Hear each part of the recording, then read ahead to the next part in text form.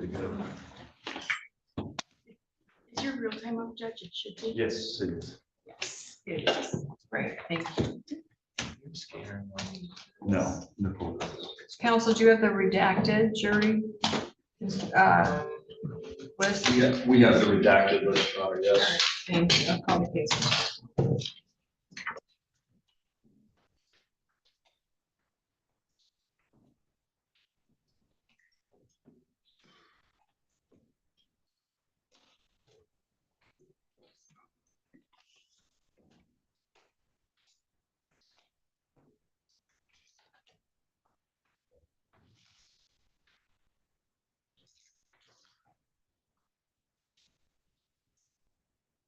All right, this is docket 2329 FC, People of the State of Michigan versus Willie James Jr.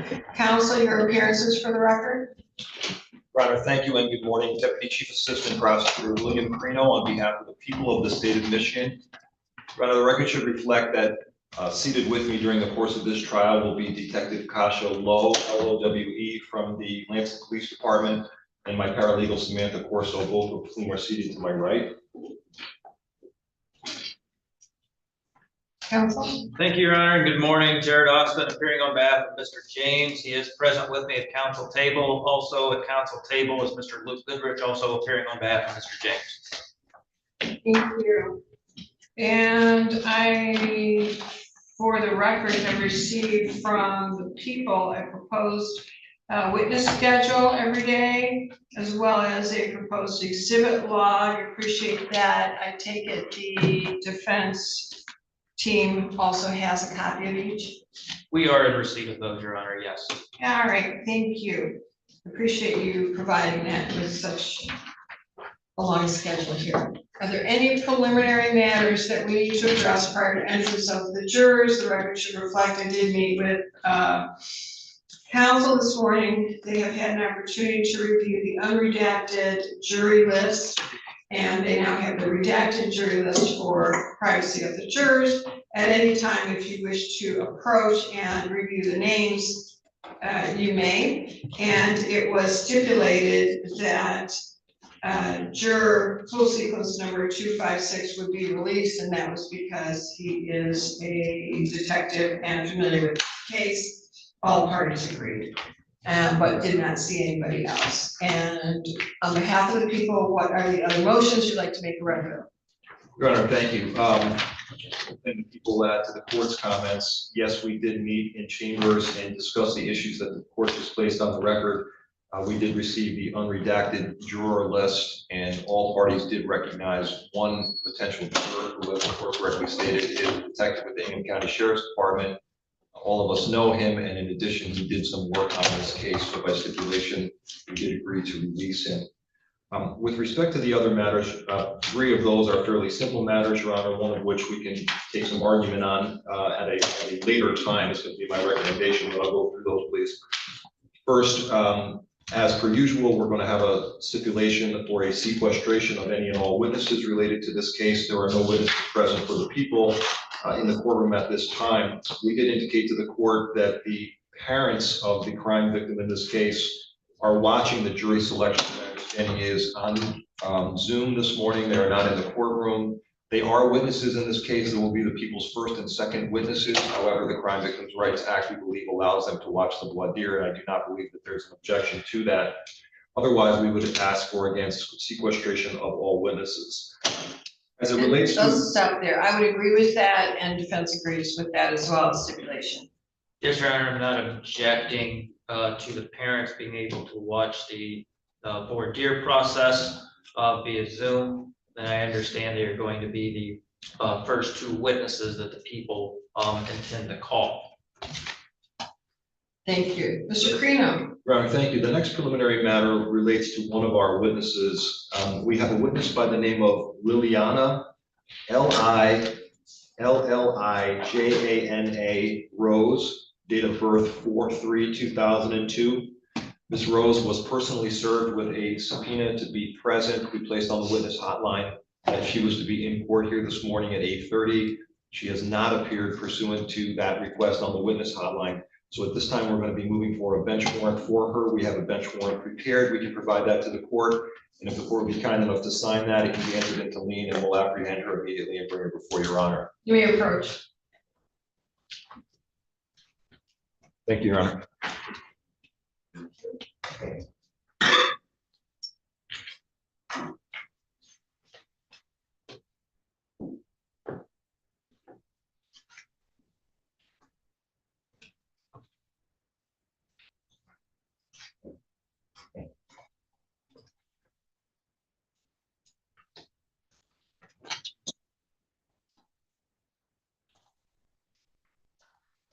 Court is in receipt of the bench warrant and its particulars, as well as the actual order, which is attached to it. It comports with what counsel has stated, and the court has signed the order. Thank you, Your Honor. The third preliminary matter relates to the defendant's custodial placement. Your Honor, the defendant is in the Michigan Department of Corrections under sentence at this time. He was brought here this morning by a writ by the Michigan Department of Corrections. This case will obviously take at least 2, if not 3 weeks. The writ that we have currently with the Department of Corrections is for 2 weeks, and we can renew that if necessary. However, during the time of the trial, Mr. James will be held in the Ingham County Jail, and the sheriff has agreed to house him temporarily during the pendency of this trial. What we do need to do is formally remand him to the custody of the Sheriff's Department for the pendency of the trial. This way, Michigan Department of Corrections, if they have not already left, can leave this morning and he can be dealt with directly by the Sheriff's Department. Thank you, counsel. Your Honor, we have no objection to that. Thank you. Defendant is remanded to the custody of the sheriff and to the Ingham County Jail, where he will remain through the pendency of this matter. That would include not just the trial, but also the deliberations of the jury, and will only be released back to the department upon a verdict. Thank you, Your Honor. The fourth and final matter, I'll put on the record, but we can address this at a later time this morning because we have a jury and a long voir dire ahead of us. As we informed the court during the in-chambers conversation this morning, Your Honor, one of our witnesses, Alyssa Ryan, who is a raised just eyewitness in this case for the people, was fully cooperative at preliminary examination. She has moved out of state, as we described to the court in chambers. We will be making a motion to declare her unavailable and read her preliminary examination testimony into the record. I know that the defendant tends to protect his record and make an objection. I know that the court understands the circumstances and has made a preliminary sort of decision on this, of course, pending any argument that she would hear in court. But my position is, based on that preliminary discussion, if we could just hold that issue in advance and argue it sometime today, either on a break or at the conclusion of the voir dire. This way we can get right to the voir dire, because it is going to take some development of a record, and we want to make sure we make an accurate record, whatever the court's decision is. So it would be my preference to argue that at a later time today, but prior to opening statements, of course. We can argue that once we have selected a jury, once they're being shown everything by the law clerk, then we can certainly do it. I think at the conclusion of today, hopefully we get a jury who can make that, otherwise on a break. Is that acceptable? Yes, it is, Your Honor. All right.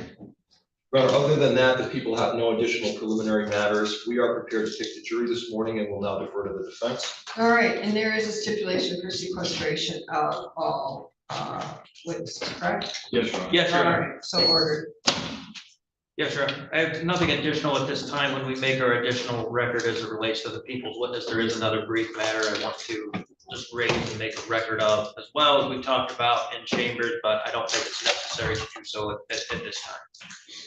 All right, thank you. May I call in the jurors then? Yes, on behalf of the people, Your Honor. Yes, sir. All right, and just, I think you know my process, but 14, we're going to have a lot. We put extra rows in the courtroom. It's going to be crowded, but to alleviate some of that, we're going to call 14 up immediately into the box before I read the instructions, all right? So, No objection, thank you, Your Honor. thank you. Don't know if they're up. It may take a few minutes to bring them up. All right, so we're off the record until they come. That's probably to get them organized. He has to check in all the numbers from downstairs to upstairs.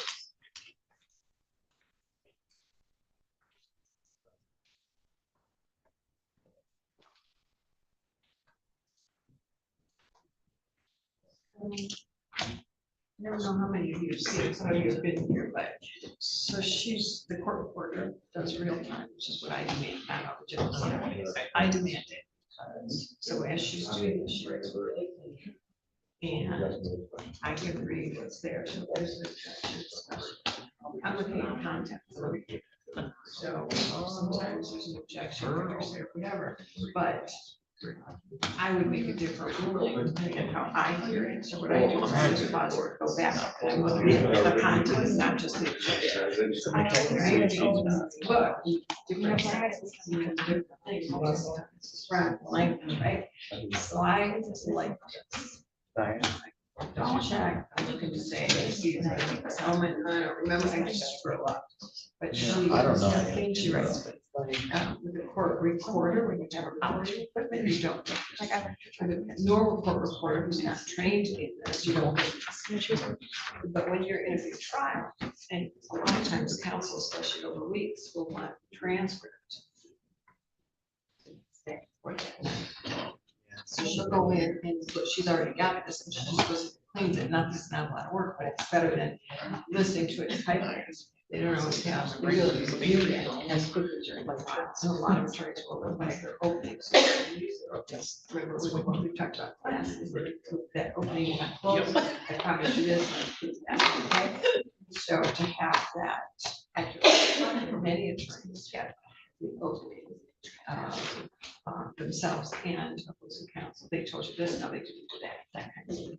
So this is terribly helpful, and it's a tool that I demand. It's not like optional on my court. So sometimes people that don't do it, cost or whatever, they have like you can see that should be up.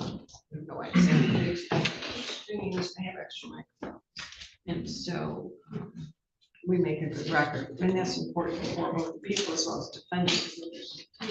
You have to have an accurate record. If we don't have that, it's a problem. So, I want you to see that. Put it up on the screen here, so you can see this. Yeah. So the other thing is I have. Put it up. That screen is falling down. I don't know if they put it there. You can see. I also have that blackout. So if the jurors see it, they can't see it. It's like the side. Yeah. Because that's distracting to the jurors. And you also don't want anything that is distracting to the jurors. They have to be totally focused on the evidence. Any questions? Everything.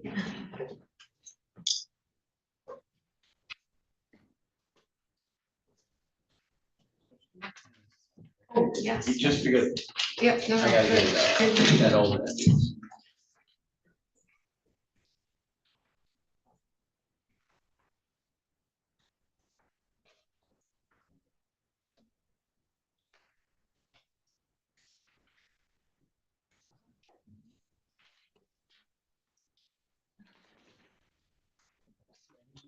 No, I use the same. Or do you know where it's at?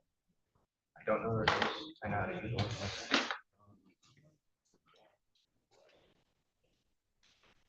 Just want to email. Oh, no, I need it. I don't want to leave. I know it.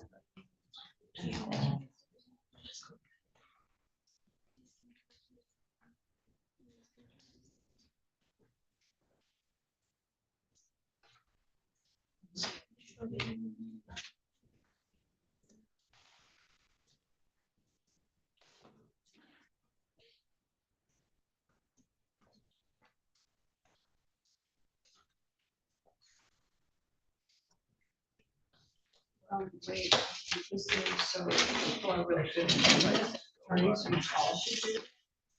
This is what I'm talking about. You want to look at it. This is what is proposed that we provided to me, which most attorneys don't do. This is really helpful for me. Schedule and the post evidence slide. If you want to just quickly look just to see format, because that's a really good practice. It's the best practices, and you should always do that in practice.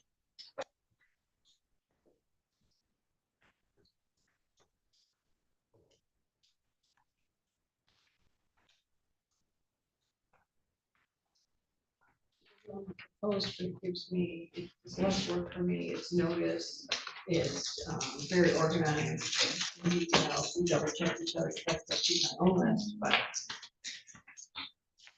it's very.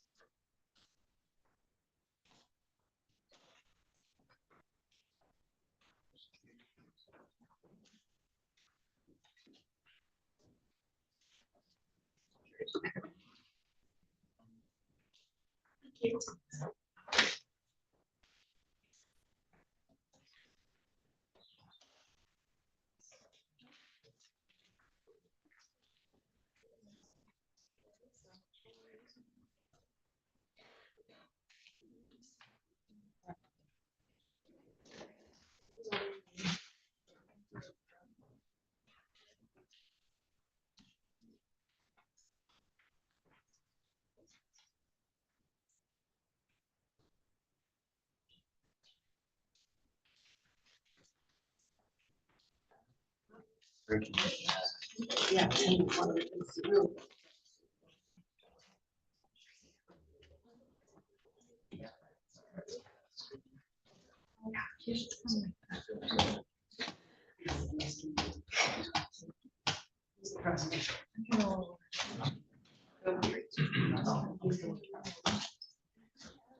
Your Honor? Can I ask you a question? When does the warrant go into lien? The police want to know, does it go, do we put it in or do you put it in? Who's gonna do Who that? puts it in? What, the warrant? Yeah. Oh, I'll send it to the agency. Is it already sent now? Or do you do it now? I'll scan it right now. If you could, that'd be great. We're gonna switch it Do you on right go now. back and scan it? I got scan it right now. Thank you. I have one right here. All right. We can't see the equipment.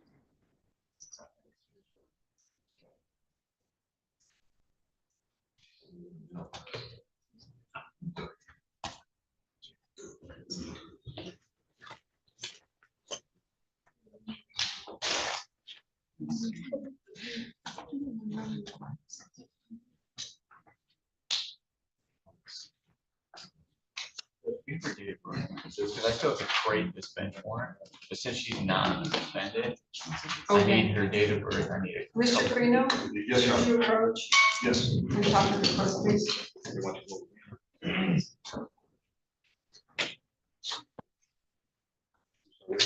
The clerk needs to have a question, and I need there's her nothing I date of can birth. answer. But she's not. In regards to so I bench still have warrant? create this bench warrant. Yeah. Oh, it should be on Is it not? Oh, it's. there. Yeah, you got it. Sorry. No. That's all I'm about.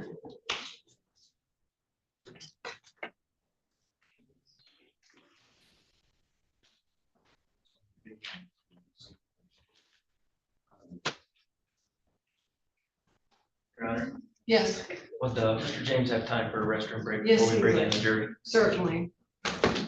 Take him, deputy, you can take him for a restroom break. Does he have a bottle of water? Or? He does. Oh, good.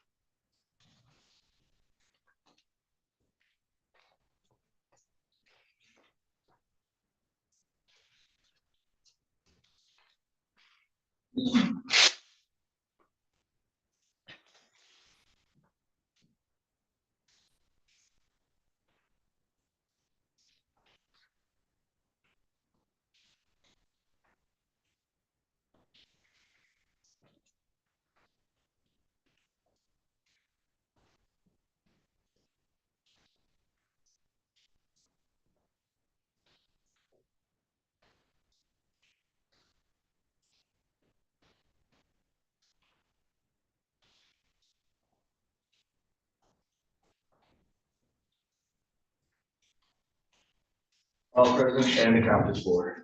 All right, thank you. You may proceed to bring them in.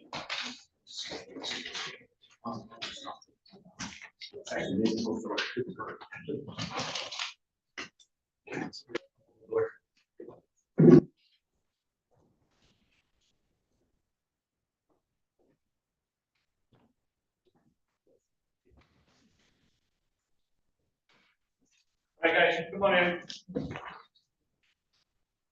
All rise.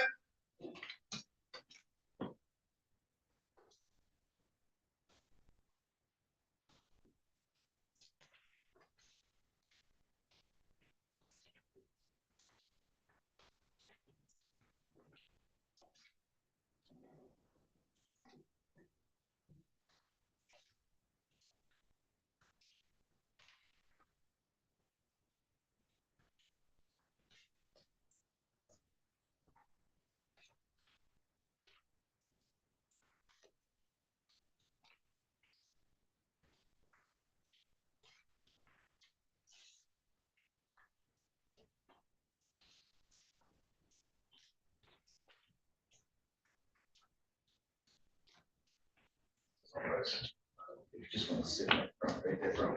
That'd be obvious for you.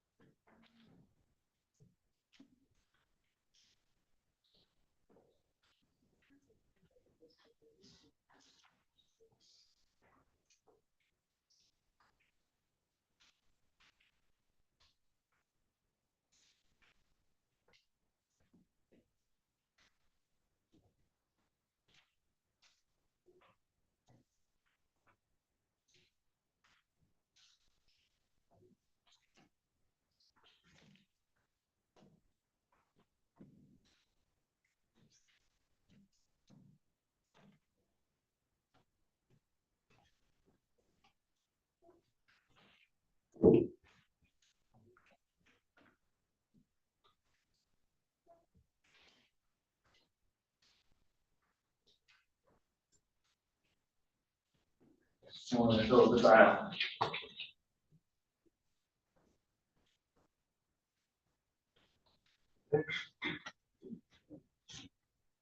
Going up to the front, fill in this whole middle section. There is one chair out here, somebody needs it.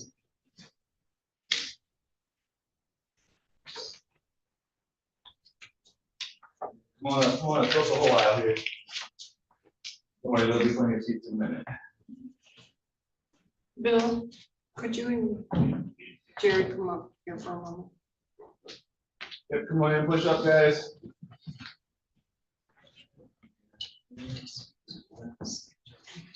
Like have a rule of you stand right up at this railing. Don't lean on that railing, it's very, big. My word is that.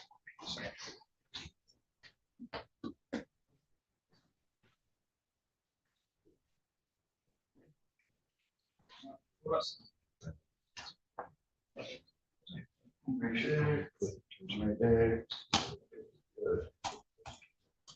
Yep, come on in, guys, fill up the middle of this aisle. Everybody's gotta be in here, doors gotta be closed.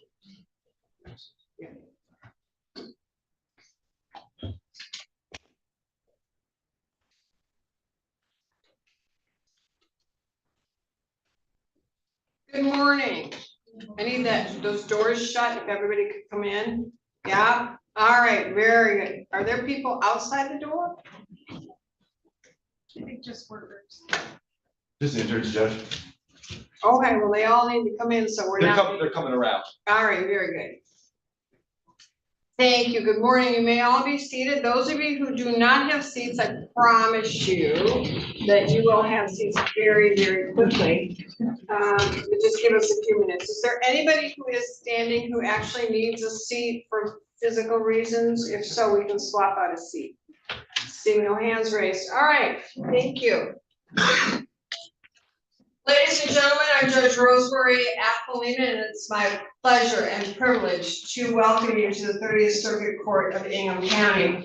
I know that jury duty may be a new experience for some of you. Jury duty is one of the most serious duties that members of a free society are asked to perform. Our system of self-government could not exist without it.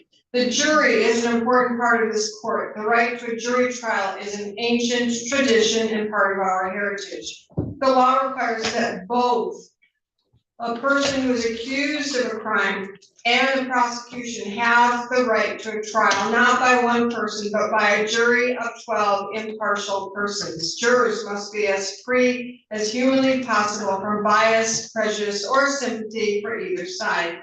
Each side in a trial is entitled to jurors who keep open minds until the time comes to decide the case. Now, at this time, I'm going to remind everybody, I know you've been told this before, but make sure your cell phones are on silent, off, not singing, dancing, vibrating. We can't have any noise. Additionally, we're going to be calling you up or asking you questions if you're in the back by pool sequence number. So make sure you have those handy. Once you are called into the jury box, you will go from your pool sequence number to juror 1 through 14, and you'll always return to that seat unless you are discharged. So that we have 14 of you seated, we are going to now call you into the box. So please look at your juror numbers. As to juror seat 7. Pool sequence number 367, juror seat 7. And as seats are vacated, please fill them up.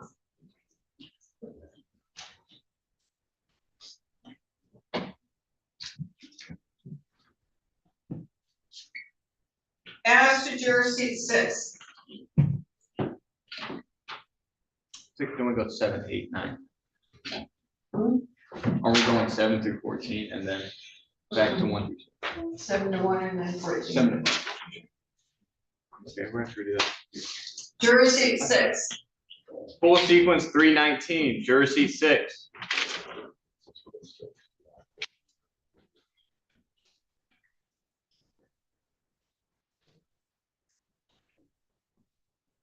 Juror seat 5. Full sequence 271, juror seat 5.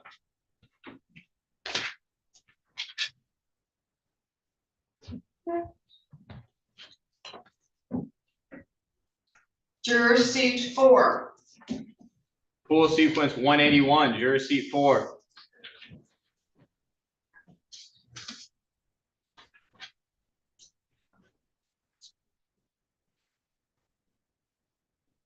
Juror seat 3. Pool sequence 398, juror seat 3.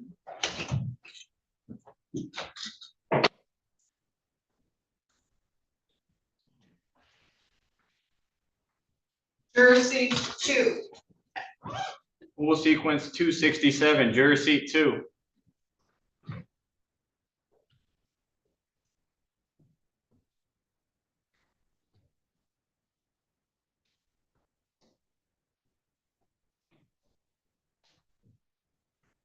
Juror seat 1. Pool sequence 359, juror seat 1.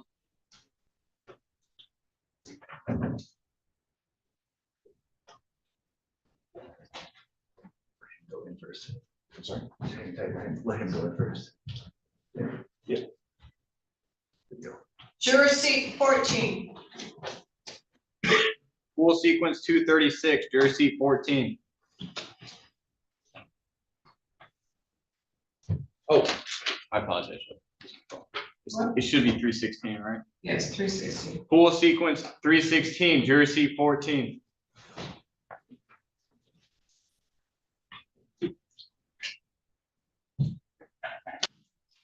Juror seat 13. Pool sequence 236, juror seat 13.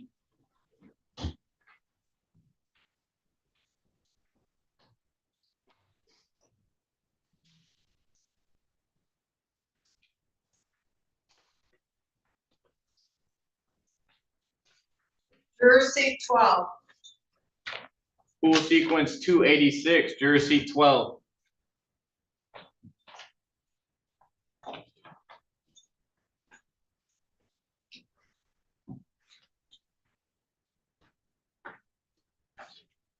Juror seat 11. Pool sequence 363, juror seat 11.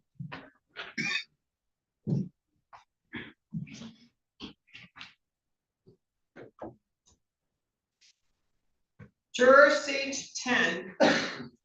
Pool sequence 311, juror seat 10. Juror seat 9. Pool sequence 454, juror seat 9.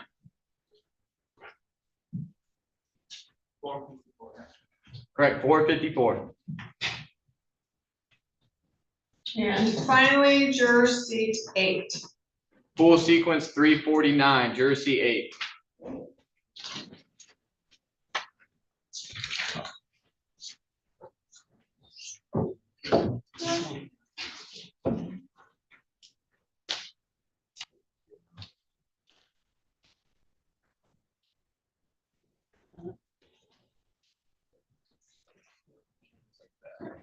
All right, at this time, in a moment, I'm going to ask you all to raise your right hand and swear to answer truthfully, fully, and honestly all the questions you will be asked about your qualifications to serve as juror in this case. If you have religious beliefs against taking an oath, you may instead affirm that you will answer all questions truthfully, fully, and honestly. Please stand and raise your right hand.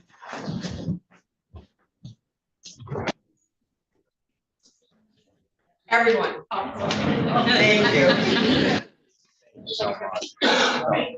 All right, very good. Do you solemnly swear or affirm that you will truthfully and completely answer all questions about your qualifications to serve as jurors in this case? Thank you. Now you may be seated.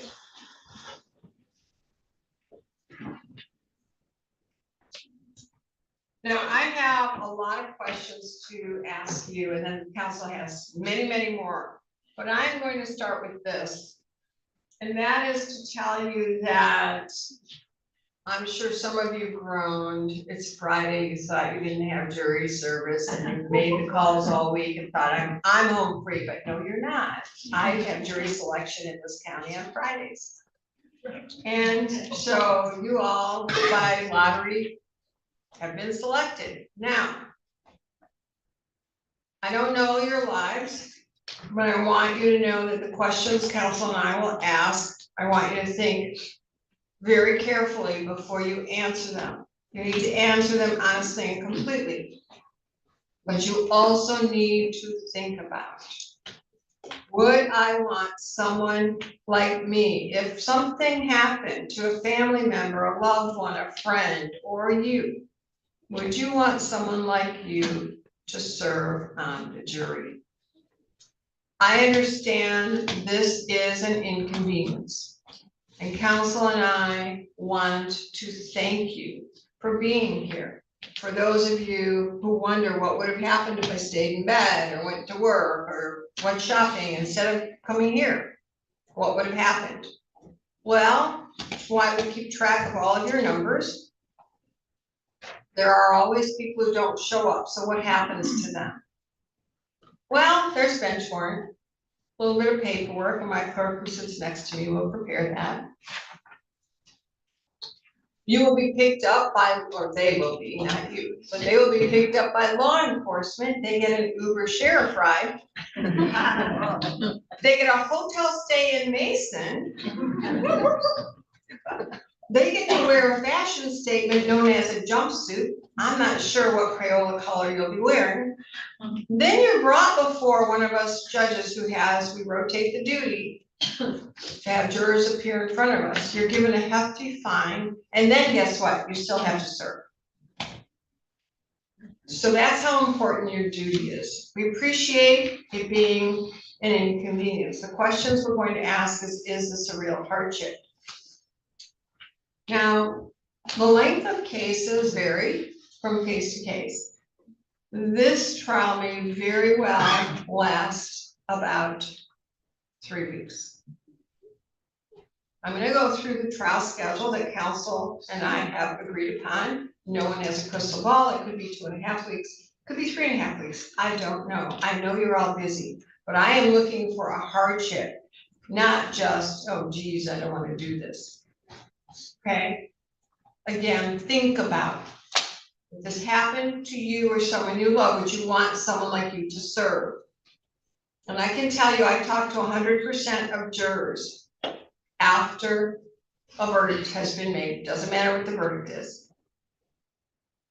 And most jurors didn't want to serve, but once they got engaged in the case, they said, I am so happy I served.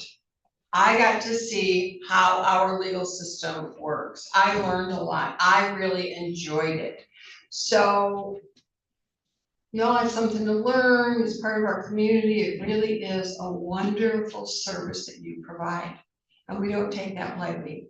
So I don't want you to take it lightly when we ask these questions and you want to race out of here. Well, they may not let you race out of here. It has to be some real reason, okay? So that being said, I want you to think about what you have upcoming. Remember, you're under oath to answer truthfully.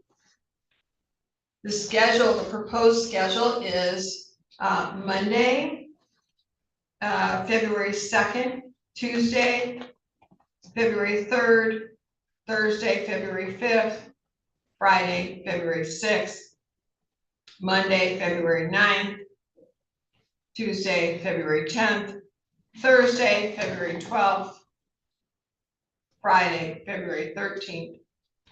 You will likely be given the case on Monday, February 16th to begin your deliberations. There is no requirement as to how long you will deliberate. I have had jurors who have deliberated for an hour. I've also had jurors deliberate for 5 days. If you deliberate, it would be the 16th, 17th, 18th, 19th, and 20th, and so forth, every single day. The first 2 weeks, you will not be here on February 4th or 11th.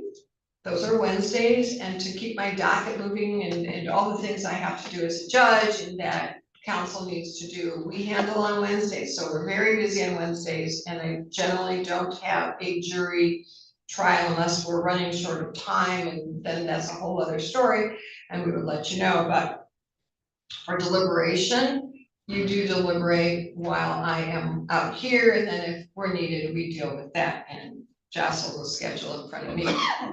So that is 2 to 3 weeks. Now, I know that may be a hardship for some of you. That's what I'm looking for, and I wanna know what that hardship is. And make sure you double check those phones. Don't go off, because the deputy will take your phone if it goes off. Now, I'm gonna start with the jury box, and then again, as seats empty, please fill them. Are there any empty seats that haven't been filled? Raise your hand if there's a seat by you. All right, there's a seat over there. There's a couple seats that are empty. Please sit.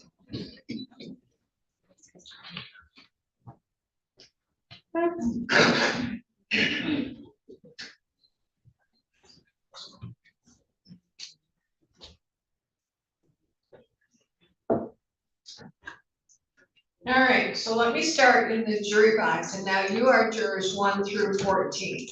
Is the length of time that's proposed for this trial a hardship? And if so, raise your hand and tell me why. Juror 5, what is the hardship? I am the caregiver for my 95-year-old mom. And a few days I could be away and have somebody do that, but for the most part, that would be a long time to be away from taking care of her. And so would you be able to focus if you were worried about your mom, or can you find people? What's That would be the hardest part. for finding people? She's a fall risk and things like that. So does she require 24-hour care? I have a lady that checks on her at night. She's close to not being able to live there. Okay. On behalf of the people, People have no objection for question. Likewise, I have no objection either, Your Honor, thank you. thank you. May I have your excuse? Yeah, so you're good for a year. Those of you who are excused, you'll be good for a year because you called all week, so we'll look to see me next year. It's still a good thing to do. You're out. I've done it before. All right, there was another hand. Juror 6. I started physical therapy. I have it twice a week for the next 4 weeks. Also, not sure if this would count, but I'm going to Aruba on the 20th. I hope we're done by the 20th, and we have alternates, so otherwise maybe we'll just move the whole thing to Aruba, that'd be great, wouldn't it? Tell me about, so I have a daughter who just went through physical therapy, and she had it on the evenings, because she's in school during the day. Is yours during the day, is it evenings, can it be moved to evenings? It's at 7 a.m. on Tuesdays and Fridays. And how long does it last? It's scheduled through March. No, An hour. is it an hour, so 7 to 8? Yeah. We start at 8:30 or 9 o'clock, is that acceptable? Yep. All right, so let me just ask you, and for anybody, if counsel or I ask you a question you don't want to answer in front of everybody, please let me know and we'll ask it when we take a break, with only necessary court personnel in the courtroom. I don't want to violate HIPAA or any personal things, I don't want to trigger anybody, but we do need to make a record. So let me ask you, when you're done with physical therapy, are you good to go? Are you in pain? Are you okay to drive and come here? I'm okay with it. And you'll be able to pay attention? Is that a yes? Yes. All right. Again, I also have a court reporter. I should have told you this earlier, but when you say or nod your head, she can't guess at what that means. So I need you to use words that could be found in a dictionary, like yes or no. All right? Thank you. And juror 7, you had your hand raised. What is your issue? I have, I'm about halfway through a high-risk pregnancy. I've got 4 hours of testing and on Tuesday afternoon. I waited about 9 weeks to get in to see this OB, so I'm hoping I don't have to reschedule. I also have a 4-year-old at home. My husband is taking care of him right now, but he's leaving for Germany on Wednesday next week. Okay, and you're a stay-at-home mom? I do work, and my son goes to daycare, but the hours are limited. So my husband works from home and then takes him in the afternoons. But the doctors are concerned about your pregnancy? Yes. Would it be difficult for you to sit for couple of weeks, 2, 3 weeks in that chair? I'm not in pain like sitting, but I do need to go to, That appointment? That's a yes. yes, All yes. right, on behalf of the people. No objection for cause, thank you. I have no objection either, Your Honor. Thank you. Thank you, good luck with your pregnancy, and congratulations on your new arrival, and you are excused. And there were more hands. Juror 8. I'm scheduled to go to a funeral this weekend, leaving Thursday back on Sunday night, so I will. I have, non-refundable tickets to go to this funeral. Counsel?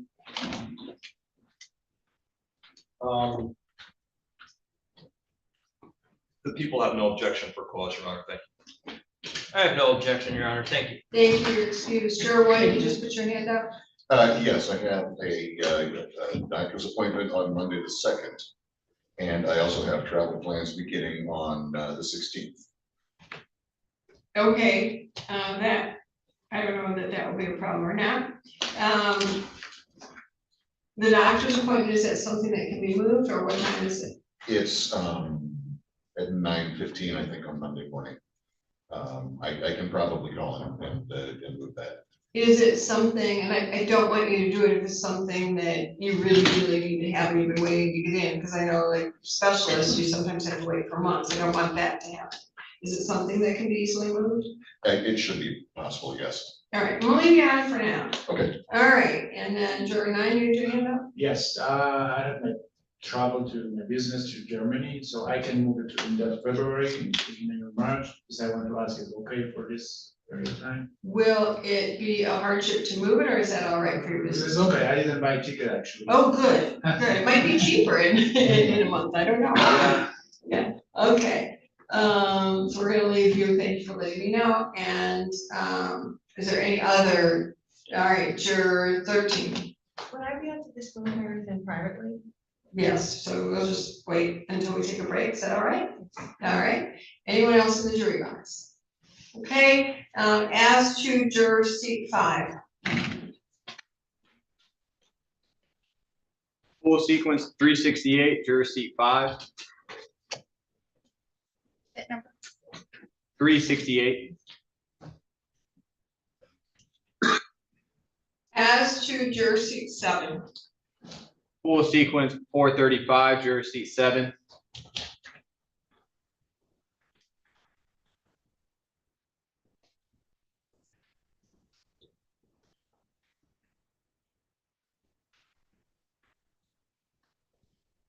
As to juror seat 8. Full sequence 257, juror seat 8.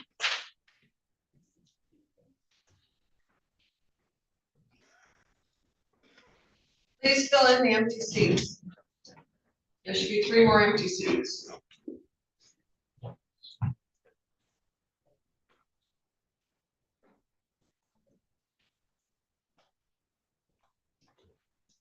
As to the jurors in the jury box who just is seated, is there any hardship you need to tell me about?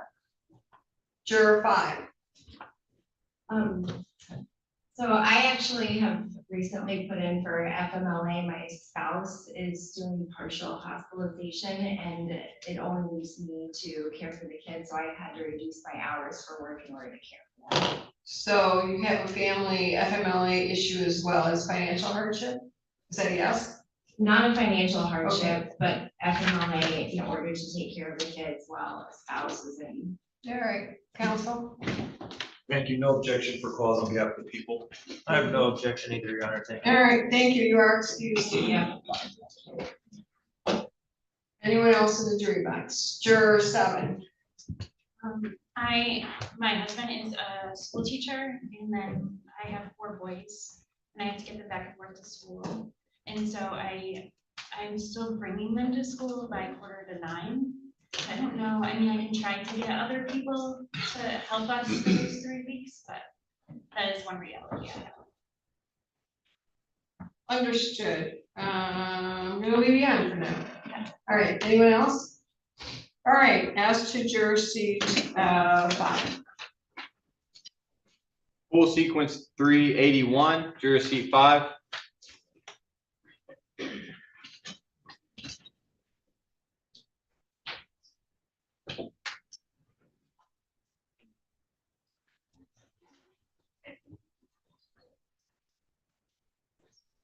All right, please fill in that seat.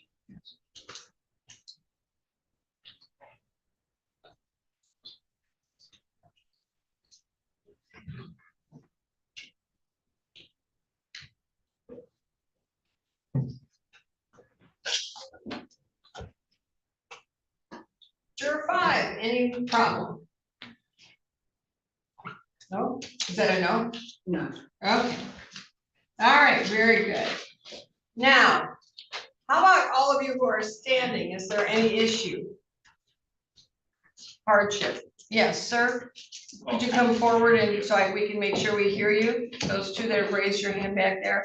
And what is your number, please? 341. 341, and what is the issue? I have UC, and so I never know when I'm gonna have to go to the bathroom. I've got a specialist appointment on Wednesday at So it would be hard for you to sit for an hour or two? I just never know I when got I'm it. gonna have to get up and leave. Yeah, okay, and so I don't wanna get too personal, but is it something that you think, like, in the morning, we take a break, and in the afternoon, we take a break? We take a break about every hour and a half. Sometimes we take them longer or more often because of issues council and I have to discuss.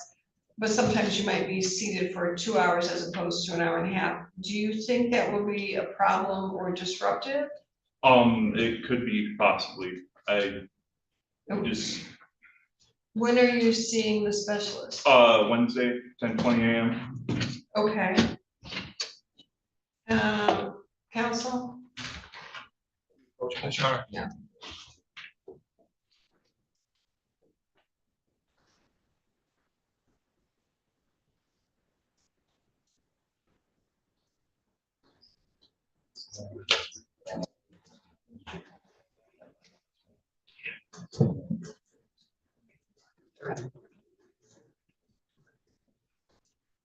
All right, sir, for now, we're gonna leave you on, but if you, and this would be for any of you, not just you, if anyone needs to take a break, out of here, use the restroom, whatever, you have to let us know because you all need to remain here together and you all need to go in the hall together. So if that is an issue for you or for anyone else, please let me know. We'll leave you here for now. There was another hand back there.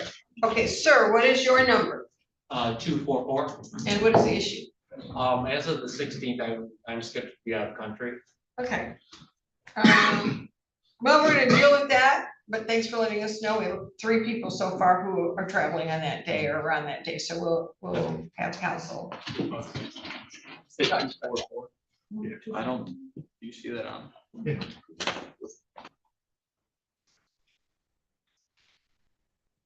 What page is it?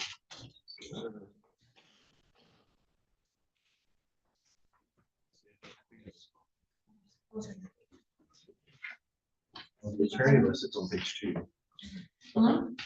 The attorney list is page 2. Okay, I got it. All right, great. All right.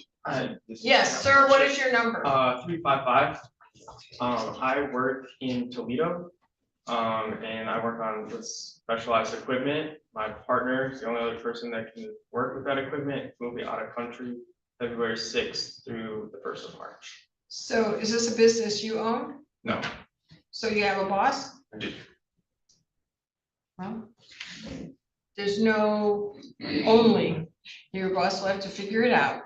And we'll explore, attorneys, I'm sure we'll explore that more, but you, for now, you're gonna stay, all right?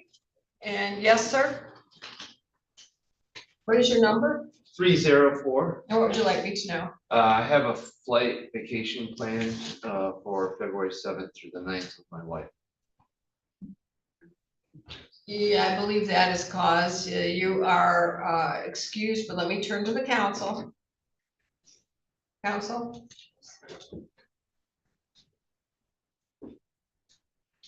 I think I'm just looking at the dates on that. February 7th would be the second week of trial, then he would miss the full second week of trial. My understanding is the juror said the 7th through the 9th. Yes, so it'd be that. Oh. It'd be a Monday if you. I think the juror would miss the Monday. Is The that Monday. I'm understanding? Yeah. Sorry, I misunderstood. I thought it was the Sorry. week, but he missed the Monday, so. Then the people have no objection for calls, thank you. I have no objection either, Your Honor, thank you. Thank you. You are excused. All right. Well, I'll get to everybody. You're on 324. 304. 30. All right. Anybody else standing have an issue? Yes, sir. What is your number? 287. What is the issue? I am scheduled to run critical production trials that I will not be able to focus on this if I miss on the Friday and Thursday of next week. And why are you the only one that can do that? I am the only process engineer for our facility in Lansing, so yes. And is there a reason it can't be moved? We are bringing in executives from our Virginia plant to qualify this brand new product that will change the way that we're selling out of our factory. Interesting. However, I'm gonna let council decide with further pleasure. All right, anybody else? All right, now, if you could, those of you who are kind of in the front of this side of the room, kind of actually go into the aisle so I can see whoever raises their hand here. On this side of the room, please stand, if you think this is a real hardship in terms of time. All right, please stand. I can't always see the hands, so if you can stand. All right, ma'am, in the red, what is your number? What is the issue? 177. What is the issue? I suffer from high anxiety and depression, and I don't know if I'd be able to stay focused enough. I'm willing to try, but I don't want to get halfway through and not be able to do my part.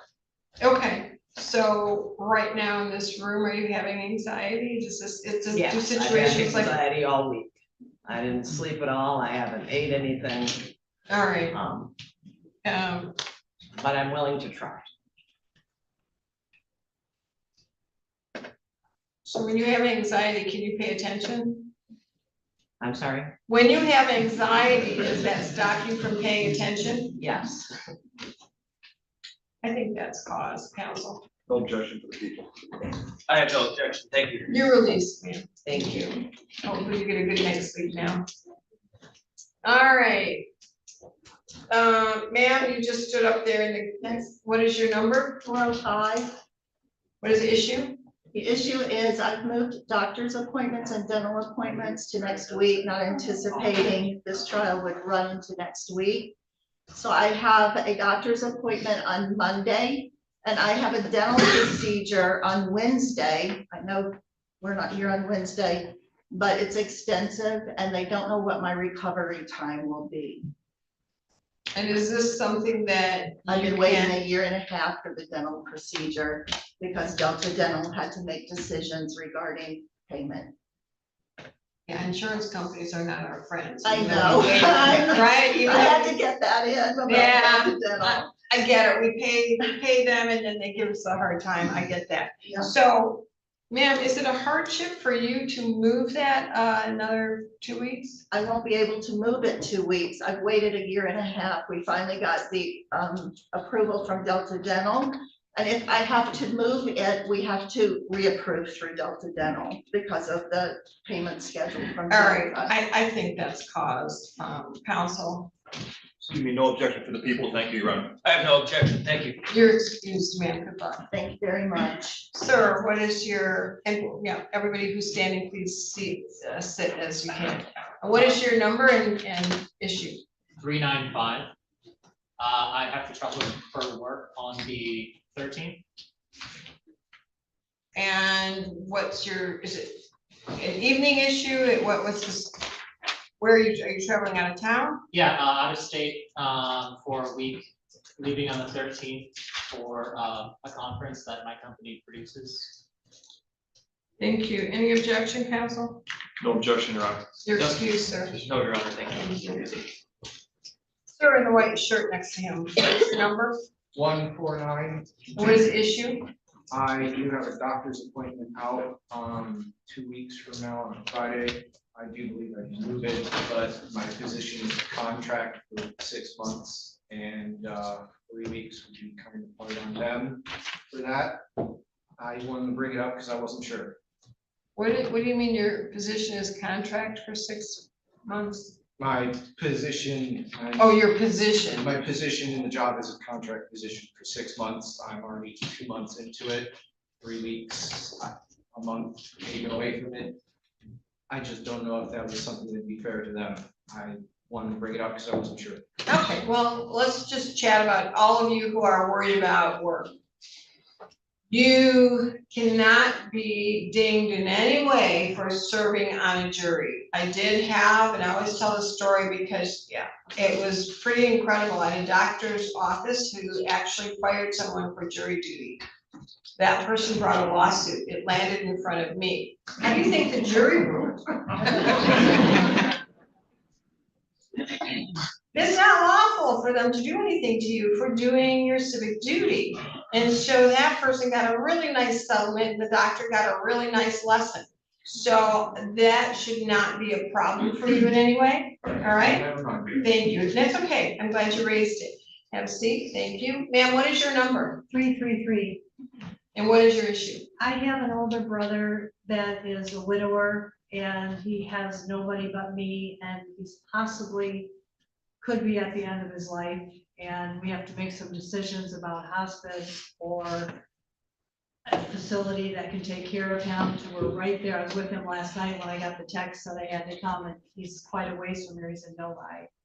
So I know I'm going to be needed this upcoming week. So your brother's dying, you have to make critical decisions with your family, and you would like to spend your last days or his last days with him? Yeah, I need to make the arrangements for what we're going to move forward. He has broken ribs and I am his only family.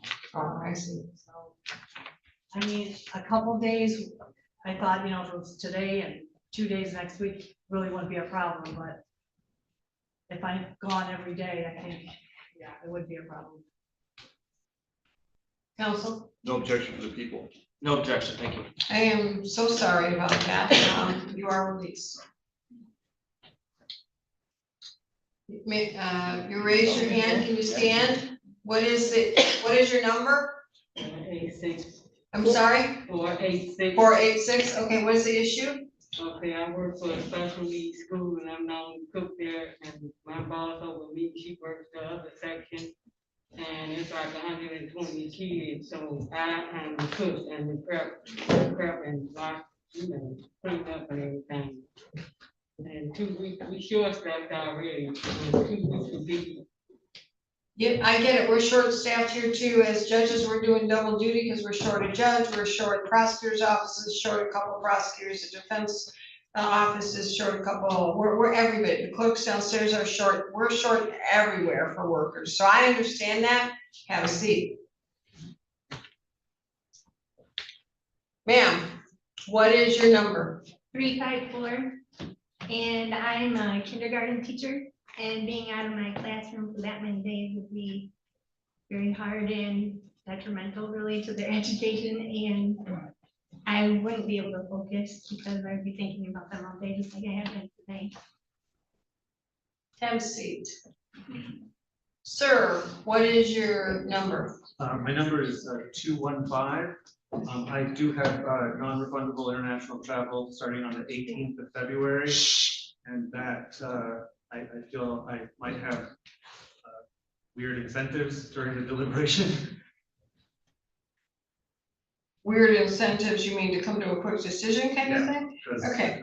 it's a wedding of a close relative that I would end up having to miss and lose some money. I'd like to tell you, I have a crystal ball, and it could be very well that we're done by the 18th. So I'm gonna let counsel further question you and have a seat, but I appreciate you letting us know. All right, and ma'am, what is your number? 453, I have a similar situation. I'm a professor and leading a delegation on the morning of the 19th to Mexico, but otherwise I'm free. So. All right, great, have a seat. And anybody else? Okay, sir, what is your? Number 207, my wife and I have traveled to Portland, Oregon from 14th to 19th February to help our son packing to Boulder, Colorado. So, council, that is really we're hoping to close by the 13th, but he would be gone for the full deliberations. I don't know, we can further provide him or? Right, it would be my position on behalf of the people, while I certainly understand and respect travel plans, to at least allow council to adhere on those, and we may, of course, be reasonable, but that would be the people's All right. position on that. Right, so have a seat, sir, we'll see what happens. Ma'am, what is your number? 196, I have travel plans. I am flying out of the state with my family of 10 through the 11th through the 17th of February. Through the what, through the 17th? February 11th through the 17th. You're excused, those are right in the middle of the second week, so there's nothing we can do about that. On behalf of the people, any objection? No objection, Your Honor. No, Your Honor, thank you. Thank you. And ma'am, what is your number? 201. What's the issue? I'm having financial hardships. I went through recent surgery recently, so I haven't been able to like have a lot of money to be able to get around very easily, and I do not have a driver's license at this moment, so I do not have a reliable way to get here at this time. Financial hardship is a viable reason, so you are excused, counsel. No objection. No objection. Thank you. Anyone else on this side of the room? All right, sir in the corner, what is your issue and your number? 189. Right now, I'm currently taking care of my girlfriend, her son. She broke her neck a couple weeks ago. So pretty much I've just been her caregiver, taking her son to school and back, and taking her to her appointment. Is there anyone else that can do that? Her mother, sister, brother, whatever? No, she's not from here, so she doesn't know many people. So it's really just been on me lately. On you lately, so are there other people that? But it happened 2 weeks ago, so it's really just me. It's really just you, or there are other people who fill in when you can't do it? There hasn't been anybody. Are you working? Yeah. So what happens when you're working? Usually blows up my phone. All right, well, have a seat for now. I'm sure council has some other questions for you. Ma'am, what is your number? 383. What is your issue? Just a concern. I'm a single parent. I have limited vacation time or PTO, and so I'm afraid of the financial implications of additional childcare and not being able to cover the 3 weeks of PTO. So financial hardship, is that the issue or not? Because again, this I'm sorry, yes. This cannot affect your work in any way, and if it does, you let us know. I am not concerned with my work. My boss is well aware. But if it's 3 weeks, I can't. Financial hardship? Is that a yes? Yes. You're excused. Any objection? No, Your Honor. Without objection. Thank you. Sir, what is your number? 194. What's the issue? I have to take my daughter to and from school every day. Mason, so 7:45 and 7:45 drop off and 2:45 pick up every day. What grade is she in? She's in 6th. So is there an aftercare program she can participate in? There is not. We got rid of the before care. And is there another parent where she can go home with them for a couple weeks, or any other option? What about her mom? We have 2 children. My wife's schedule is set around my youngest daughter, and my schedule is set around my oldest daughter. So Can your wife? and their class times start and end an hour apart. So it's 2. It would be 4 hours out of her day just for drop off. So can she arrange that or not? There really isn't anybody else that can.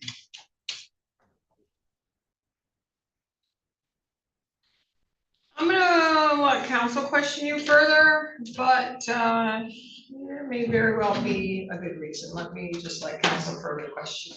And are there open seats by anyone? Have a seat. All right. On this side of the room. All right, in the front, ma'am, in the purple, what is your number? You. 482. And what is the issue? I have trouble with these lights. I have Mears disease. And it's making me really dizzy. Okay, you're excused, ma'am. If you need somebody to walk you out, I can see you're having some issues. Can I have somebody walk you out? Yes. Yes, okay. All right. Will you walk her as far as she needs? Yes. I know, yeah, thank you. Somebody else can also help. We're gonna get a couple people to help you.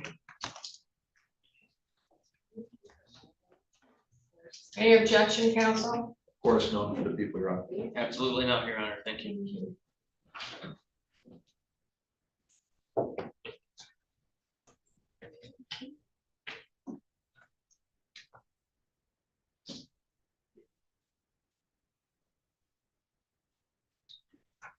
Thank you all for helping. All right, ma'am, in the front, in the Spartan shirt, what would you like me to know? What's your number? 460.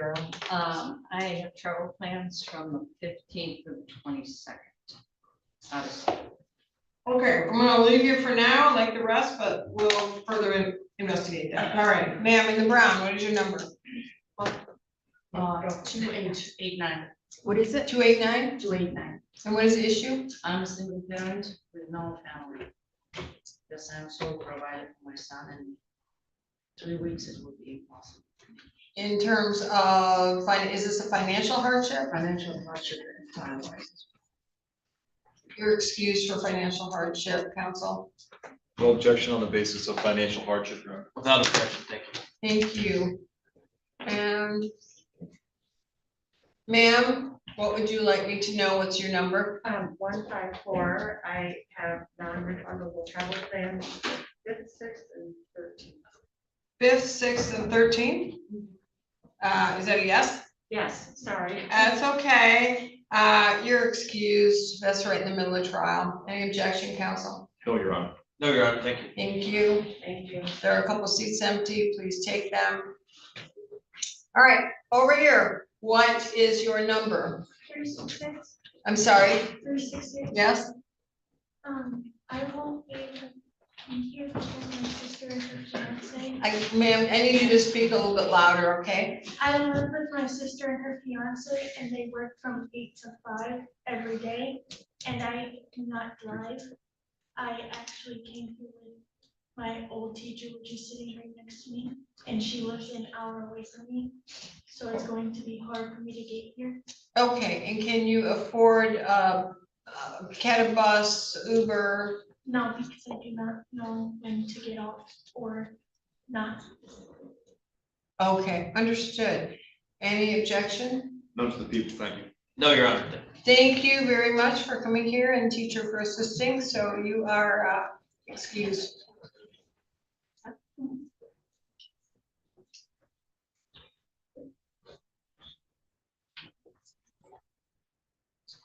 All right, a couple more seats. Sir, what is your number? 332. And what is the issue? Financially, I think it would be irresponsible for me. I haven't worked for a long time. I took care of my father, and recently I have a job now, but I don't have any money saved up as of right now, and I just got a new car. So financially, it's really tough for me to make payments. So financial hardship? Yes. Your boss or your company, some companies pay and some don't, so you will not be receiving a paycheck, is that correct? Yeah, so I work part-time. I work at the Mega Mall and I help out up there, and I just own a showcase up there. I rent a showcase to sell items out of. So my checks are kind of they vary because it depends on what I sell.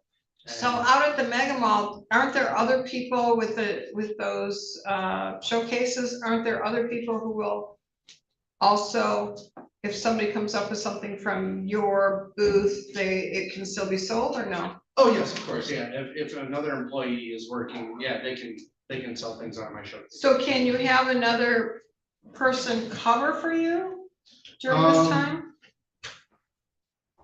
I can, The problem is I can't really afford to miss any days. If I miss days, I don't know if I can afford that. Financial hardship on behalf of the people, would you like to further voir dire? Yes, on behalf of the people, thank you. All right, have a seat and we will get more information from you. All right, in the plaid green. 306. Like many others in the room, I have travel plans from the 14th to the 21st February.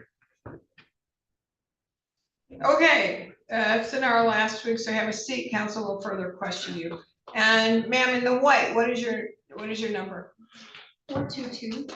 What is the issue? I do not have adequate childcare for after-school pickups for an extensive amount of time. My husband works until 5:30 p.m. My closest relative is about an hour and a half. So can your husband make arrangements to pick up the children? He would not be able to leave from work due to the nature of his job. And can they go home with someone else? Do not have like a trusted person that I would feel safe sending him home. And how old are they? He's 9 years old. And your son is 9 years old. Is there an aftercare program that you can do for a couple of weeks? There is. It concludes at 5 p.m. And how far away are you from, what school is it? Robert Elementary. So how far away is that from here? It's not very far, is it? Probably about 15 minutes. All right, have a seat. In the black, what is your number? 459. I only have one day that's an issue. So Tuesday coming up, I think it's the third. The 3rd. I already have a paid field trip to go to with my son. Okay, what's the field trip? We're going to the Capitol Museum. He's in 4th grade. The Capitol Museum down here? Is that a yes? Yes. And what time is that field trip? It's from 8:45 till 2 p.m. And what happens if you, are you one of the parents that have signed up? I am and I already paid. Plus my son's autistic, so I really want to go. Got it. Council, would you like to voir dire more? Your Honor, I certainly understand the severity of that circumstance, and I don't mean to minimize it. We are working at balancing the number of jurors we have in a long case, so the people will request the ability to voir dire more, and I'll defer to Mr. Have a seat. What is your number? 167. I don't have adequate transportation for that time. I can't drive and I don't live anywhere near a bus stop or anything. And my parents drove me today, but they wouldn't be able to do it for 3 weeks. Do you work? I do work. How do you get to work? I work in the evenings after they get done with work. And your parents work? Yes. Where do they work? My dad works at General Motors and my mom works at Covaris. So General Motors down here? I'm not sure. Okay, so I'm gonna have you sit down and we'll further explore that because they could drop you off. The courthouse opens at 8. And so they could drop you off early, maybe. Let's further question that by council. Now, is there anybody else who has a hardship? All right, ma'am, what is your number? 492. And what is the issue? I am the caregiver for my child who has autism and dissociative identity disorder, multiple personalities and psychosis and schizophrenia. So somebody needs to be with her. So when she's going into a psychosis, she can have her Xanax, and if not, then we call an ambulance for her safety for suicidal issues and stuff. So you said we, who else is involved in? Sorry, me. And what happens if you're sick, you have COVID, She lives with me. I understand that. What happens? How old is she? She's 20. Okay, so if you're called away, is there a backup person? No, she's home by herself now. How often do you have to call an ambulance? She was in the ambulance in October and we've had to, she goes to a couple appointments and we've got like the emergency contacts with her physicians. And then we have a whole range of rescue meds and stuff that we can take depending on how it is and if she's homicide. She wants to hurt other people or hurt herself. So depending on the situation and what the psychosis are telling her and stuff, it depends on if we have to go the route of seriousness of putting her into the hospital for it. Okay, so you keep saying we, does that mean you and Just- her? Yeah, sorry. Do you have any family or friends around that can fill in or no? I do not, Would you be able to concentrate on this case for 2 to 3 weeks? I don't usually am able to even like go out to dinner or something without kind of getting texts from her and stuff. Say she passed out or something, so it would be hard for me. May I have you, the council, further question you, that is concerning, but I'm gonna let them further question you. Are there any other empty seats? All right, we have 4 people standing. There's 2 right here. Oh, there's 2, okay.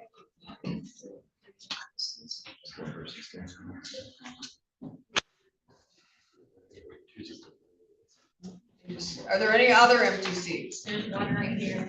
All right. Any other empty seats?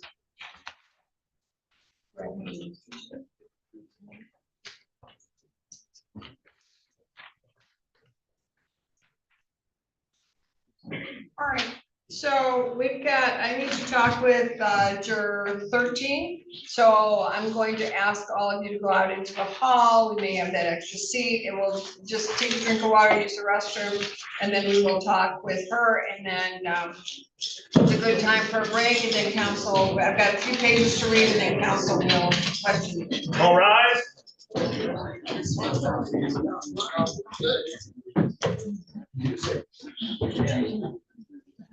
When we come back in, you guys will all come back up. You need to return to your exact seat, okay? And everybody needs to leave the courtroom, and then we'll call you back in a few moments.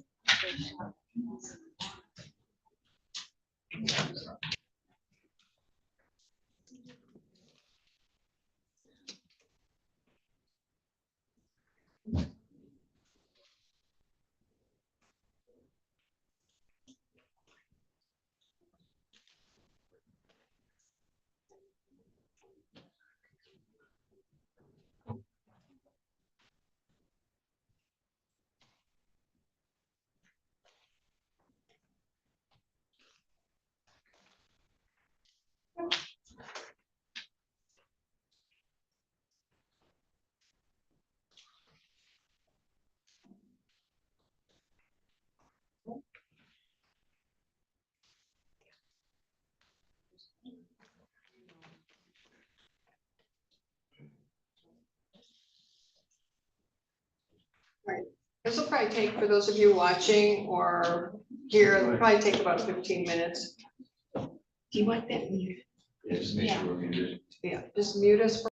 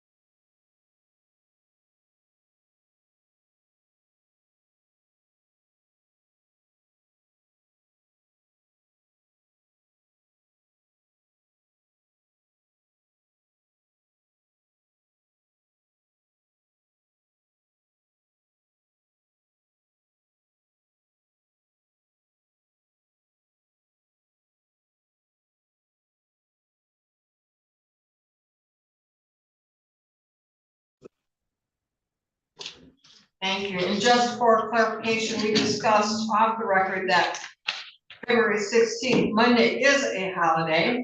We all work so much, we all forgot. So we will have to make that clear with the jurors, especially those who said they might be traveling on that day. So we may very well need to release a few, but I'll leave that up to council. I'm not going to go back and re-verify that as a group. I'm going to proceed with the reading of the jury instructions and have to ask the help and other questions I'm supposed to ask, and then I'll turn it over to you shortly. Sounds good, thank you. You may proceed.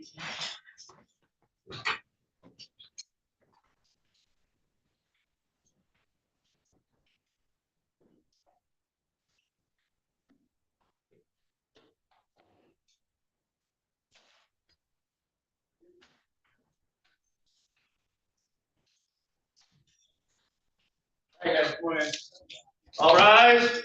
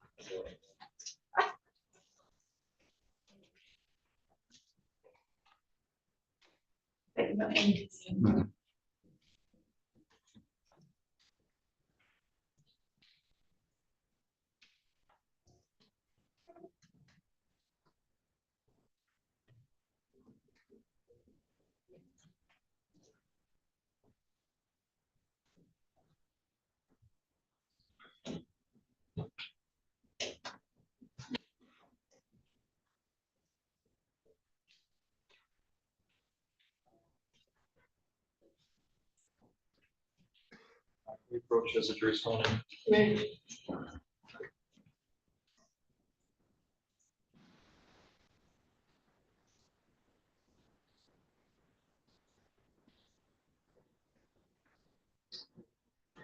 Yeah, I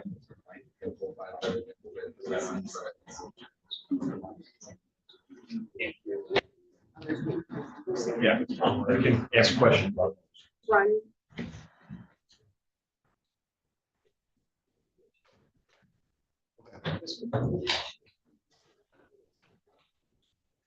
Okay. Council, can you approach?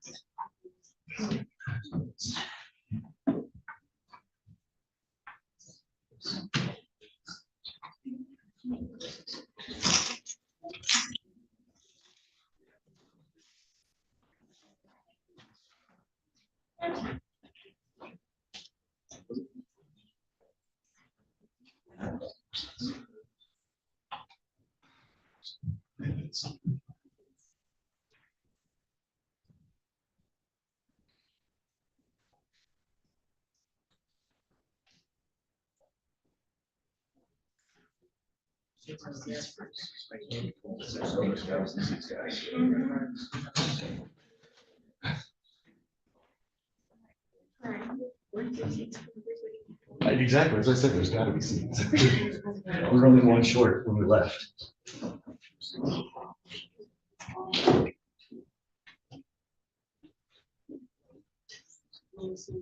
Yeah, it looks like one's missing now. They weren't missing here. Jury number 13 too, Mr. Ring. Did Yeah, did we absolutely, release? 13. Yes, correct. Yes, Did we release five? we did not release that. We, Did yes, you we talk did. privately? Yeah. Did we do that? We did, yes, Okay. John. Okay, good. Okay, then. Thank you. You may be seated. I promise you, this process is a bit slow and it will get quicker. As to a lunch hour. We did. Right. Was 5? 5 was really. Okay. You are all standing because, are there any seats? Okay, we have seats. I don't generally allow you for a lunch hour. If anybody really gets hungry, you want to take a lunch hour, here's how that works. You give you an hour and a half. You go downtown, you come back, and you go, by the time you go through screening and whatever, even if I say it's 45 minutes, it's gonna be an hour and a half with so many of you. So once council starts using their challenges, which I'll explain in a moment, it does go really quickly. So bear with us if you have a problem, if you need a break, if you need something to eat, we will figure that out as we go. So I hope that's not a problem for anyone. All right, as to juror seat 5. Pool sequence 230, juror seat 5.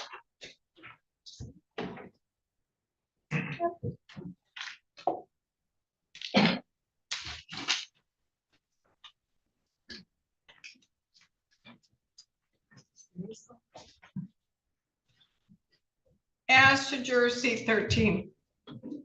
Pool sequence 448, juror seat 13.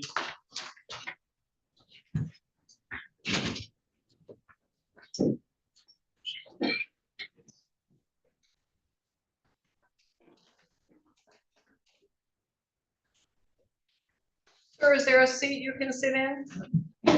Perfectly comfortable if that's okay. It's okay, but Thank you. I want to make sure there's a seat if you want to sit down. All right. Perfectly comfortable. Thank you. All right, thank you.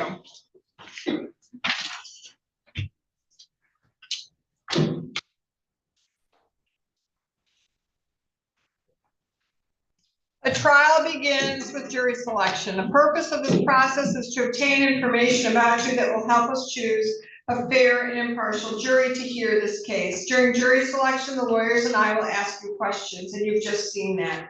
This is called voir dire. The questions are meant to find out if you know anything at all about this particular case. Also, we need to find out if you have any opinions or personal experiences that might influence you for or against the prosecution, defendant, or any witnesses. One or more of these things could cause you to be excused in this particular case, even though you may be otherwise qualified to serve as a juror. The questions may probe deeply into your attitudes, beliefs, and experiences. They are not meant to be an unreasonable prying into your private life. The law requires you obtain this information so an impartial jury can be chosen. If you do not hear or understand a question, please say so. If you do understand the question, please answer it truthfully and completely.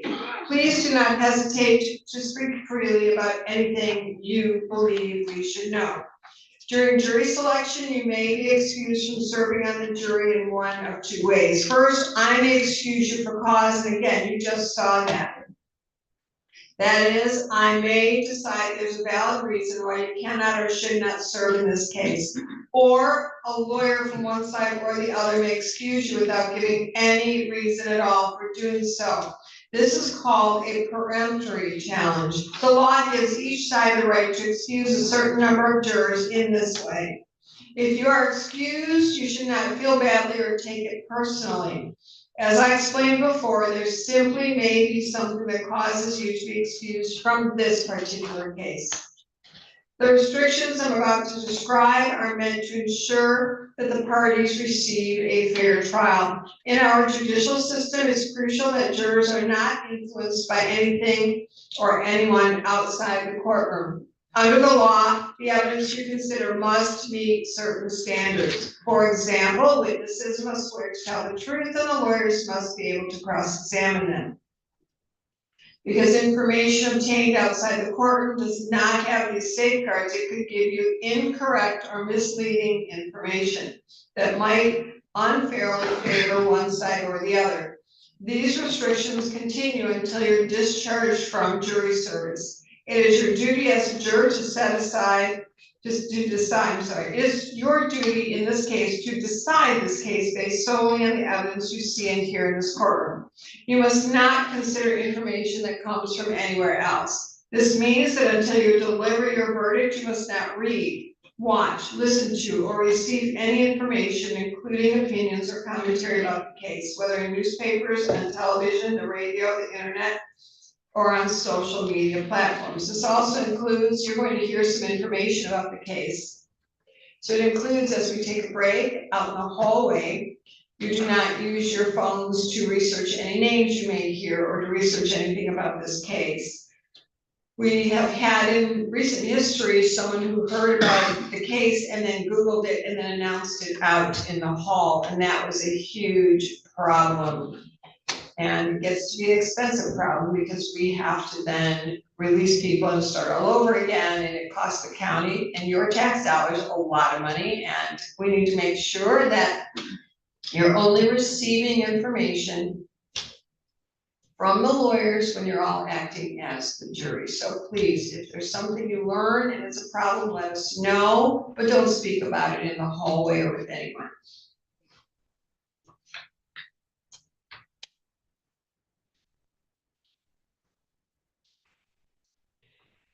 Until you deliver your verdict, you must not read, watch, listen to, or receive any information, including opinions or commentary about the case, whether in newspapers, on television, the radio, the internet, or on social media platforms. You must not research any aspect of the case during the trial.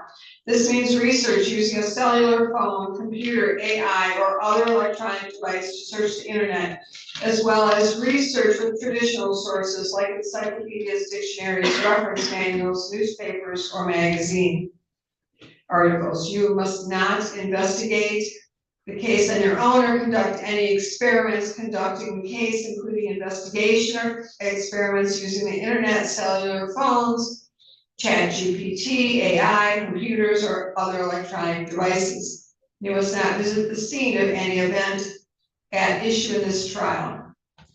If it would become necessary for you to view or visit the scene, court staff would take you there under court supervision. You must not consider as evidence any personal knowledge you may have about the scene. You must not share any information about the case by any means, including cellular phones or social media. This means that even if you are not discussing the case with someone else, you may not post any information about the case on social media websites or in any other manner. If you discover a juror has violated my instructions, please report it to court staff immediately. You've already met some of my staff, and you've been seated here, so you've seen them.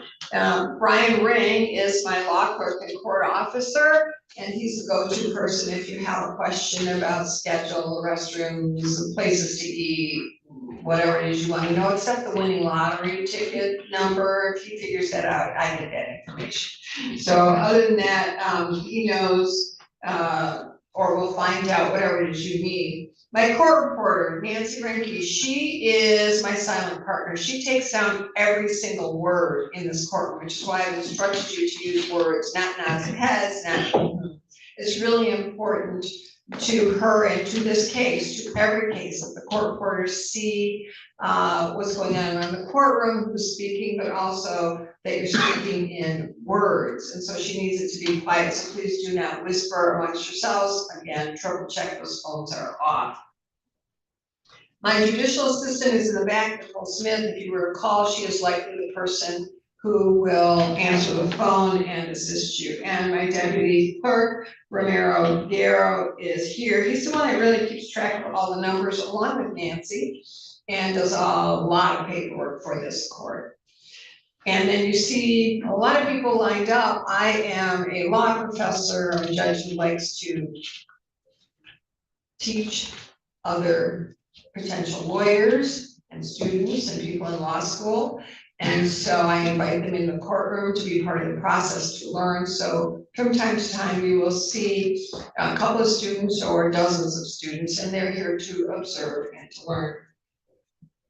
This is a criminal case involving a charge of open murder. These charges have been made against defendant, who is Willie James Jr. Defendant has two lawyers. They're seated with him at council table, Jared Austin and Luke Goodrich. The lawyer for the state of Michigan is Assistant Prosecuting Attorney William Crino. Mr. Crino, please introduce yourself and name any potential witnesses you may call in this case, additionally who is at council table assisting you. Thank you, Your Honor. Ladies and gentlemen, good morning. My name is William Crino. I am Deputy Chief Assistant Hingham County Prosecutor. It is my privilege to stand before you here today representing the people of the state of Michigan. Also seated at council table, Detective Kasha Lowe, who was formerly Kasha Osborne from the the Lansing Police Department. And then my paralegal who runs everything for me, Samantha Corso, is also seated at council table. Your Honor, we anticipate the following witnesses being called in this case on behalf of the people of the state of Michigan. Otelia Watson, Andrew Watson Sr., Latara Husband, Nikki Robeson, Christina Sines, Liliana Rose, Mackenzie Chambliss, Alyssa Ryan, Officer Bo Idowski, Nicole Anderson, Madison Lewis, Jean McKinstry, Cleophas Armour, Amanda Linderman, Detective Sergeant Ben Brandenburg, Trooper Brian Bell, Sergeant Alan Motter, Trooper Keegan Riley, Warren Ford Walls, Les Van Warmer, Andrew Collier, Matthew Perfit, Sarah Miles, Danielle Vandenheuvel, FBI Special Agent Joseph Rashke, Megan Johnston, Detective Martha McGonigal, Officer John Cosme, and Detective Troy Johnston. Thank you. And if you could introduce, seated at council table with you. I did, I'll happily do it again, ladies and Oh, gentlemen. but I need them to stand. Did you all stand or did I miss that? That's okay, stand up, please. Detective Kasha Osborne Lowe from the Lansing Police Department and Samantha Corso. Thank you, Robin. Ma'am, if you could just stand so they can see you. Great, thank you. Mr. Austin, on behalf of defendant, will you introduce him and co-counsel and any additional witnesses you may call? Happily, Your Honor. Thank you, ladies and gentlemen. Good morning. My name is Jared Austin, and I'm here. I'm representing Mr. Willie James Jr. Mr. James, you can stand up, please. And this is Mr. James. And also with us at council table, this is Mr. Luke Goodrich. He's also assisting us in representing Mr. James. You're going to see and hear a lot from him during this trial as he examines various witnesses. In addition to the witnesses you have just heard, we may call the following on behalf of Mr. James: Omni Wynn, Willie James III. Thank you, be seated. Now, I know there's a lot of names that were given to you, and as much as we all think our names are unique, many people, including myself, have duplicates out there. So I don't know if you know these people, if they're the same people who you know or not. So if you think you recognize a name, but you need more information, council will be happy to explain that to see if it's the same person you know. So if anyone knows council, any of the team that's assisting them, or any witness or defendant, please raise your hand and let's talk about who you may know and how. Let's start in the jury box, anyone? Seeing no hands raised, over at this side of the room, and stand, please, sir, please stand and tell me your number. 341, that Megan Johnston from Mason? Sure. Thank you, Your Honor. Megan Johnson, I don't know where Miss Johnston lives. She is a crime analyst with the Lansing Police Department. Is that the same person you know? I have no idea. I know I went to high school with Megan Johnston back in the day. Okay. So Well, let me ask you this. If it ends up being the same Megan Johnson, how long has it been since high school? It's been 2012, so Okay, so a while. And when was the last time you saw her? probably high school, so. it's Okay, been- so you would not have talked about this case? No. And if it is the same person, can you be fair and impartial, or did you hate her in high school so you can't, or did you think that everything she said was wonderful? I could be very partial on that. That's the standard, thank you for letting us know. Anyone else on this side of the room? All right, and then this side, I see a couple of hands, please stand. And what is your number? I'm 214. And what is the issue? My boyfriend is a Lansing police officer, and I do know the detective, and I know Brandenburg, I think, both officers, and I would love to have the opportunity, but it wouldn't be. Okay, so there's a lot of people who are going to testify, many in law enforcement. Okay. Can you be fair and impartial to their testimony and decide whether they're credible or incredible? Or are you always going to say, police get it right?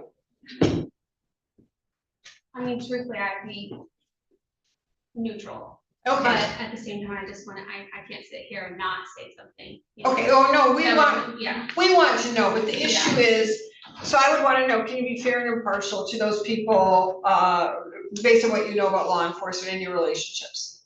Yes. Okay, and any of the people that you know, have you talked about this case? No. Do you know anything at all about this case? Okay, and can you not talk about this case if you are selected? Yes. Great, and that would be after jury duty concludes, you can talk about it with whomever you wish, but just during the pendency, you would have to say nothing. Is that okay with you? Yes, I just want to be sure, I do know the detective.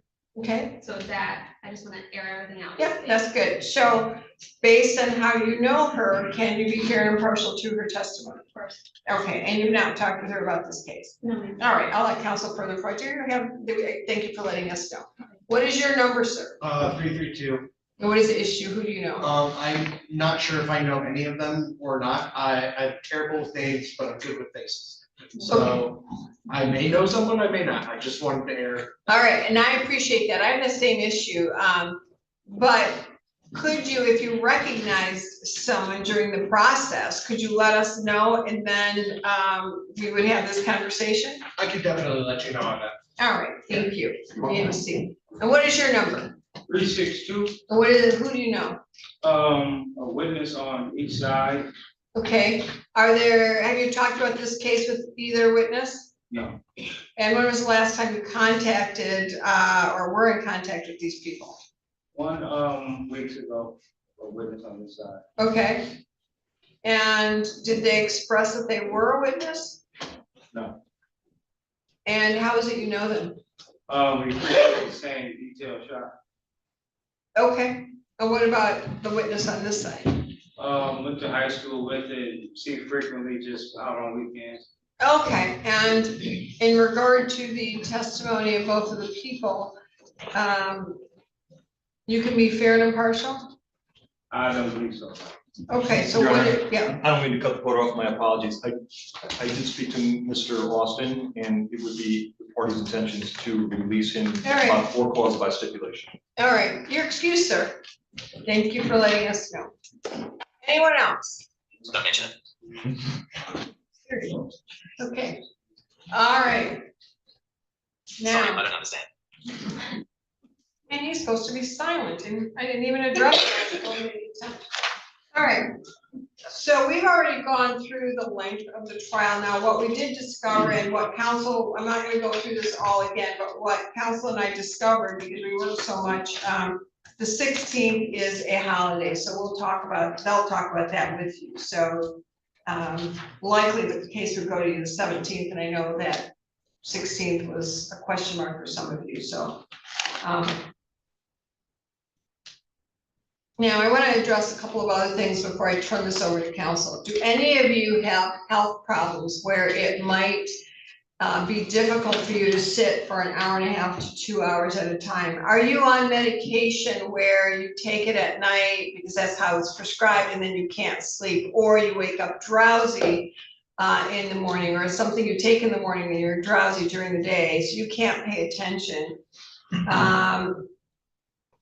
We have had jurors, I had a juror a few years ago with a morphine drip, and that's not acceptable to be in this courtroom. I had someone who was retired but had to wear Depends for medical reasons, but it didn't make them uncomfortable, but it made everybody else comfortable because there was frequent issues with that.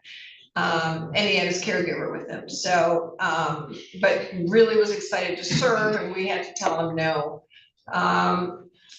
So are there any issues? Can you see around the courtroom? Can you hear? If you can't hear well, we do have some headphones that are remarkable.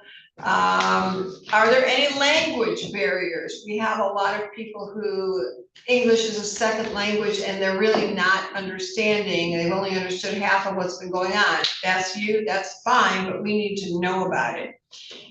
So are there other issues you would like to raise at this time in the jury box, juror 9?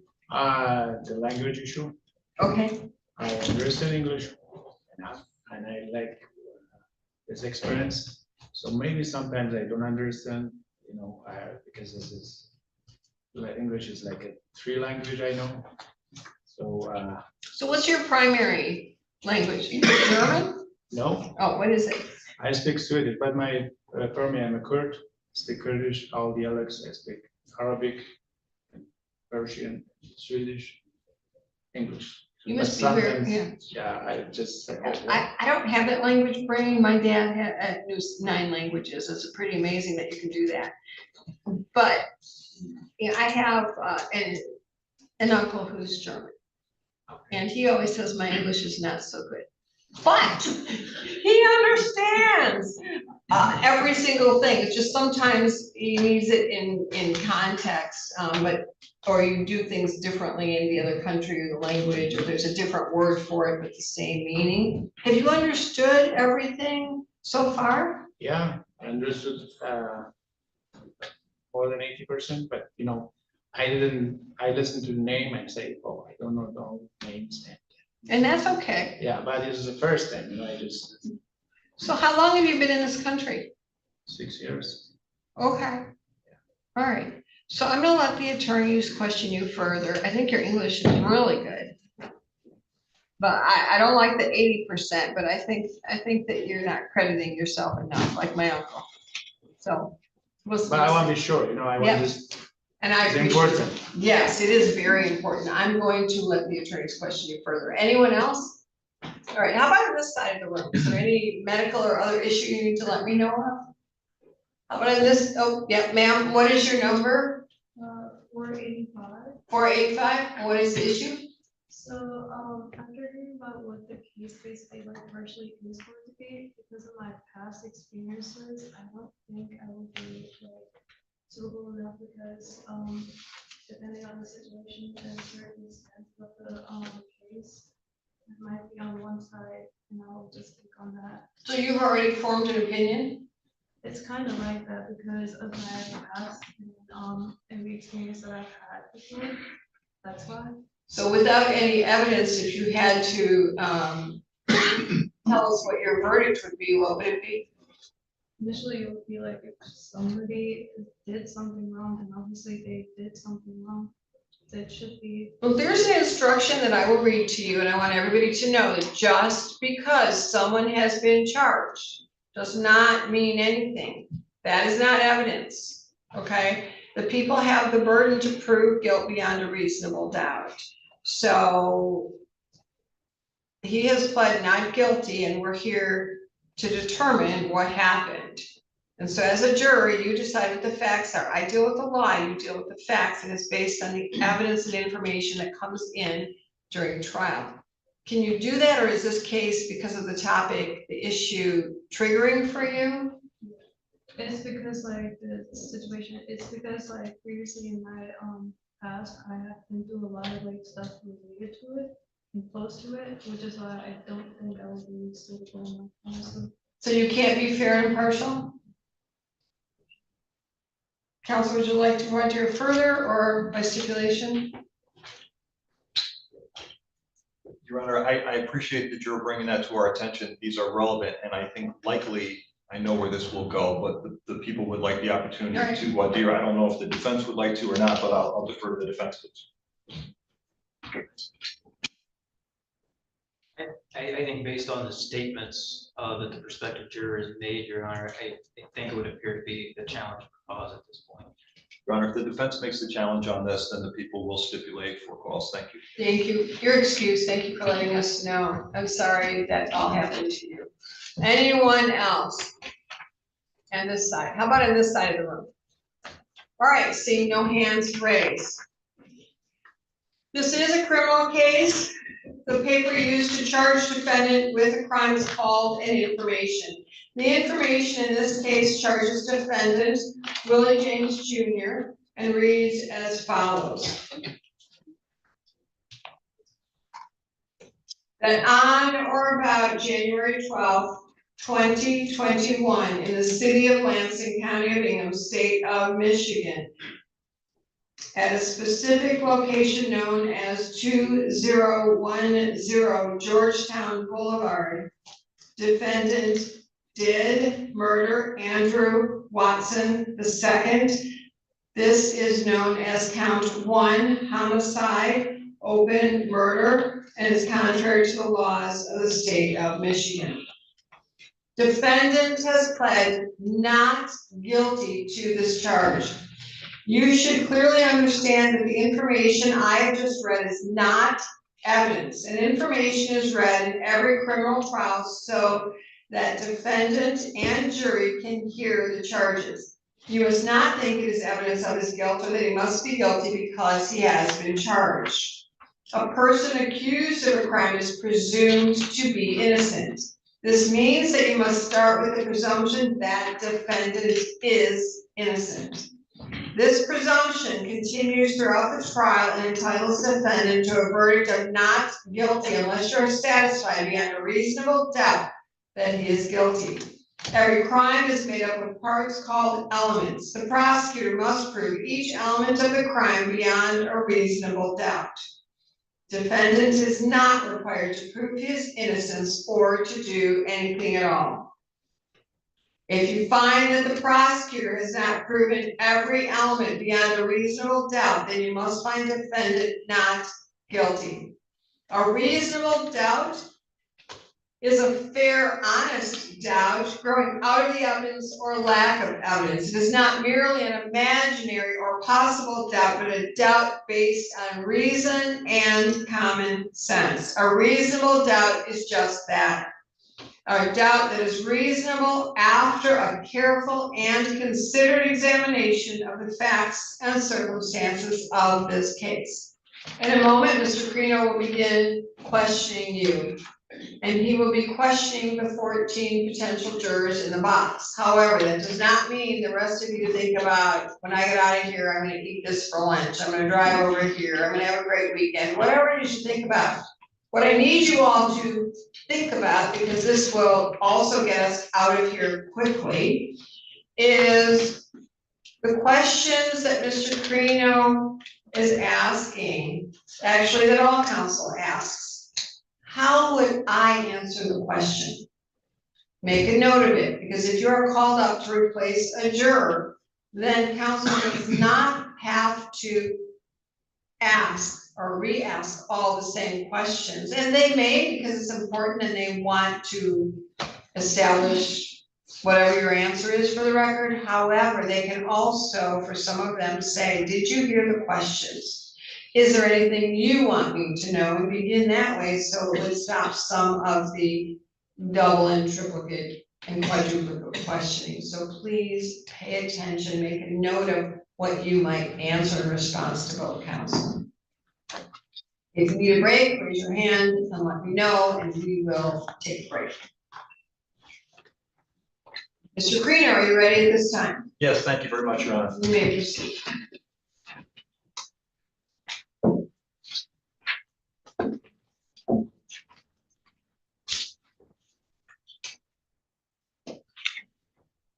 Good afternoon. We are here today for an extremely important reason. All of you have been brought to this courtroom on this very cold Lansing day and taken away from your daily jobs and activities and families. But remember, as we go through this process together, we are here for an extremely important reason: to pick a fair and impartial jury in a homicide case. As I indicated before, ladies and gentlemen, my name is William Prino. I'm Deputy Chief Assistant Ingham County Prosecutor. It is my pleasure to stand before you here today representing the people of the state of Michigan in this very important matter. And you've already been introduced to two of the people that helped me make this work: Detective Lowe from the Lansing Police Department and Ms. Corso, who is my paralegal in this case. So I'm going to start right in with questions. Juror number 10, and all of you now are juror numbers, which is the world's most awkward social interaction. I apologize. But juror 10, good morning or good afternoon, sir. Good morning. Sir, can you tell me, what does a fair and impartial jury mean to you? It means that the jury is able to listen to evidence, prosecutors, and come to a decision based on that evidence. All right, very good. Thank you. Juror number 8, good morning, good afternoon, ma'am. Good afternoon. What does a fair and impartial jury mean to you? Like listening to all the evidence and facts before making a decision. Okay, very good. Juror number 4, good afternoon, sir. Good afternoon. Can you tell me, what does a fair and impartial jury mean to you, sir? I would say listening to all the evidence, and all the facts, brought up by everybody before any decision. You know, I think you all did a really good job, and you're going to be instructed in this case by our very experienced trial judge that a fair and impartial jury means this: a jury that is, quote, as free as humanly possible from bias, prejudice, or sympathy for either side. Each side is entitled to jurors who keep open minds until the time comes to decide this case. So you're going to hear me say this through this process. We're looking for clean slate jurors with no biases or prejudices towards either side, the prosecution or the defense. Well, how do we get to know that? We get to know that by asking you questions through this very long and sort of arduous process that we're all going through together here today. So as we go through this process, there are only really 2 rules. First of all, there are no right or wrong answers. There are only your answers, and it is very important that you all be honest with myself and my colleague, Mr. Austin, so that we can decide whether you are that clean slate, fair and impartial juror to decide this case only based on the evidence that you hear. And I guess to reiterate to the whole gallery what Judge Aquilina just said to you, what we want to do here, understanding this is a difficult process and long process, we want to maximize your time. So listen to the questions that we ask. I'll have an outline for you, and if there's something you want to bring to our attention when one of you inevitably comes up here, please bring that to our attention so we can make this as fast and convenient as possible for all of you. All right. So with that sort of preamble, I want to go over my outline on behalf of the people of the state of Michigan as to what we're going to cover here today. I'm going to basically cover with you 5 topics. And of course, because I'm an attorney, 5 usually means 11, but we're going to start with 5 basic topics. The first topic we're going to talk about this afternoon is media coverage on this case. The second thing I want to talk about with you folks is your employment history, kind of what you do or what you've done for a living. And then also, as a part of that, any hardships that you may have in this 2 to 3 week case. It was sort of hard for me to isolate all of the people who had potential hardships. So I'll ask if you're one of the people that had those hardships, and we can talk about them more. So media coverage, employment history. We're going to talk about what your job is as a juror in this case. We're going to talk about the types of evidence that you're allowed to consider, direct and circumstantial evidence. And we're going to talk about something called the burden of proof. So that's basically the 5-topic outline. So with that, let's just jump right into the first topic, which is media coverage in this case. As you've just heard from Judge Aquilina, the information charges the defendant, Willie James Jr., with count 1, open murder. The people allege that this homicide occurred on or about January 12th of 2021 within Ingham County. The people allege that the victim of this homicide crime was then 38-year-old Andrew Watson II. Andrew Watson's body has never been recovered. Based on that very limited factual summary that I just gave, has anyone heard about this case or read about this case in the local or national media? By a show of hands. Okay, so by a show of hands, no one has heard about this case. All right, so that's a no from the entire panel.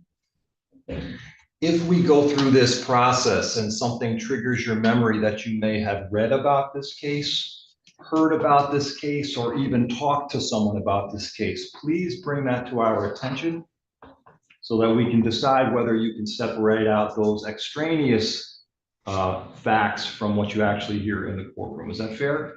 Okay. So that was quick. Topic number 1 down, 4 left. And that would include Facebook. I know sometimes these cases are talked about on Facebook by family members and others. So if you recall reading or getting one of those things that go in your feed on Facebook or the other platforms, also let us know. Thank you, Arne. All right, so the best part for me is when I really get a chance to talk to you and find out a little bit about what you do. So we're going to kind of go around the room, start with you, juror number 1. Good afternoon, sir. Good afternoon. Sir, are you employed? I am retired Okay. How long have you been retired? since 2017. Good for you. And what did you do for a living prior to your retirement? I worked for community mental health, and I worked with developmentally disabled adults who were living fairly independently in the community. Very good. How long did you do that for, please? I did that I was with community mental health for 25 years. Okay. And what is your highest level of education, please, sir? I have an associate's degree. Okay, very good. And since you've retired, are you just enjoying your retirement or are you doing anything else? A lot of travel. I'm enjoying retirement. I also play in a band. Okay, good for you. I know you had some sort of a minor hardship, one of which was a doctor appointment, and you think you can reschedule that? I got that rescheduled while we were on break. Very good. And did you have a second hardship, sir? I have travel plans that are set to begin on February 16th. All right, tell me about your travel plans, please. I'm driving down to Florida to spend a few days with my cousin. All right, so I am not insensitive or hard-hearted about that. It's February, it's spring break, it's Florida time, I get that. If you were selected, sir, would it be possible for you to move that, understanding that you are retired and that you might have some flexibility in your schedule? I could possibly shorten that or just not take the trip. Okay, so you don't Not a have, huge deal. you don't have, for example, prepaid tickets, things No. that, it would be an automobile trip that you're gonna take? Correct. Okay. All right, thank you very much, appreciate it. Juror number 2, good afternoon. And are you employed, sir? Yeah. Can you tell us what you do for a living? Right now I'm doing retail, but then after retail, like once the snow settles down, I do construction in the summer. Gotcha. And what kind of retail are you doing? Just at a store. I'm sorry? At a store. At a store, all right, very good. And you do construction work in the in season? What time of construction work do you do? Like pavement basically. All right, do you work with a company or on your own? Before, this year I'm going into a company, but before I was working with my dad. Okay, So got it. like self-employed basically. Gotcha, all right, great, thank you very much. Juror number 3, good afternoon, sir. Good afternoon, sir. And are you employed? I am. Can you tell us what you do for a living? I work for Meyer curbside pickup department. Very good. How long have you been working for Meyer? In March, the end of March, it'll be 12 years. 12 years, good for you. And what are your job duties working over at Meyer in the curbside delivery department? Mainly just shopping for customers who order from online. Gotcha, very good. That was popular during the pandemic as well. That's when it was started, right? Very. All right, very good. Thank you so much. Juror number 4, good afternoon again, sir. What do you do for a living? I'm an electrical apprentice. So is that to become an electrician? Yeah. Is that residential or otherwise? Commercial, Commercial? How long have you been doing that for? almost 3 years.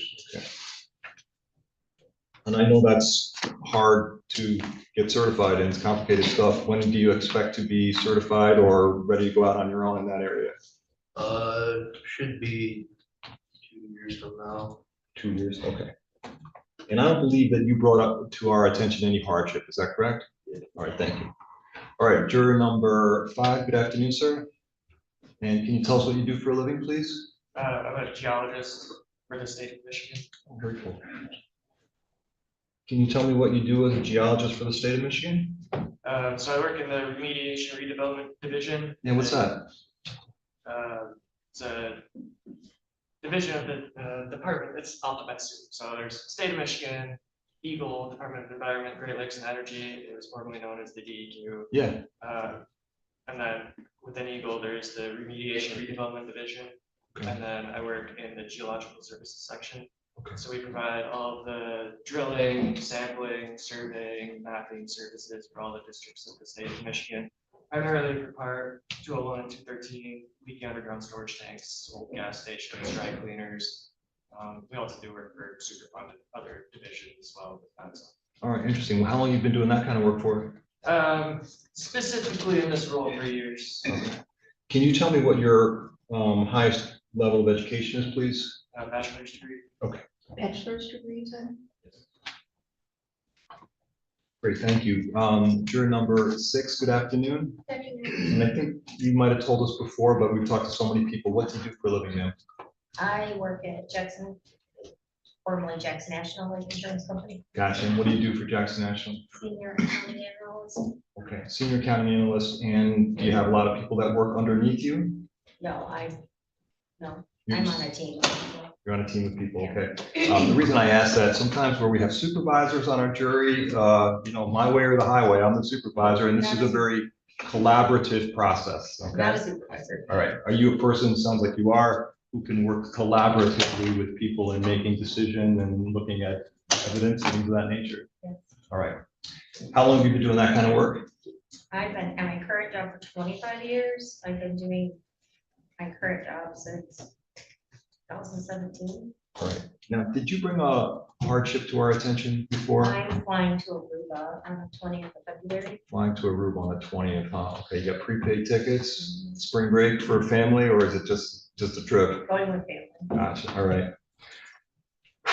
So you're right on the case should be over by then, okay? So Mr. Austin and I will talk about that. So it's a prepaid international flight, basically, that you have to Aruba leaving the morning of the 20th?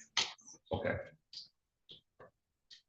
And again, this is all hypothetical and everything else. We're going to select 14 people, right? So 12 deliberate. That means we would have 2 alternates, and commonly, or as a matter of course, we do excuse 2 people. Sometimes if there's a hardship, you know, we can agree on who we're excusing. So understanding that, let's say it was now the 18th and you were in the deliberation room and the jury was heatedly deliberating on all of the facts in this case. Are you thinking about the facts of the case, or are you thinking about, I better make sure I get to Aruba in 2 days, I'm gonna make a decision. So, you know, because we're here for an important reason. And we don't want that to be compromised by our thoughts being elsewhere. So just be honest with us about that. What do you think? No, I would think about the facts of the case. Okay. All right, thank you very much. Juror number 1, 2, 3, 4, 5, 6, 7. Get my numbers confused. Good afternoon. Good afternoon. Tell me what you do for a living, please. I work with a college ministry called Crew. So I'm a missionary with them at Michigan State and Lansing Community College. But I also went to school to be an X-ray technician. Okay. But I'm not currently working in it, but I do still have my license. All right. Do you work, so to speak, full-time with Crew, or are you sort of, that's your full-time thing right now? I'm part-time, but that's my only job. Can you tell me what your job, I'm familiar with that. Can you tell me what your job duties are, or what you're doing with Crew, please? Yeah, I lead a Bible study on Mondays. What on Mondays? What was that? Oh, you lead a Bible study? Yes, Thank you got it. I lead a Bible study on Mondays. I also meet with 2 different groups of girls, about 5 of them. One on Monday, one on Wednesdays. And I also help lead a study group That's on a Wednesday too, where we just do homework together and stuff like that, at LCC. And then I also, help out I bring students to a weekly meeting that we do on Thursday nights. So I don't think this would interfere with our Thursday night. All right, and But is it your plan to kind of go into full-time ministry, or do you think that you're gonna just stay doing what you're doing? I was in full-time ministry for many years, and then I started having kids. Gotcha. So then I kind of dropped down a little bit because of having Did children. you bring a hardship to our attention earlier, or no? I just brought up that I have to bring kids to school because my husband's a high school teacher. Okay, so are you gonna be able to work that out if you get selected as a juror in this case? I think I could cover, yeah, I don't know. I'd have to go do some calling Okay. and seeing, with neighbors and different things, but Okay, I'm so, willing to try if you need me, but if there's other people that could or would rather, yeah. all right, thank you for your candor, I appreciate it. So I'm gonna do something totally unorthodox. Every trial I do, I go over to number 8, but I'm gonna drop down to 14 here. We're gonna change the cycle. Juror number 14, good afternoon, sir. Yeah. Can you tell me what you do for a living? I'm an accounting and finance manager at a public company. Very good. How long have you been doing that kind of work? 8 years. And you are a CPA? It's not currently active. I do have my CPA, but I don't have it currently ready. Very good. How long have you been doing that kind of work? Since 2012, current company for 8 years. All right, and you did not bring a hardship to our attention, is that correct? Okay, thank you. Juror number 13, good afternoon, sir. Hi, Can you tell me what you do for a living? I work for Pratt and Whitney. I can't hear you. I work for Pratt and Whitney. What's Pratt and Whitney? We make airplane blades Oh, cool, all right. for the engines. What type of work do you do with Pratt and Whitney? I work in the bond room, the aluminum pieces and the cabins. Cool. How long have you been doing that kind of work? April will be 10 years. All right. You did not bring any type of hardship to our attention, is that correct? All right, thank you, sir. All right, juror number 12, good afternoon. I'm gonna say morning, afternoon, because you know, it's sort of time blurs in here. Good afternoon. What do you do for a living? I work for the state of Michigan, the Housing Authority. Okay. Work in the Section 8 program. How long have you been doing that kind of work? 10 years in Section 8, and prior to that, I spent work state for 17 years. I worked in grant work. All right, very good. And you did not bring a hardship to our attention, correct? All right, thank you. Juror number 11, good afternoon. Are you employed? Yes. Tell me what you do, please. I'm a professor at Michigan State University. All right, and what area is your specialty, please, or what are you teaching? I am in the Department of Religious Studies. My specialty is religion and race in America. Interesting, okay. And you have a PhD, I would imagine? Yes. What type of classes or courses do you teach at MSU in that general area? Probably different ones, but. Yeah, my rotation is usually religion in America, religion and race in America for general humanities requirement, or general what? For the general humanities requirement. And how long have you been with us at Michigan State University? I've been a professor for almost 20 years, but at Michigan State, almost 10 years. It'll be 10 this fall. Okay, great. And you don't have a hardship that you brought to our attention, is that correct? Yes. Shaking your head like, I wish I had a hardship. Okay, thank you very much. Juror number 10, back to you, sir. What do you do for a living? I work at General Motors in Lansing here. What do you do for General Motors? I work in the body shop and work in a metal finish department. Fix How- and repair cars before they go to the paint department. How long have you been working at GM? 14 years. And you don't have a hardship that you brought to your attention, correct? Okay. Juror number 9, good afternoon, sir. Can you tell me what you do for a living? I have 2 jobs. Okay. I work more than 15 years supply and worker, also medical equipment, medical guys, all the work. And also second job, I work with Meyer, second shift, just actually for help people and for fun for myself because it's different kind. And I like enjoy and with Meyer. When you sell, thank you. When you sell medical equipment, do you do that within the United States or do you do that overseas? Way back from United States, different project. We work with UNICEF, we work with a lot of organization and private hospital.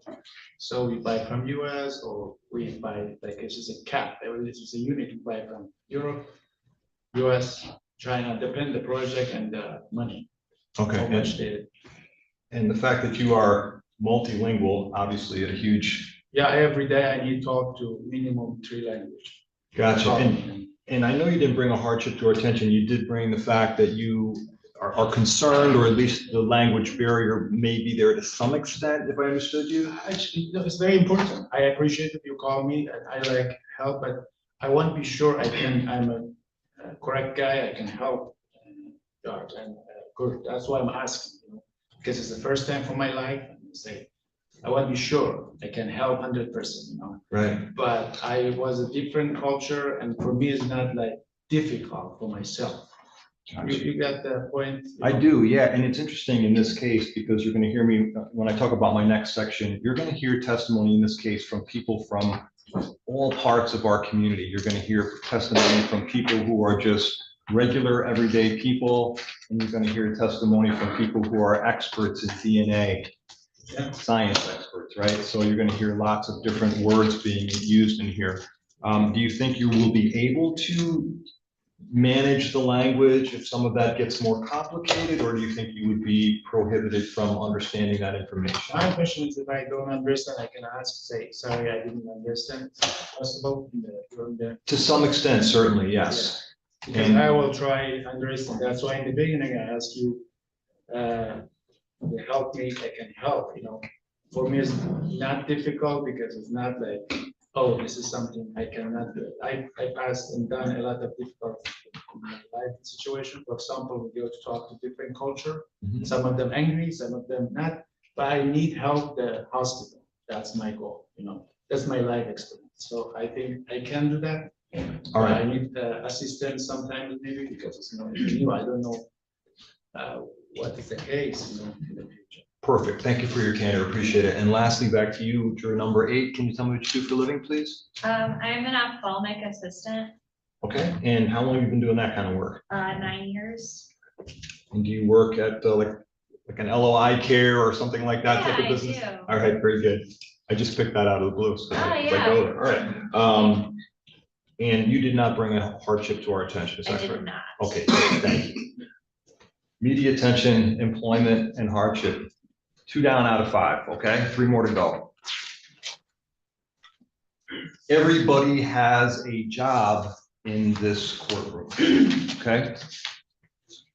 It is the attorney's job, myself and my colleagues, Mr. Austin and Mr. Goodrich, it is our job to present and cross-examine the evidence to you. We are bringing the evidence to you, okay? Judge Aquilina will tell you that it is her job, that it is her duty to you to instruct you on the law, and that you must take the law as given to you by Judge Aquilina. So if she reads you the law and you don't like the law, who wins? Judge Aquilina, okay? She brings you the law. And then she will tell you in this case that it is your job and your job only to decide what the actual facts are. And when you decide in your deliberation what the actual facts are, you apply those facts to the law that Judge Aquilina gives you, and in that way, you reach a verdict and decide the case. Does that make sense? So the attorneys bring the evidence to you. You decide what the facts really are. If there's a conflict between them, you decide what the facts are, and then you apply that decision to the law that the judge gives you, and that's how you reach a verdict. So we all have our respective jobs in this courtroom. So I want to talk a little bit about the law, all right? So juror number 10, probably because you're right in front of me, I'm going to start picking on you first. Do you believe that when you decide this case, that you could only apply the law that Judge Aquilina gives you to decide the case? I think I provided the facts that I could come to a decision based off the facts. Would you follow the law that Judge Aquilina gives you? Would you follow any other law? What if you didn't agree with the law, and this has nothing to do with this case? For example, if you say, I believe an eye for an eye, a tooth for a tooth, I don't care what the judge is going to say. Would you believe in your own law, or would you follow the judge's law? I would follow the judge's law. Okay, jury number 14, what about you, sir? Would you follow the law and only the law that Judge Aquilina gives to you in this case? What if you didn't agree with it? All right, juror number 13, what about you, sir? Would you follow the law that Judge Aquilina gives you, or maybe would you follow your own interpretation of what the law is? I would follow. All right. I always use a terrible example, and I don't mean to be trite in a very serious case, but say, if she told you you must believe a Michigan football player, and you said, I'm not gonna believe anything one of those dirty dogs from Michigan says, I'm not, you can't, terrible example, I know, but you have to follow the law as read to you by Judge Aquilina. By a show of hands, does everyone agree to follow in this case only the law that Judge Aquilina reads to you if you are selected as a juror? If you agree with that and will do that, please raise your hand. All right, so that's a yes from the whole panel. All right. So I want to talk a little bit about some of the law. Wait, I have a question. Yes, ma'am. Oh, who had questions? Yes, juror number 11, let me start with you. So my question Yes. is, what if the law is unjust? So I'll give you my example. Sure. Because enslavement was legal in this country for many, many years. It Sure. is now technically illegal, depending on your interpretation of 13. So my question is, what if it was an unjust, immoral law like that? That's a really great question. It's a question that's over my intellectual abilities in many ways. And I don't mean that to be facetious, but we are presuming that the law that's presented to you in homicide cases is lawful. It has been tested by the Supreme Court in the state, and in some cases, the United States Supreme Court. It is the law that exists in the state of Michigan. Therefore, that's what you're read, and therefore, that's what you're required to apply. And quite honestly, what you just brought to my attention is exactly what I'm getting at, okay? So what I need to know is that you will follow the law as read to you. If you think you might not, I need to know that. Does that make sense? Based on the law of murder, yes. Okay, all right, so based upon what at least you believe you know about the law of murder, you would follow Judge Aquilina's law, is that correct? Yes. All right, juror number 7, I keep, I don't think your number is obliterated, I'm sorry, juror number 7, do you have a question or a concern about that? I guess since I am a Christian, Sure. and I follow Christ, there are things that I don't necessarily agree with, in ways of abortion, or, just different things like that. Right. Which I know that doesn't really play into this case.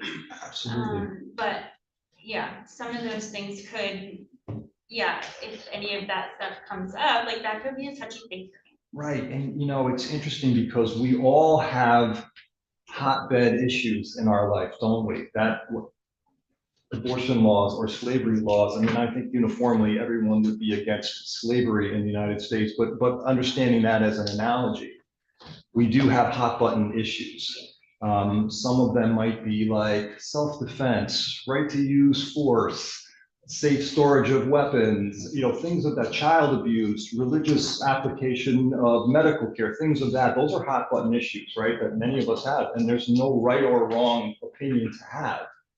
So what we need to know, if this is a case where you would have a hot button issue where you might not follow the law. Does that make sense? Mm-hmm. This is not, of course you understand it, but this is not a case that deals with an abortion. Yeah. This is a case that's about open murder, first and second degree murder. Yeah. Okay? Yeah. This is not a case that deals with what you were discussing, Professor, but it's something that deals with the law of murder. Does that make sense? Mm-hmm. So understanding what you know about the law and the case, ma'am, would you be able to follow the law that Judge Aquilina gives you? So, all right.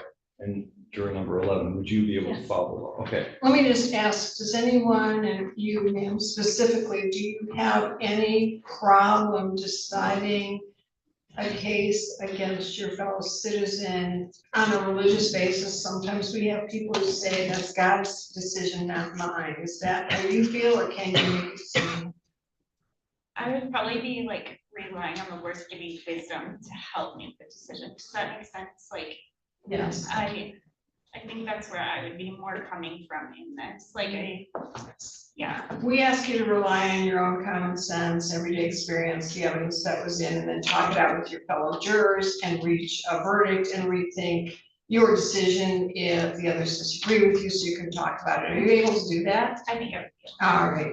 And juror 11, you as well? Yes. Thank you. You may proceed. Thank you. And the court, just probably because she asked really good questions, and probably because we've been in here so many times, we're going to talk more about that in just a moment, okay, that exact issue. So thank you. Juror number 11 and juror number 7, those are great responses, and that's exactly what we need to talk about. So thank you. And you're not done getting picked on now. So, so let me talk to you specifically about some of the laws that might be different in this particular prosecution, all right? This is what is called in legal terms, a no-body homicide prosecution. And what that means is this, as I indicated to you in my initial summary, Andrew Watson's body has never been recovered. Under Michigan law, the people may still initiate a homicide prosecution even where a body has not been recovered. The court is going to instruct you in this case on the law as it relates to the crimes of first and second degree murder that you will consider. And the court is going to instruct you that the elements, or the first element that must be established for either of those two counts, is that the defendant caused the death of Andrew Watson. The second, that is that Andrew Watson died as a result of an act of the defendant. All elements in this case, including death as a result of that act, may be proven by direct and circumstantial evidence, okay? In some homicide cases, ladies and gentlemen, or probably most homicide cases, there has been a body that has been recovered. That body may have some sort of physical injury to it. A forensic pathologist will diagnose this was the cause of death and classify the manner of that death. Because Mr. Watson's remains have not been found, and this is a no-body homicide, there is a special instruction that applies that just says we must prove that the defendant died, the victim died as a result of an act of the defendant. We're going to talk a little bit more about that, what that means, okay? So juror number 11, does that make sense to you? It does. All right, do you understand that there may be circumstances where someone has perpetrated a homicide and has gotten rid of the remains to cover up that homicide? Yes. Do you understand and accept that even after diligent investigation, there are circumstances where those remains have not been found? Do you understand that could happen? Yes. All right. Do you or will you require me to prove my case to present to you a body, or will you follow Judge Aquilina's instructions that we just must simply prove that an act of the defendant caused death? Would you follow that instruction? I would follow her instructions. Okay, that would not be a problematic instruction for you. No, sir. Okay, very good. Juror number 7, what about you? Do you think that you would be able to follow that instruction that I just described in a no-body homicide prosecution? I think so. It's just so hard when we don't have the body to, like, Right. that part is challenging, definitely, in Sure. this case, the challenging part. Sure, challenging is not the issue. The issue is, will you follow her instruction? Or will you say to me, hey, like, I think it's a Taylor Swift song, no body, no crime, right? And people tend to use that expression, and I don't mean to be facetious in this very tragic and unfortunate circumstance, but are you gonna look at me and say, "Oops, sorry, Mr. Creel, no body, no crime," or I will follow the judge's law and apply the facts of this case? I think I'll look at the facts and Okay, so let me open it up to the panel. Juror number 1, looking at you back there. What about you? Are you going to require me to produce Mr. Watson's body, or will you be willing to follow the law and look at both direct and circumstantial evidence to show that there was a death? I will look at the evidence and follow the law. Right. Is there anyone who believes they would not be able to follow the law that would require me to produce Mr. Watson's remains? And if I did not, would not be able to find guilt beyond a reasonable doubt? Is there anyone who believes that? Okay, so that's a no from the panel. As part of that instruction that the defendant died as a result of an act of the defendant, that also states that we do not have to prove the specific mechanism of death, all right? If we had a body, for example, we could say that the victim died as a result of a gunshot wound, a stab wound, a strangulation. Okay, that could be diagnosable. Here, we only must prove by direct or circumstantial evidence that an act of the defendant killed the victim. Okay, we don't have to show the mechanism of injury. Does that make sense? All right. Juror number 4, does that make sense to you? Is that yes? Yes. Okay, what do you think about that? Is that okay with you? Do you accept that? Yeah. You accept that's the law in the state of Michigan? Yes. We follow the law in the state of Michigan and look at the direct and circumstantial evidence to see if we've proven what we need to. Yes. Is there anyone who feels they might not be able to do that? They're just so overwhelmed with what I'm talking about, they might not be able to do that. Okay, so again, by a show of hands, we have specific rules applicable to a no-body homicide. If you will follow Judge Aquilina's instructions, please raise your hand and let me know you would follow her instructions in this case. All right, that's a yes from the panel. Thank you. So how do we prove cases? Well, the first thing that you will be instructed on is that it's your duty to determine what the facts of this case are. And that means you have to decide what witnesses you believe or don't believe. And there's something called credibility of a witness, right? Just by a show of hands, who has kids maybe somewhere between the ages of 5 and 10 on this panel? Okay, lots of people. Juror number 12. So you have more than one child between? Just one. Okay. Does anybody have more than one child between that age? Juror number 10, how many you got? Okay. Have you ever been in a situation where you have to evaluate who's telling the truth of your 3 kids in a given circumstance? What kinds of things do you do? What types of things do you look at to make that evaluation? Well, I usually question them individually. Yes. And just go by their ages as well. Usually the older one will tell the truth more so than the young. All right, very good. Anybody else ever been in that situation, whether it's children or colleagues or friends, where they have to make a decision as to who's telling the truth and who's not telling the truth? Everybody's been in that situation, right? Anybody want to share something with me, sir? Number 9, can you share a circumstance when you had to do that?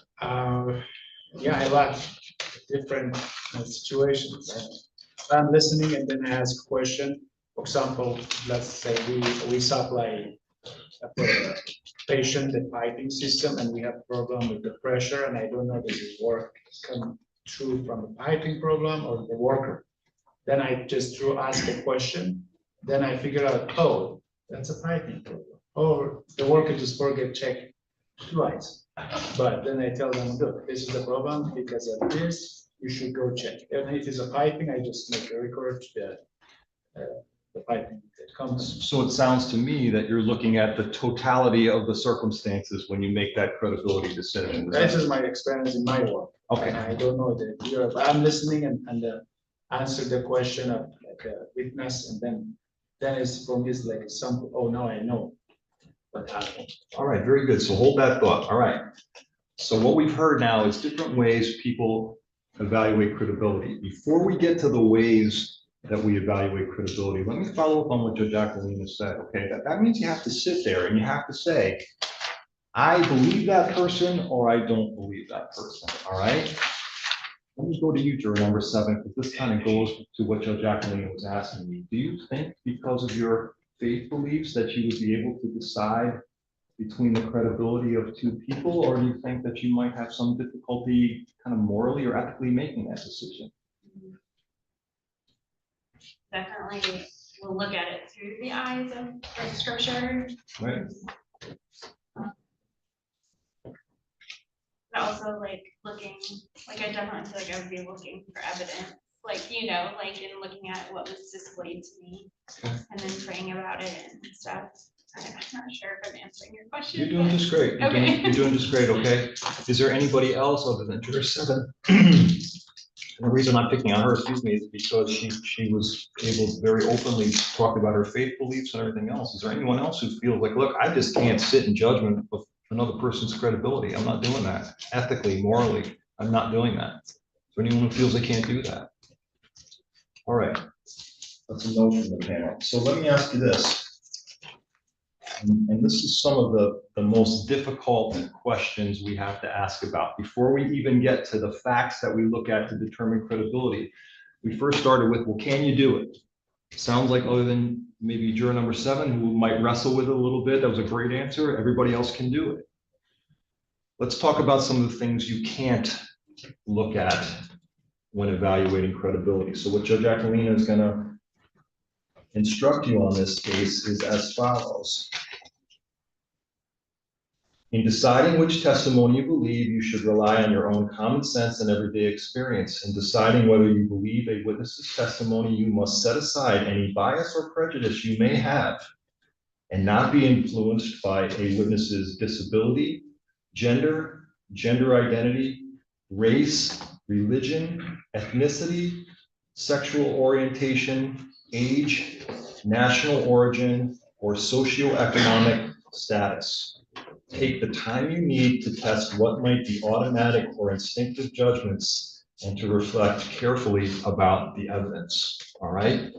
So what you're gonna hear, kind of consistent with what our two jurors said, you can look at the totality of the facts in examining credibility, right? But what you can't look at is those protected items that we just discussed. Disability, gender, gender identity, race, religion, ethnicity, sexual orientation, age, or socioeconomic status, okay? Those are not things that you can say, well, this is a poor person, I don't believe them. This is a person of color, I don't believe them, or I do believe them over someone else. Does that make sense? All right. You're going to hear testimony from all kinds of different folks in this case, regular, everyday folks from different portions of our community. So I'm just going to open it up. You're not giving me a weird look. I'm just going to pick on you. You're right in front of me, sir, juror number 5. Do you feel like you have any biases or prejudices against any of those protected groups that I just mentioned? Okay. Do you feel like that race would play a role in your decision of credibility? You feel as though race would play a role in your decision on what the facts of the case are? What about socioeconomic status, meaning if a person was or was not poor or rich, would that play into your decision? All right. Juror number 6, what about you, ma'am? Do you think you have any biases or prejudices against any of those protected groups that we just talked about? No. Would that, if a person was from one of those groups, would that factor into your decision on credibility? Would it factor into your decision on what the facts are of this case? Okay. Is there anybody who would like, and this is very difficult in a room full of strangers, right? But is there anybody who would like to bring to our attention any type of bias or prejudice that you may have specifically as it relates to race or socioeconomic status that could prohibit you from being a fair and impartial juror? Okay. So that's a no from the panel. All right. So now we've talked about, can you make that decision? This is what you can't rely on. Let's talk about another thing we can't rely on. I want to talk about police officers, okay? Juror number 2, again, you're not giving me the eye, I'm just picking on you, okay? Have you ever had an unpleasant interaction with a police officer? No. Okay. Has anyone on the panel ever had an unpleasant interaction with a police officer? And I'm not talking about traffic tickets, but something else. Juror number 11. Okay, you've had an unpleasant interaction with a police officer? In fact, is that a yes? Yes. Oh, Okay. sorry. I'm so sorry. You're Yes. doing fine. It's so uncomfortable you don't know that, right? The TV news right now is covered with examples of people who are having unpleasant interactions with law enforcement and debate about that. I understand. Recognizing that you may have had an unpleasant experience.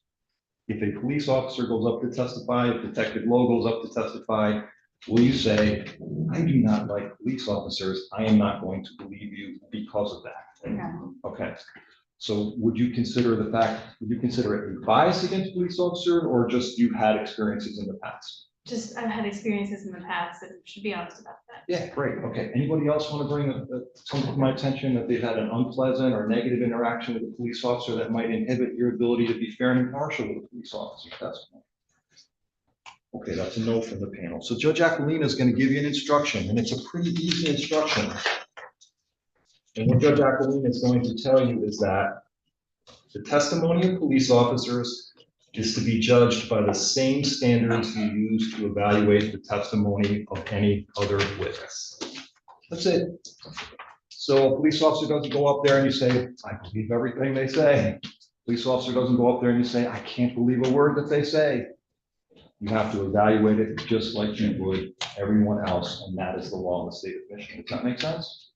By a show of hands, does everyone agree to follow that law when you evaluate the testimony of police officers? Yes. All right, last thing is, now we know what we can't consider. Now we know who and can consider credibility. The last thing we want to talk about is, what do you look at in terms of credibility? How do you judge a witness's credibility? Well, you know, you can go from your gut. That's the first thing. There's no actual requirement. You can go from your gut, how they look and act while testifying. But there is a set of facts or considerations that you'll be instructed on in this case. And I'll just give you a few. Was the witness able to see or hear clearly? Did the witness have a good memory? Does the witness have a bias or prejudice or personal interest in how the case might turn out? And the most important one is, all in all, how reasonable is the witness's testimony in light of all the other evidence? So if all the evidence says one thing and a witness says another thing, you can consider the fact that the witness's testimony does not agree with all the evidence in the case. Does that make sense? That's kind of like what juror number 9 was telling us. He looks at the totality of the evidence. What juror number 10 was telling us. How do they look and act when they're telling you the truth? All right? That's how we evaluate credibility. Juror number 1, you think you can do that? You think you can evaluate a person's credibility looking at the totality of the evidence? Yes. All right, juror number 8, what about you, ma'am? You think you can do that? I think so, yes. All right, do you have any hesitation? Other than just general I think it's just overwhelm and like so hunger? much information right now. I'm just trying to keep track of it, sorry. Okay, you think you can follow the judge's law and evaluate the credibility of witnesses in this case? Yes. All right. Juror number 4, you think you can do that? Yes. Okay, juror number 5, can you do that? Juror number 13, can you do that? Yes. Anybody not be able to do that? All right, I'm almost done. The last thing I want to talk about, last 2 things on my list are the types of evidence. So now we know how we look at evidence and how we evaluate credibility. Well, what's the type of evidence that you can look at? There's 2 types, direct and circumstantial evidence. You're going to be instructed in this case that, for example, direct evidence is this. If you go outside and you see rain falling from the sky, that's direct evidence that it's what? Raining, okay? In contrast, circumstantial evidence is if you're sitting in your living room and your spouse comes in the door and your spouse is wearing rain boots with an umbrella covered in water and a raincoat covered in umbrella, we can infer what? It's raining, right? That's the difference between direct and circumstantial evidence, right? Juror number, let me ask who I haven't spoken to in a bit here. Juror number 12. Is one stronger to you than the other in your mind, direct versus circumstantial evidence? I guess I would just have to see what's presented to me and make a decision on that. Okay, that's a good answer. Does anybody feel like direct evidence is so much stronger than circumstantial evidence? All right, well, let me give you some examples of circumstantial evidence, see what you think. Circumstantial evidence, DNA, fingerprints, physical evidence, cellular phone evidence, video evidence, photographic evidence, ballistic evidence. That's all circumstantial evidence, and it's used by police officers all the time. So you might have an eyewitness who saw something, but you might have a handful of crime analysts and DNA experts who tell you what the physical evidence is, and that's direct versus circumstantial evidence. What you will hear in this case is this. You may consider circumstantial evidence, and that circumstantial evidence by itself or a combination of both can be used to prove the elements of a crime. And like juror number 12 said, you must consider all the evidence that you believe, okay? Juror number 13, can you think of a circumstance where someone is murdered and there might not be lots of people around to see it? I mean, can you think of that type of circumstance? What's that? In the woods? In the woods, okay. I think that maybe sometimes it's pretty reasonable that a murder might not be committed in the middle of Burger King where there's lots of people around, and they might be done in isolation, and that might be reasonable to you? Okay, yes? Yeah. What about you, juror number 14? You think that might be reasonable, a murder done in secret or in isolation? If there's no eyewitness to that murder done in secret, does that mean you get a free murder? No. Okay. Would you expect police and experts to reconstruct what happened to try and determine what happened in that secret event? Do you think that's normal? Absolutely. And that would be what type of evidence? Circumstantial evidence, right? If we present, you're going to hear a combination of things in this case, but if you presented strong circumstantial evidence to you, sir, would you be able to consider that in determining whether we had met our burden of proof our elements? Yes. Okay. Juror number 11, would you be able to consider strong circumstantial evidence? Yeah, I didn't realize DNA evidence and fingerprints were circumstantial. So. Right, pretty cool, right? Okay, if you watch me do this, That's direct evidence, but if I do this in secret and then they lift my fingerprint, Yeah. that's what it is, right? Cool. And that's why you can consider false. Would you follow the judge's law on that? Yes. Juror number 7, what about you? Anybody who say, no, if you don't have an eyewitness to this homicide, Mr. Green, it's time for you to go home. Anyone who would not believe my case? Okay, that's a no from the panel.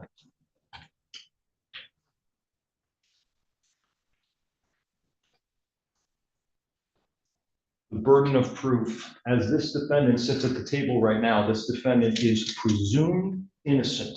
Does that make sense? If you had to vote right now what the verdict was for Mr. James Jr., he would be not guilty. The burden falls upon me, the assistant prosecutor, on behalf of the people, to prove to you beyond a reasonable doubt before that cloak of innocence can be removed. That's our system, all right? But what does beyond a reasonable doubt mean? Okay, so juror number 2, what's that mean to you, beyond a reasonable doubt? I don't know. Give it a shot. Give it a shot. What do you think? Give me an example. Yeah, what does it mean to you, like beyond a reasonable doubt? I mean, not, I guess. All right, you did pretty good. All right. Juror number 3, tell me, what does it mean to you, sir, beyond a reasonable doubt? It's something that is absolutely proven, like considering all the evidence, considering all the facts. That's a great answer. Okay, that's a great answer. Anybody have another idea, anything they want to share with me? Juror number 13, what does beyond a reasonable doubt mean to you? Evidence point that you would get done it. Nice, great. These are great answers. So the judge tells you what beyond a reasonable doubt is. My colleagues are outstanding, and they may give you analogies as to what beyond a reasonable doubt is. I may give you an analogy as to beyond a reasonable doubt, but that's not what carries the day. The person in the robe up there defines for you what beyond a reasonable doubt is, and she will tell you that beyond a reason of doubt leaves you firmly convinced of the defendant's guilt. A reasonable doubt is a fair, honest doubt growing out of the evidence or lack of evidence. It is not merely an imaginary or possible doubt, but a doubt based on reason and common sense. A reasonable doubt is just that, a doubt that is reasonable after a careful and considered examination of the facts and circumstances of the case. It's a very fair definition. All right, juror number 4, whose definition are you going to follow? There you go, right answer. For the record, he pointed over at judge. Juror number 9, whose definition are you going to follow? Judge. All right, anybody going to follow some other definition of beyond a reasonable doubt? All right. Any watchers of CSI Miami, CSI Portland, CSI, whatever? Come on. From time to time. There you go. All right. All right. Juror number 1, do you understand that that's TV and this is real life? Do you understand we don't go to central casting and pick the most compelling people and the most experienced people to tell their story? You understand that? Yes, I understand. These are regular, everyday people coming in to tell us about a very traumatic event in their life, okay? Are you gonna hold me to that standard of beyond of CSI Miami, or are you gonna understand this is not TV? This is not TV. Anybody gonna hold me to that standard of CSI, whatever city? All right. I don't have a chance to talk to any one of you again, 1 through 14. We are here for an extremely important purpose, and that purpose is to pick a fair and impartial jury in this most serious homicide case. Is there anything that anyone would like to bring to my attention why you believe you would not be fair and impartial towards either side in this case before I sit down? That's a no from the panel. Thank you all very much. Mr. Austin.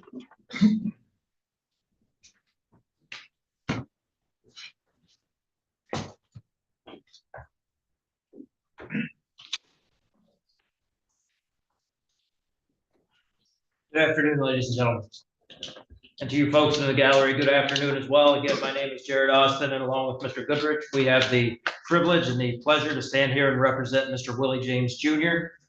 You're the most important people in his life right now, and it's important we get to know a little bit about you and your thoughts and your backgrounds about some of the issues that we believe that you're going to see or hear in this case. And I want to let you know up front that there are no right or wrong answers. There are your answers. All we ask is that you be honest and candid with us, and we promise to be the same in return.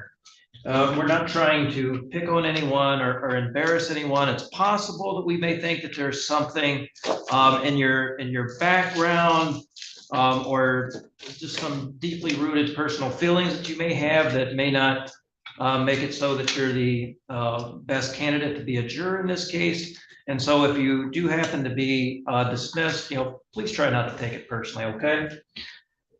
And I want to start off by asking, when you heard what the charge was in this case, did anyone have a really strong reaction when the court read that charge to you of open murder? Seeing a lot of people shaking their heads no, not seeing anyone shaking their head yes. Juror number 12, good afternoon. How about you? Did you have just any type of reaction when you heard what the charge was in this case? Not particularly, no. Okay. Thank you. And you've heard a lot already. The courts have a lot of laws and procedures and rules that we have to follow, and it's going to be up to the lawyers to make sure that those rules are being followed. And we do that sometimes by making objections. And if we do that, it's not because we're trying to slow things down or suppress the truth. It's because we believe that there may be evidence that's trying to be introduced that may not conform with those rules. And we will object, and it'll be up to the court to make a ruling on that. If I or Mr. Goodrich were to make objections during the course of this trial, would anyone hold that against us or hold that against Mr. James in any way? Seeing a lot of people shake their head no, not seeing anyone shaking their head yes.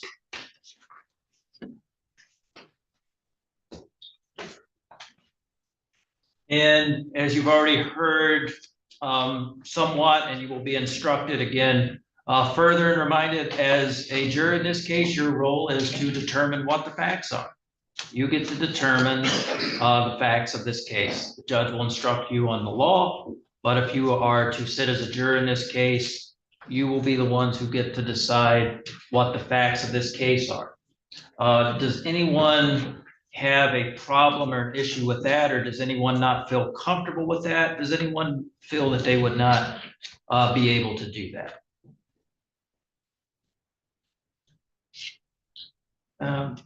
Juror number 7, good afternoon. How about you? Would you be comfortable in that role as a juror in determining what the facts of the case are? I think, like, if you presented it and showed, like, if everyone presented and showed the evidence, yeah, I think I would definitely, obviously, like, pray about it and seek that from the Lord, but like also like with what was out there, I hope I would be able to. Again, it's challenging. I think the hardest part for me is like not having a body to be able to see more.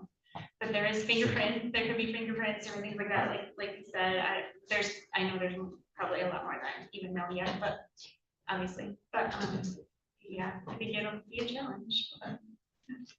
And you think you would be able to see and hear the evidence, listen to the witnesses, and determine their credibility or who you believe or who you don't believe? Do you think you would be able to do that? I would do my best to. Okay.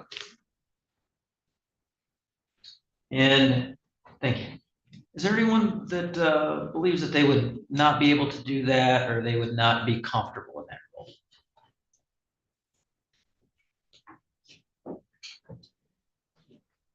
And as you will be instructed, there are elements to this charge that Mr. Willie James Jr. Is being accused of, and it is the burden of the prosecutor to prove those elements to you, and to prove all of those elements to you beyond a reasonable doubt.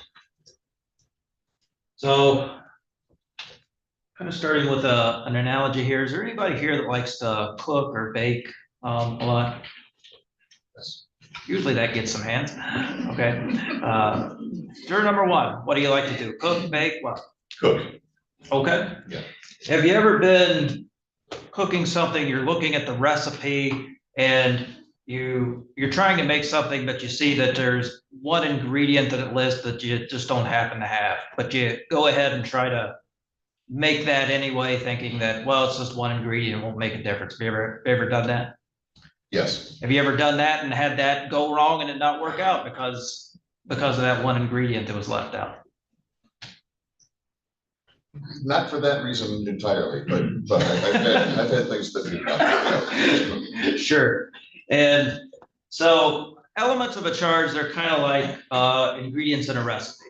And again, it is the burden of the people to prove those elements to you, and not just some or most of them, but all of them. And they have to prove all of them beyond a reasonable doubt. So is everyone here, if you were to sit as a juror in this case, is everyone here going to require that the people meet that burden of proof by proving each and every element beyond a reasonable doubt? Yes. Seeing a lot of people nodding their head yes.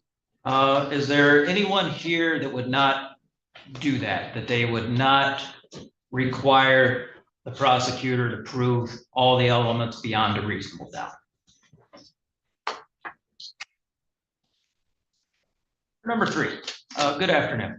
What are your thoughts on that? Would you require the prosecutor to prove all of the elements beyond a reasonable doubt to you? Yes, sir. Okay. Does anybody else like to be heard on that topic?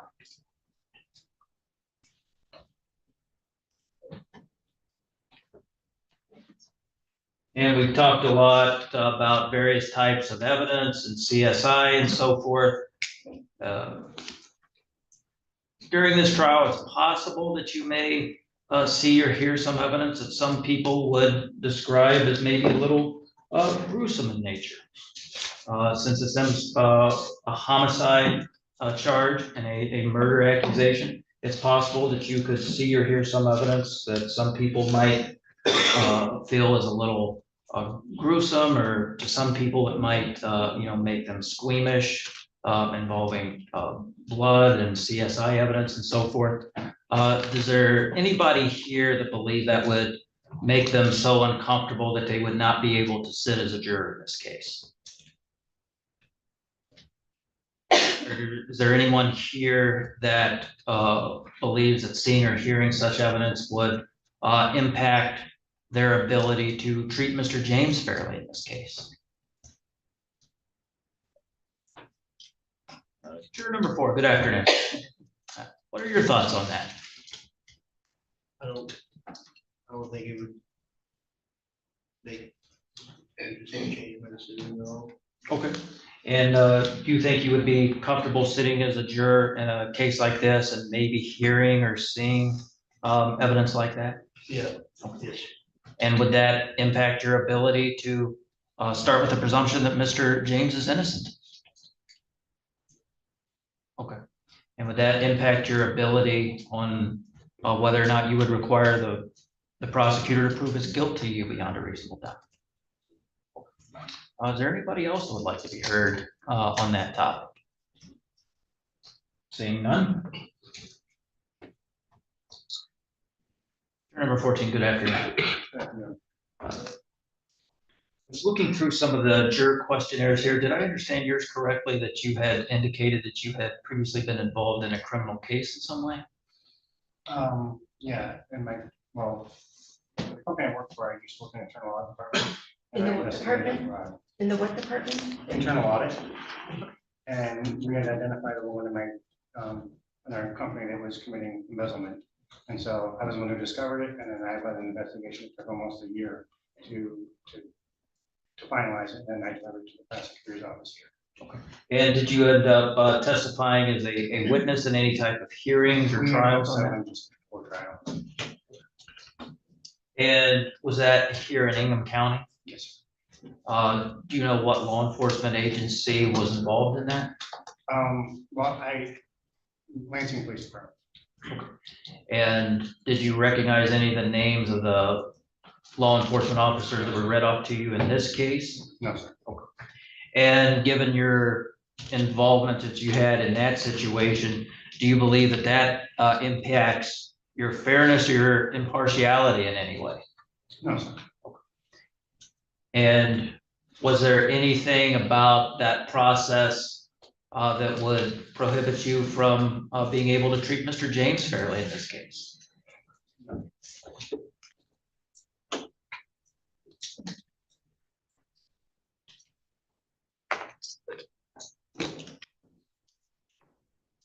Sure, number one, good afternoon again. I know you have a trip coming up that is planned sometime in the middle of the month. Is that correct? That is correct. Okay. And let's say you end up being selected to serve as a juror in this case, and that trip ends up getting delayed or canceled because you end up serving as a juror in this case. Would you be able to concentrate on the evidence in this case? Do you think you would be able to be back in the jury room deliberating with your fellow jurors? Yes. Or do you think your thoughts of maybe disappointment about that canceled trip would be overriding that? No, not at all. I would be able to concentrate on this case. And if that were to happen, would you hold that against Mr. James in any way? No. And do you believe that would impact your decision-making in any way or your ability to follow the law in this case? No, it will not. Thank you.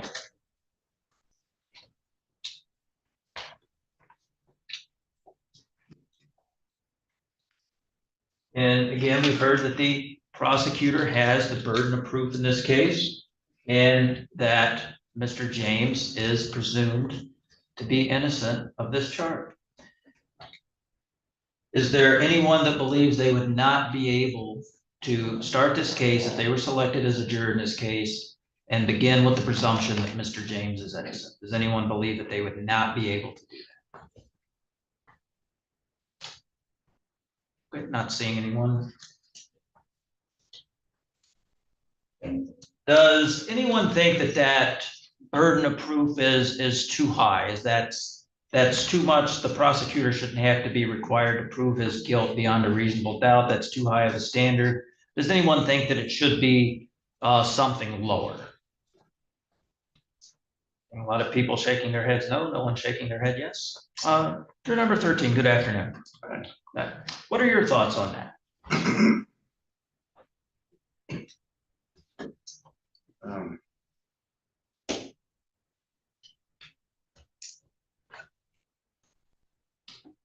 Do you the question? Sure. Do you think the burden of proof, the people have the burden of proving Mr. James's guilt to you beyond a reasonable doubt? Do you think that's too high of a standard? Do you think it should be something lower? Okay. Is that a no? No, sorry. And sure, number 8, good afternoon. How about you? What are your thoughts on it? I'm sorry, can you repeat the question? Sure.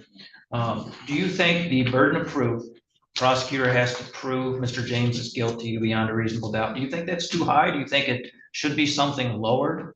I do not think it's too high. Okay. And you would hold him to that standard? Yes, that's. Okay, thank you. And you will also be instructed that Mr. James does not have a duty or a burden here to do anything. He does not have to prove his innocence to you or to do anything. Does anyone think that Mr. James should have to prove or disprove something?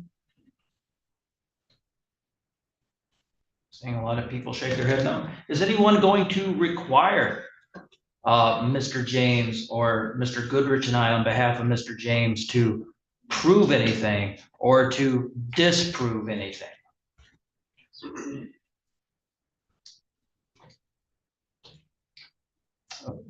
You're number 5, good afternoon. And what are your thoughts on that? Do you think you would require, or do you think Mr. James should have to prove or disprove something? And if you were to be instructed that he does not have any burden to prove or disprove anything, would you be able to follow it? Okay, thank you.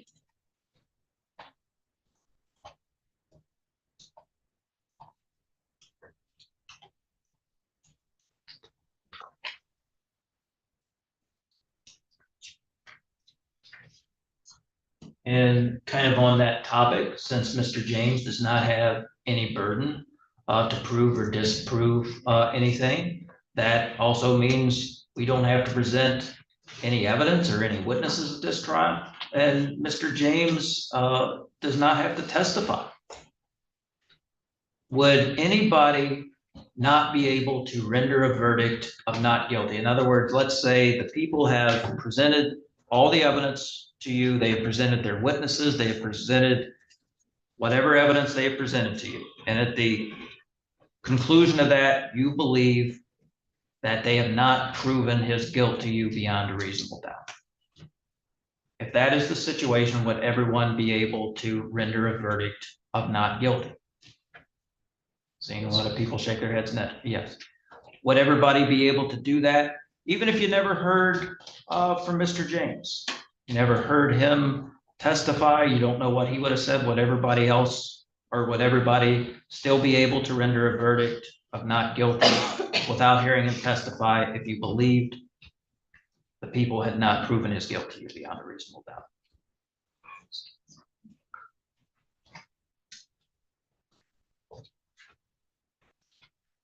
And let's say Mr. James did decide to testify in this case. Do you think you would be evaluating his testimony the same, or do you think you would be looking at it differently?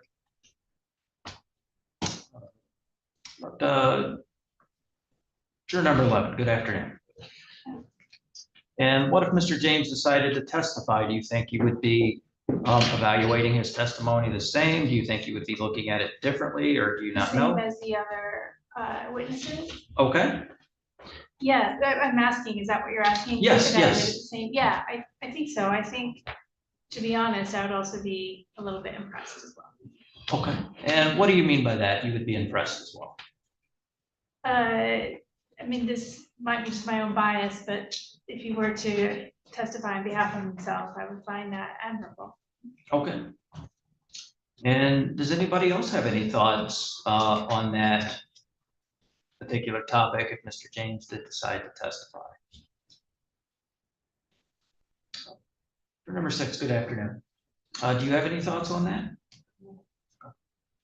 Do you believe that you would be evaluating Mr. James' testimony same as the other witnesses? Do you think you would be looking at it differently, or are you not sure?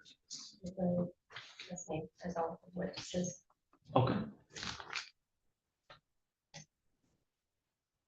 Can anyone think of a reason why someone would not want to testify, even if they're completely innocent? Juror number 9, good afternoon. Yeah. Do you have thoughts on that? No. Well, let me ask you this. I know we've been picking on a lot of people today and kind of been picking on a lot of people at random. Has that process or the prospect of that, does that make you a little nervous or apprehensive at all? Yeah. Okay, juror number 8, I saw you nodding your head yes. Absolutely. I was like, I could see myself not wanting to speak just because there's so many people.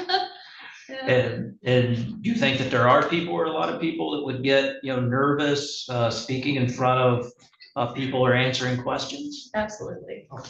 And do you think that could be the case even if they're completely innocent? Correct. Okay.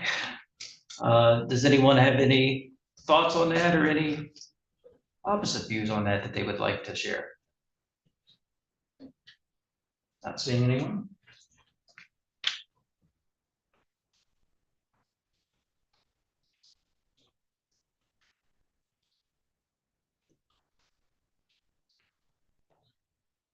And so let's say that the scenario is you get picked to be a juror in this case.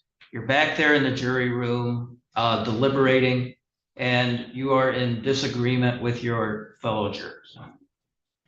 Let's say 11 believe that the prosecutor has met their burden of proof, but you fervently believe that they have not. They have not met that burden of proof, and because of that, your vote is not guilty. But you are in disagreement with your fellow jurors on that. Does anyone feel like they would not be able to voice their opinion if it happens to be a minority one in a group setting? I know that can be maybe intimidating for some people. Does everybody believe that they would be able to participate in a discussion like that in a group setting? Seeing a lot of people shake their heads, yes. Does anyone believe that they would not be able to do that, or they would not be able, or they would not feel comfortable doing that? Seeing no hands raised, does anybody in the jury box know each other, or have you worked together in the past? No. All right, everybody's saying no. And let's say you are the one juror that believes that the prosecutor has not proven their burden of proof. They have not proven Mr. James's guilt to you beyond a reasonable doubt. Would anyone here change their vote just to appease their fellow jurors or just to get the matter over with? Saying a lot of people shake their head no.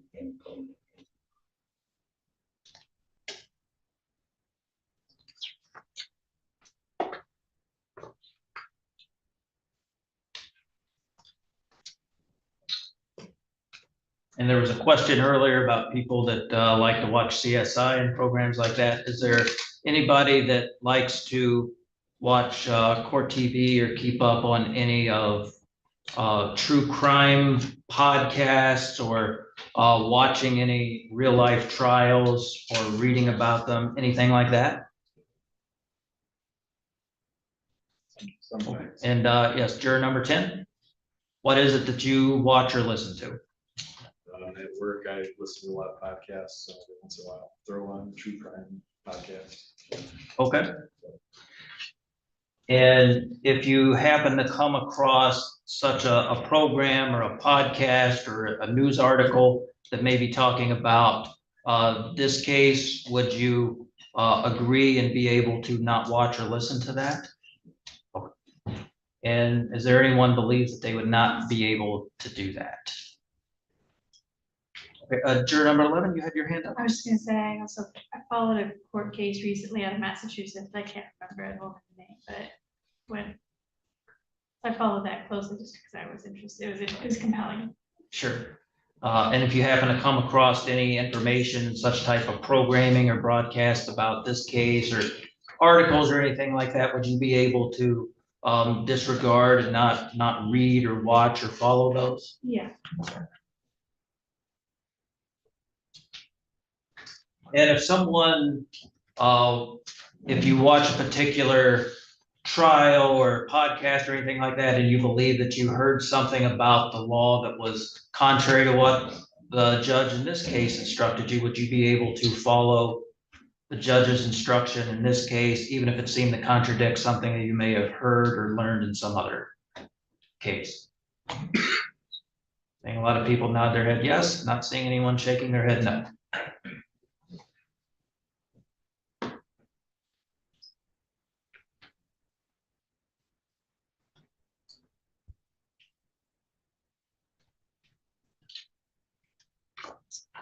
And is there anybody here who has studied the law in any way or has worked in the legal field in any way? Yes, juror number 11. Yeah, I've studied quite a few Supreme Court law cases just for my own work. Okay. So is that something you did for your job, or is that just something you did on your own, or you studied at school, or what? I studied in school, and also I write about certain, mainly First Amendment Establishment Clause cases. Okay. And is that the main focus of your studying then, those First Amendment cases? In terms of what I write about in terms of the law, yes, they're all pretty much all First Amendment Establishment Clause cases at the appellate and Supreme Court level. Okay. And have you done any studying or a lot of studying on criminal law or any of the various constitutional amendments that usually come up in criminal cases? That's a no? It's a no, sorry. Okay. I'm sorry. No, you're perfectly fine. This is very unnatural for most people, so no need to apologize. And given that you've studied that, would that have any issues or bearing on You presiding as a juror in this case if you're chosen? I don't think so. And juror number 5, you had your hand up?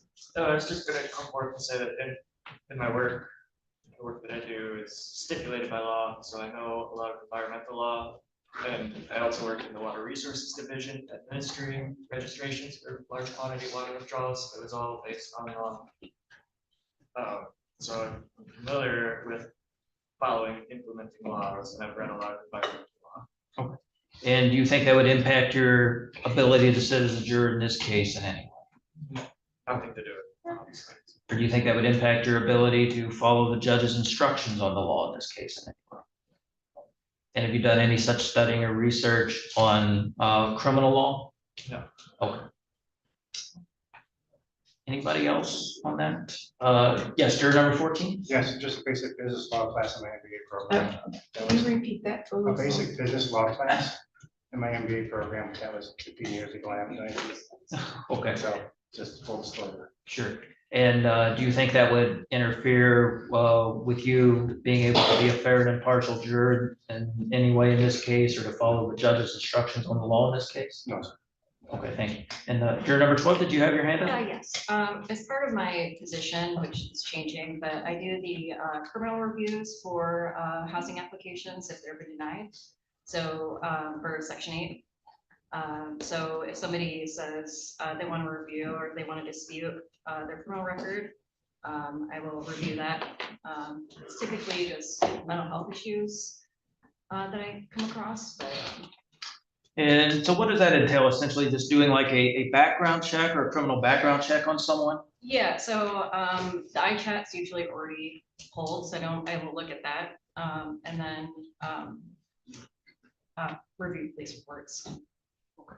And do you think, is there anything about that that would impact your ability to sit as a fair and impartial juror in this case? No. Would that impact your ability to follow the judge's instructions on the law in this case in any way? I'd be able to follow the law. Okay.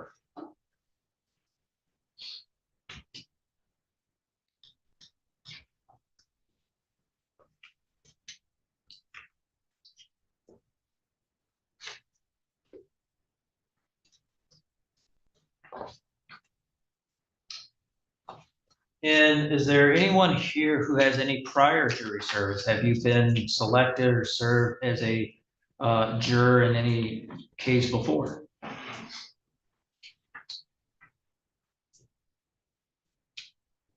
Juror number 12, did you have your hand up? Yes, sir. Okay.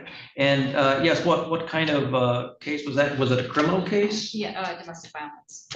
Okay, was that here in Ingham County or somewhere else? About 8 years ago, I'd say. Okay. And you ended up sitting as a juror in that case, is that correct? Okay. And I don't want you to tell us what the decision or verdict was, but was the jury able to reach a verdict in that case? We didn't get that far, they settled. Okay, So I think it went like 2.5 days. okay. And do you recognize any of the witnesses or law enforcement names that you heard here today from being involved in that case? And was there anything about that prior jury service that would make you hesitant to serve as a juror again? And if you heard an instruction in this case that you think contradicted what you may have been instructed on in that prior trial, would you be able to put that aside and just follow what the judge instructs you in this case? I'll be following the judge's instructions. And is there anything about that prior jury service that would make you not be able to treat Mr. James fairly in this case? I don't know. Thank you. And did someone else have their hand up on that when I was asking about prior jury service? I just want to make sure I didn't miss anyone. Okay, does it look like it?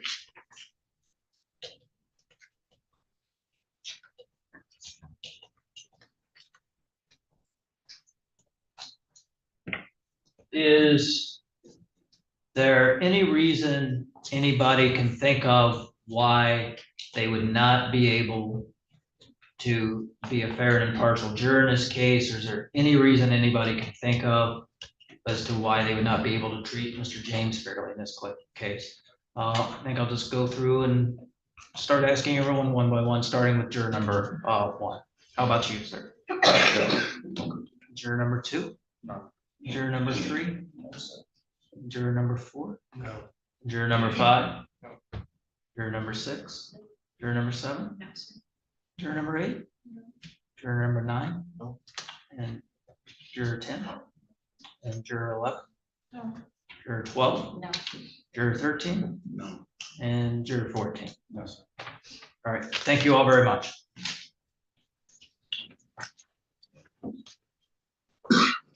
On behalf of the people for cause. Your Honor, thank you. I don't believe that we discussed this. Actually, why don't we just approach really quickly, please?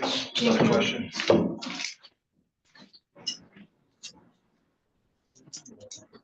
Yes.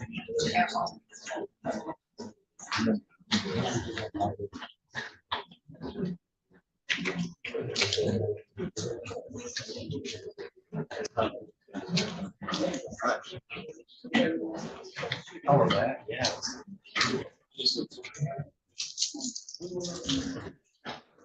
On behalf of the people for cause, and both sides may do multiple. Your Honor, thank you. The people have no challenges for cause at this time. On behalf of defendant for cause. None for cause, Your Honor, thank you. On behalf of the people peremptory. Yes, Your Honor, the court's indicated we can exercise multiple peremptory challenges to move things along. So on behalf of the people, we would respectfully thank and excuse the following jurors. Juror number 2, juror number 3, juror number 7, and juror number 11. Thank you.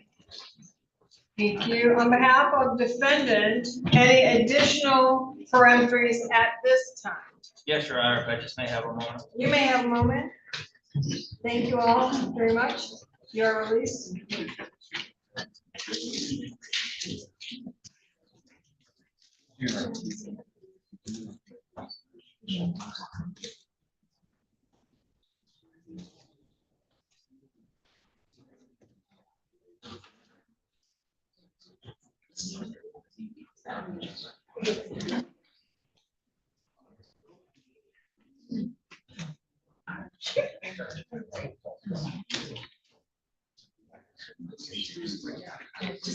Just a short one.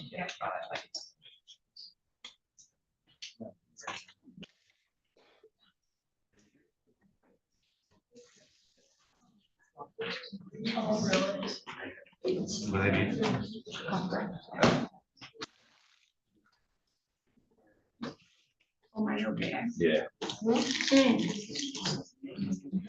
Brian.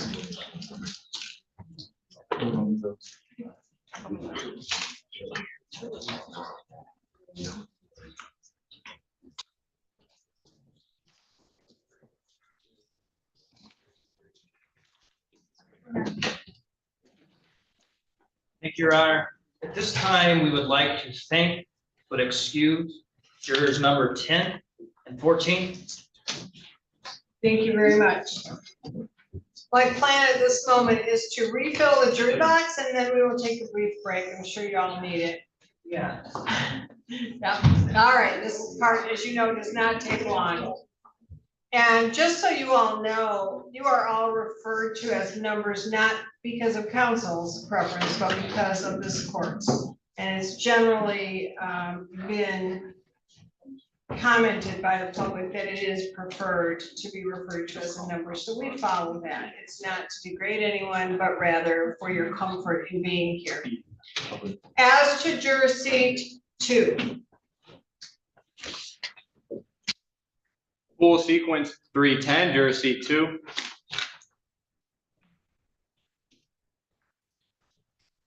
As to juror seat 3. Full sequence 189, juror seat 3.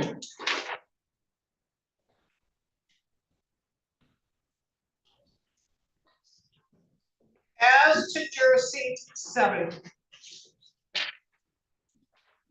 Full sequence 453, juror seat 7.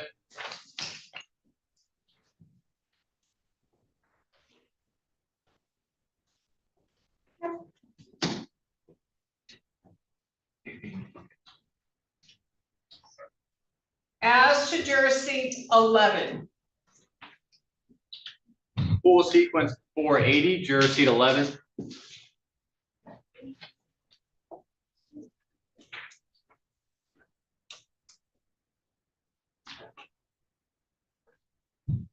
Juror seat 10. Pool sequence 163, juror seat 10.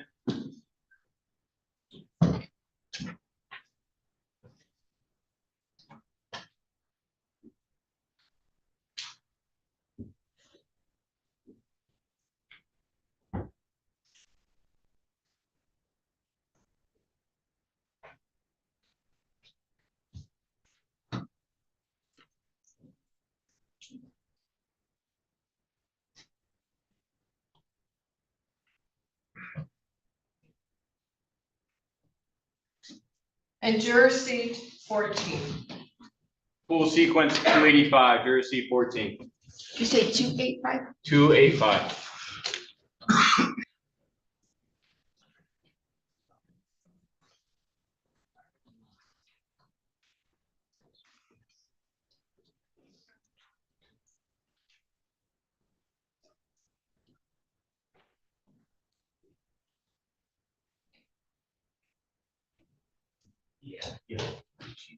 All right, all jurors are instructed to return back exactly to those seats. We will take a brief break. Remember, you have your cell phones and whatever electronics you brought. No research, no talking about the case or anything you think about what's happening here. All right?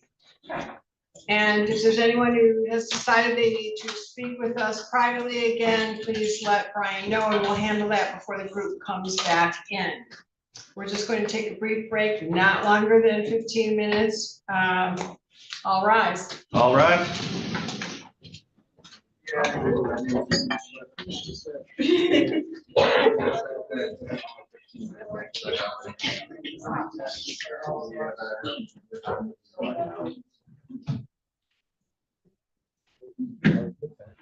It goes really quickly. Because now they only, they can only choose on it. They can only question those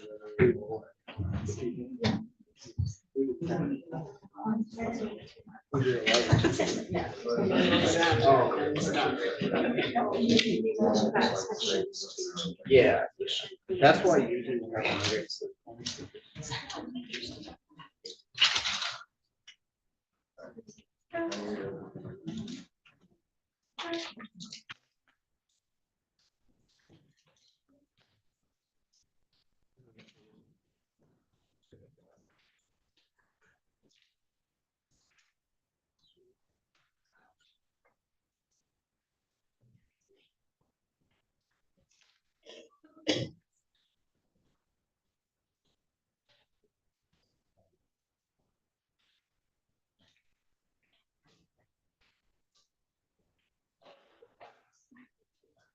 This courtroom's dry. Mhm. Did you need some water or you have some? No, I'm good.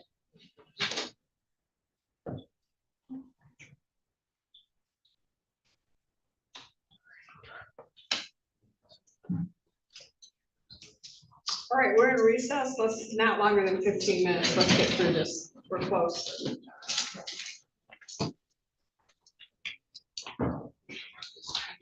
Yeah.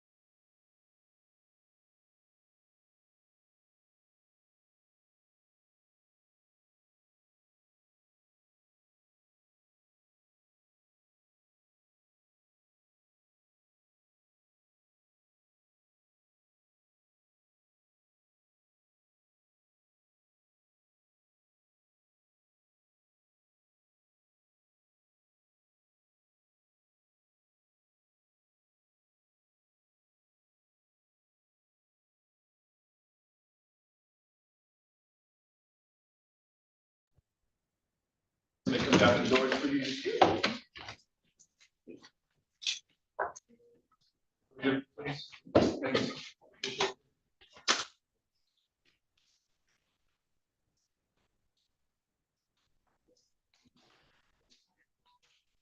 Good morning, guys. All rise.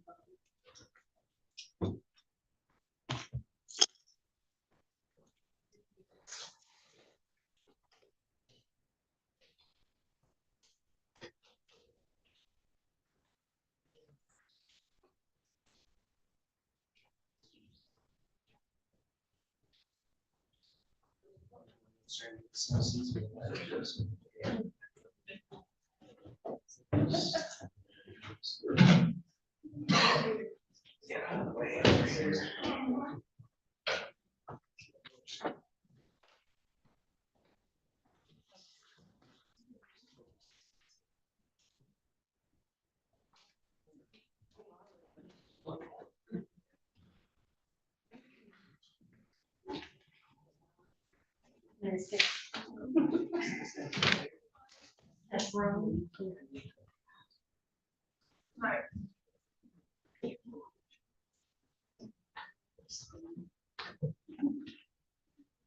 I'm so tired.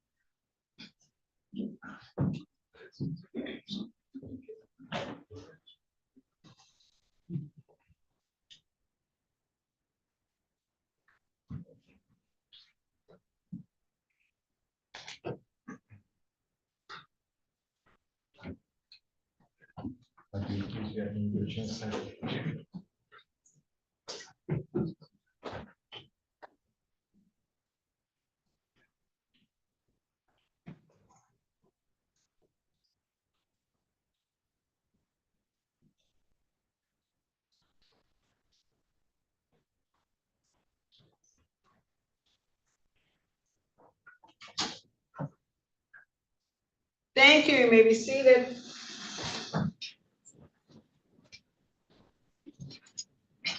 Mr. Green, on behalf of the people. Thank you, Your Honor.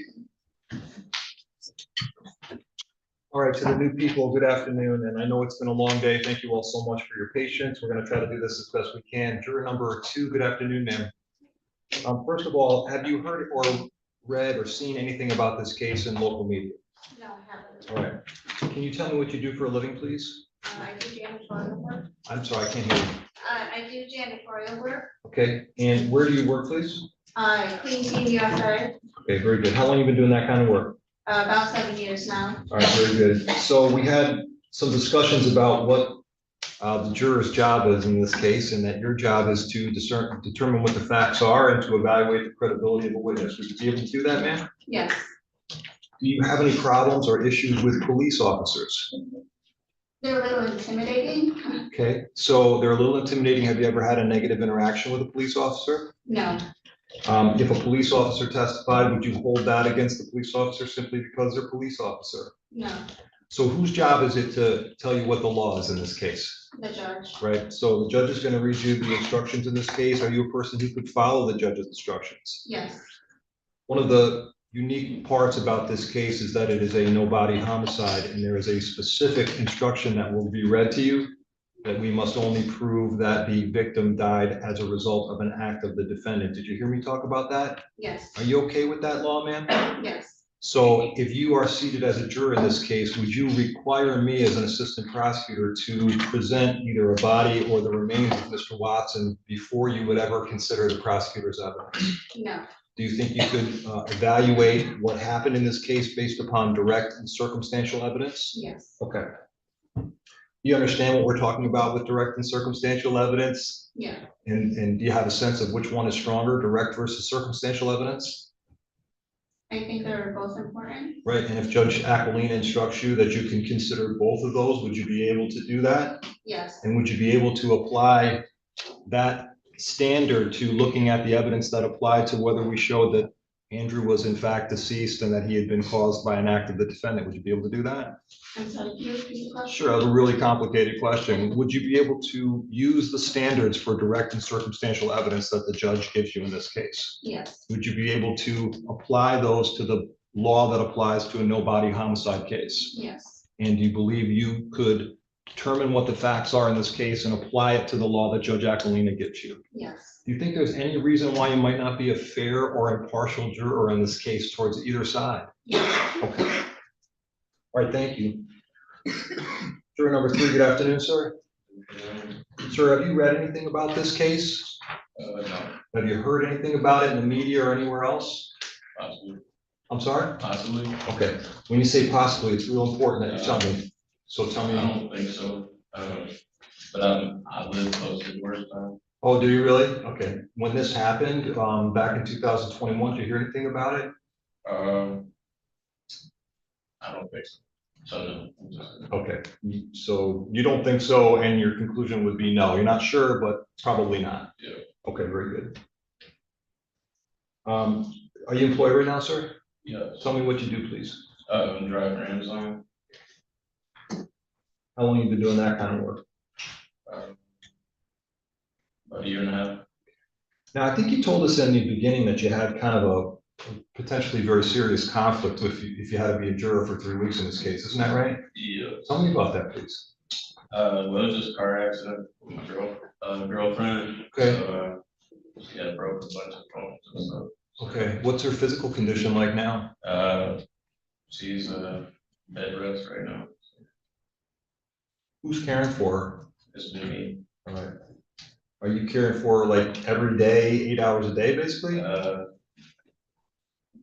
When I'm there, it's pretty much all the time. I say majority of the day when I'm not working. So you understand this is a very important case, right? And it's very intricate, detailed case, is that correct? So when you're sitting here, are you going to be thinking about how your girlfriend's doing at home and your mind and intention's going to be there, or are you going to be focusing on what's going on here in the courtroom? Honestly, my mind would be wandering. So do you think because of that situation that's going on with your girlfriend right now, which is a serious situation, do you think you might not be able to be a fair and impartial jury in this case? No. You don't think you would be able to be a good juror in this case? I think I can still be. Okay. So do you understand what the job of the jury is in this case? You have to decide what the facts are. Does that make sense to you? Okay, and part of that is to decide the credibility of witnesses. Do you understand that? Are you a person who could sit in judgment of the credibility of another person? Yeah. What about police officers? Do you have any problems with police officers? I've had a couple issues in the past. Okay. So when you say you've had issues in the past, does that taint your opinion of police officers towards the positive or to the negative in some way? More towards the negative. I don't know. So when it's tilted toward the negative side, would you say that you have some sort of bias against police officers? It's okay if you do. No one's going to be mad. Maybe a little bit. A little bit, okay.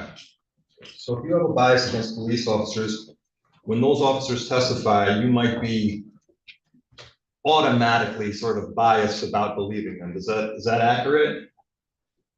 Yes. Okay. Do you think that could inhibit your ability to be a fair juror in this case? If you're biased against the people, the prosecutor is calling all those witnesses that are police officers, you might be biased against my side? Okay, sounds good. Now, you gotta listen to the law that's given to you. Who gives you the law in this case? Okay, this is a no-body homicide, okay? And I think we talked about something, and I don't mean to do this facetiously, but we do hear this expression, no body, no crime. What do you think about that?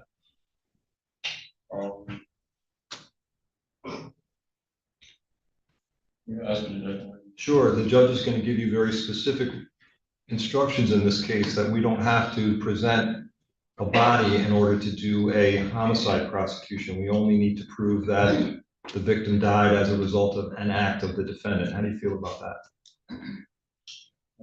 I'm fine with it. Okay, you think you could follow Judge Aquilina's law as it's read to you in this case? Yes. Okay. Sir, would you want someone like you to sit on the jury if you were in the defendant's seat? Yes. All right, so there's two types of evidence in this case, sir, direct and circumstantial evidence. What do you think about that? Both are important to the case. And would you be able to consider both the direct and circumstantial evidence? Yes. So really the only issue that you want to bring to my attention is the fact that you've had some negative interactions with police officers and that you might be biased against police officers. Is that accurate? Correct. And because the prosecution is putting on the police officers, you may have a bias against the prosecutor's case. Is that accurate, sir? Okay, thanks. All right, thank you so much for your candor. I really appreciate it, all right? Juror number 7, good afternoon. Have you heard anything about this case? I have not. All right. Can you tell me what you do for a living, please? Sure, I'm an associate dean and a professor at Michigan State. And what, are you in the law school? No, I'm Okay. in the medical school. I'm sorry? Medical school? Medical school, all right, very good.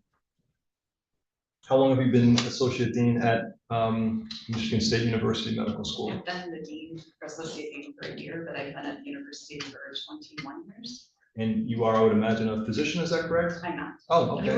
What was the question? I'm sorry, I said you are a physician, correct? And the answer was? No. Okay.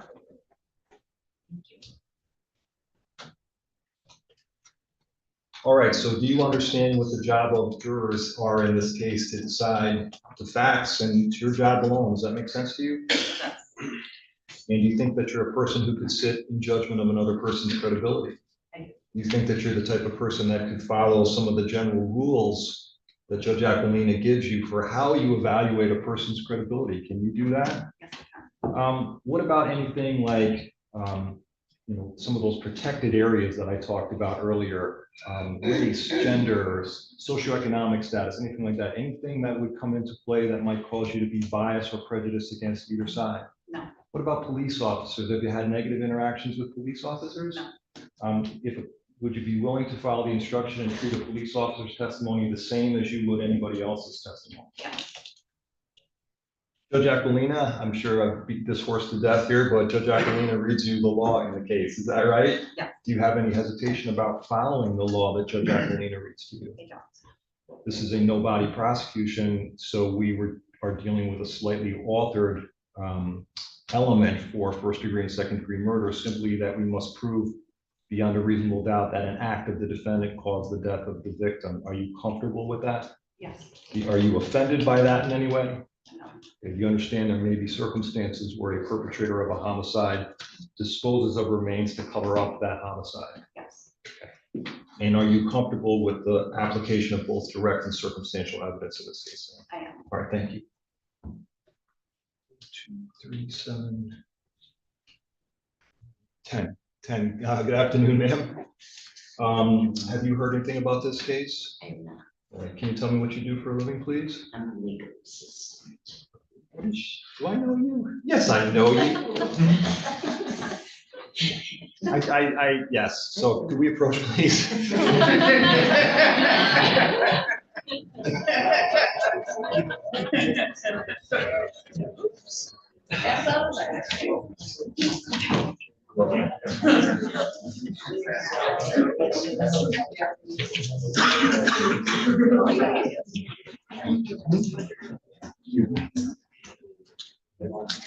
Ma'am, thank you. You are excused. Thank you very much. That's what happens when we talk on the phone for 30 years and haven't seen each other in a while. I know somebody. Give our regards to your boss. Thank you.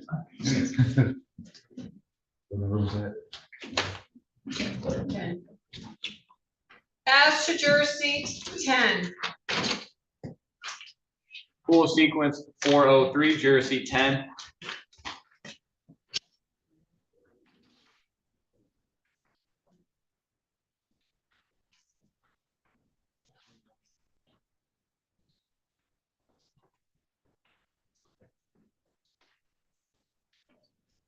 all right, thank you, sir. Council, you may proceed. We do not know each other, is that correct? That's my knowledge. All right. So my first question is, why do I have this contraption on my podium? Do you know the answer to that? Because jurors always want to know that. Got a lot of questions, had to write them down. All right, I'll tell you, because of my age, the book is too far down if I put it on a thing. It's outside the scope of my reading glasses, so I have to bend over and do this. So I have to give myself a boost here. So, all right. Have you heard anything about this case, sir? No, sir. All right. Can you tell me what you do for a living? I drive a beer truck, All right. How long have you been driving a beer truck? 17 years. Is it you got your own route or do you drive for somebody? I drive for somebody. All right, very good. So I'm going to try to speed things up just a little bit, and I've asked a lot of questions. Those questions are media coverage. You said no. I know what you do for a living. We talked about juror job in this case, deciding credibility, police officers. Judge Aquilina reads you the law. You have to follow the law. No body prosecution. Have you heard all those questions over and over again? Is there anything you want to bring to my attention, sir? Not to my knowledge. All right. Anything you believe would prohibit you from being a fair and impartial juror in this case? Not to my knowledge. With respect to police officers in particular, do you have any type of unpleasant interactions with police officers such that you would be biased against a police officer? Not unpleasant, no. Okay. Would you be able to follow the instructions in the case to treat a police officer's testimony like anybody else's? Yes. This is a no body homicide prosecution with sort of different rules. We don't have to produce a body. Do you accept that, sir? Yes. And are you going to require me to produce a body and not listen to the case otherwise? No, sir. Would you be able to follow Judge Aquilina's instructions about we have to prove that the victim died as a result of an act of the defendant? Are you okay with that? Yep. And are you okay doing that through the use of both direct and circumstantial evidence? Yes. All right. Is there anything you want to bring to my attention that would inhibit you from being that clean slate we talked about initially? Not to my knowledge. Okay, thank you. Juror number 11, good afternoon. Good afternoon. Thank you for your patience. I assume you've heard nothing about this? Correct. Okay. Nothing in the media, Facebook or otherwise? Nope, nothing. Can you tell me what you do for a living, please? I work maintenance at a logistics center, How long you been doing that for? 9 years. All right. Juror job, credibility, application of facts to law, Judge Aquilina gives you the law, no body homicide prosecution, police officers, burden of proof. Those are all issues we've pounded over and over again. What, if anything, would you like to bring to my attention, sir? I got nothing. All right. Do you feel that you could be a fair and impartial juror in this case? Yes. Any of those protected classes that we talked about, race, gender, socioeconomic status, would that factor into your decision-making on credibility or the facts of this case? No. Can you look at both the people's side and the defendant's side with a clean slate until you hear evidence in this case? Yes. When you hear that evidence, are you the type of person that can make a decision based upon the factors you're given to make that decision? Yes. And can you apply the facts to the law that Judge Aquilina gives you? Yes. All right, anything you want to bring to my attention? No. Okay. All right, and lastly, juror number 14, good afternoon, ma'am. Have you heard anything about this case? No. All right, what do you do for a living? I'm a stay-at-home mom. Okay. Any hardships or real problems if you were selected as a juror in this case? Just childcare, just trying to incorporate childcare. Do you think you'll be able to do that, to be able to manage that? I know that can be very difficult. I think so. My husband just got a new job and he's working 2 p.m. to 2 a.m. Okay. And my daughter gets off the bus around 3:45, so I just have to find someone to get her off the bus. So I think you actually brought that to our attention earlier, right? No, I don't think so. Oh, okay, great, because I know we had a similar Yeah. conflict, so I do take that seriously, and the people are, of course, not hard-hearted to those circumstances. We balance that against this being a very important matter. if you are selected, we're not gonna destroy your life. You're gonna be able to handle that problem, you think? Yeah. Okay. So your job is to decide the facts. Judge Aquilina gives you the law. You apply the facts to the law. In this case, a particular type of law, which is the law of a no-body homicide. Anything you'd like to bring to my attention about that? We can use direct and circumstantial evidence. Are you okay with that? Are you okay with following the judge's instructions about what direct and circumstantial evidence are? Yes. This is my last chance to talk to you. I don't want you in favor of my side or biased against my side. I don't want you in favor of the defense or biased against the defense. Clean slate. Are you a clean slate? Yes. All right. And I think I spoke to everybody. Thank you so much. I'm out, we found Mr. Austin.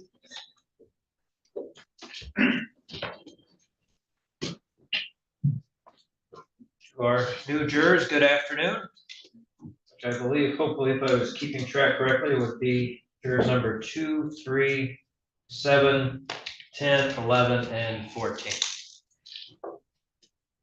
So is there anything about any of the topics or issues that I brought up or I've been discussing that any of our new jurors would especially like to be heard on?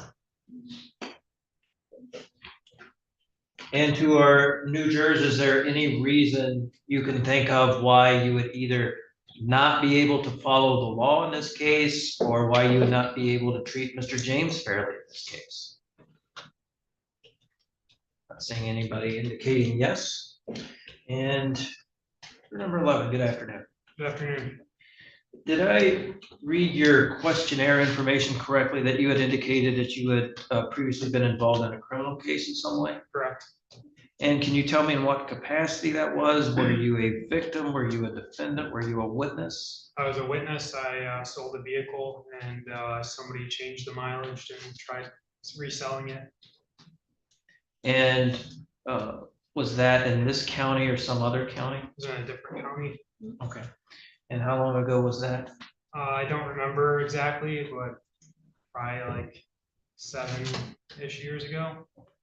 And did you end up testifying in any hearings or a trial or anything? I was testifying in a trial. Okay. And was that, were you one of the prosecutor's witnesses? I believe so. And was there anything about that experience that would preclude you from being a fair and impartial juror to Mr. James in this case? I don't think anything would. No. And is there anything at all about that process that would impact your impartiality against Mr. James in any way? No. Okay. Thank you. And to our new jurors, is there anyone that believes they would not be able to start this trial if you were selected as a juror with the presumption that Mr. James is innocent? Is there anybody that would not be able to do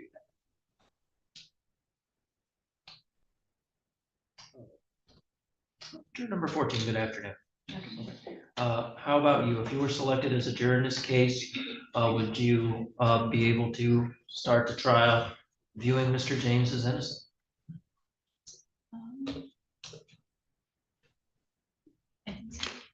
Okay.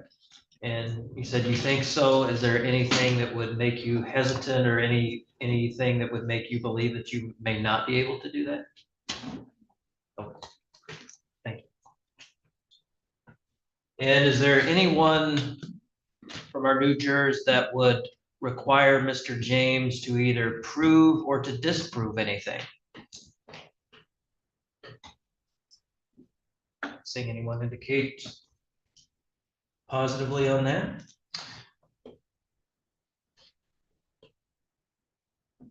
And is there anyone that would not be able to render a verdict of not guilty in this case unless you heard from Mr. James? You don't care what the evidence shows or demonstrates to you, there's no way you could render a not guilty verdict in this case unless you heard from Mr. James or you heard what he had to say. Is there?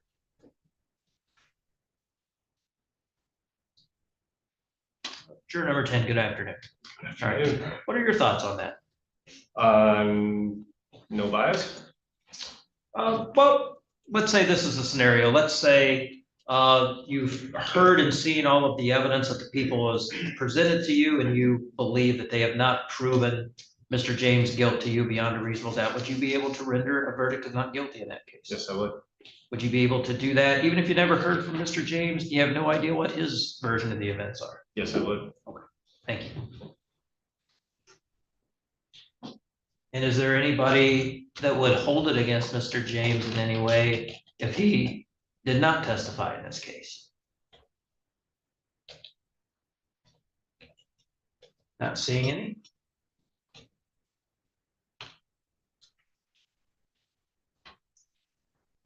And anyone from our new prospective jurors, has anyone had any legal training or has worked in the legal field in any way? Can anybody indicate yes? Or has anyone studied the law in any way? I did briefly go to a career class to study for legal secretary, but I didn't end up finishing to get a degree for it. Okay. And how long ago was that? Oh gosh, about 10 years ago. And you recall how many courses you took for that? I really don't remember. Okay. And do you think that would impact your ability to be a fair and impartial juror in this case in any way? No. Is that going to impact your ability in any way to follow the law as the judge instructs you? No. Thank you. And is there anyone from our new jurors that watch a lot of podcasts or use a lot of media about true crime or trials in the news or anything like that? Not seeing anyone. And would everyone promise or agree if they happen to come across some type of article or information or news story, perhaps about this trial, that you would agree and promise not to watch or listen to that and disregard it? Doesn't look like anyone is indicating that they would not be able to do that, so good. Anyone from our new prospective jurors, do any of you believe that you would be uncomfortable or not be able to be in a group setting, in a deliberation room, discussing the facts and the issues in this case with your fellow jurors?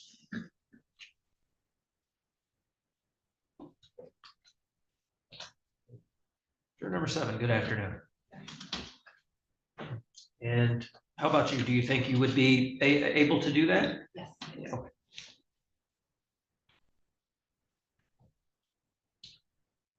And would anyone here, let's say you're chosen as a juror in this case, you're back in the deliberation room, would anyone here change their vote just to appease your fellow jurors or just to get the matter over with, even though you did not believe that is the correct verdict? Would anyone here do that? And a lot of people shake no, not seeing anyone indicating in the affirmative.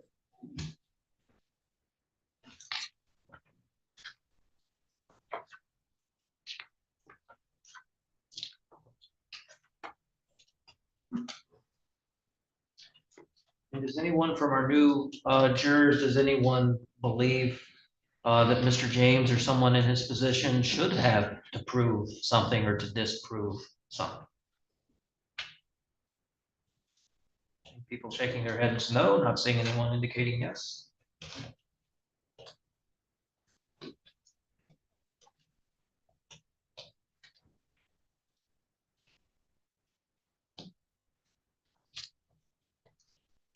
And everyone from our new prospective jurors, would you all promise and agree, if you were selected to sit as a juror in this case, that you would require the prosecutor to meet their burden of proof and to prove each and every element beyond a reasonable doubt? Would everyone agree to follow that instruction? Would anyone believe that they would not be able to follow that instruction? Seeing everyone not raising their hands and appearing to agree in those last two questions.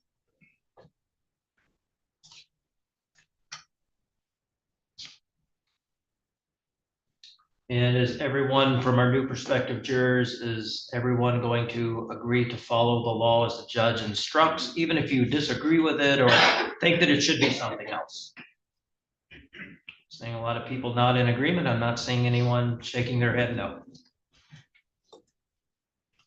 And is there anyone from our new prospective jurors, is there anyone that has any prior jury service? Has anyone served as a juror before in any capacity? Yes, juror number 7. I was selected to be on a jury, but they settled before we went to trial. Okay, so was it a situation like this where you were in the box or in the room being questioned and then you ended up not getting selected? Or? No, I was in the box and I was selected, but then they settled before we went to trial. Okay. Yeah. So you were selected, but there was a situation where it got resolved before you didn't hear any testimony or end up having to make a decision? Yep. And was that in this county or some other county? Yes, it was in East Lansing. Okay. And do you recall approximately how long ago that was? I can't remember. Maybe must have been before COVID, so probably in the late, like maybe 2018. Okay, so several years ago, in other words? Okay. And you remember what the case was or what the charge was in that case? I think someone was at a demonstration or something, and they had gotten in a skirmish with maybe police or something like that. I don't, it was very vague because we didn't actually go to trial. Sure. And was there anything about that brief experience that you had there in East Lansing that would impact your ability to sit as a fair and impartial juror in this case, or to treat Mr. James fairly? No. Okay.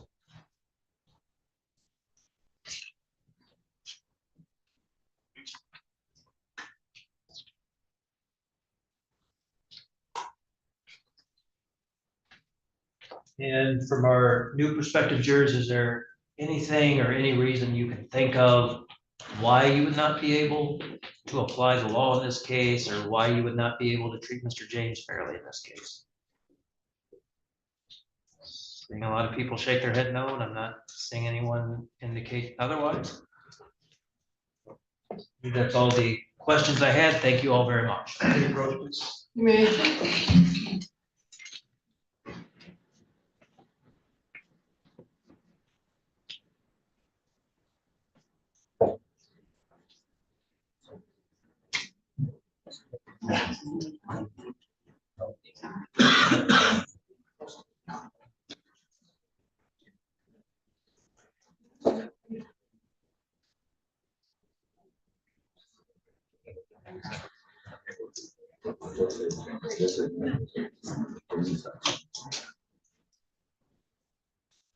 Juror 3, you are excused.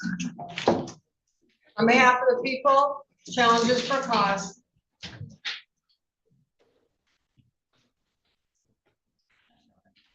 For cause. Yes, thank you. We have no challenges for cause at this time. Thank you. For cause. None for cause, Your Honor. Thank you. On behalf of the people, peremptory. We have no peremptory challenges at this time. On behalf of the defendant, peremptory. I just have a moment, Your Honor. You may.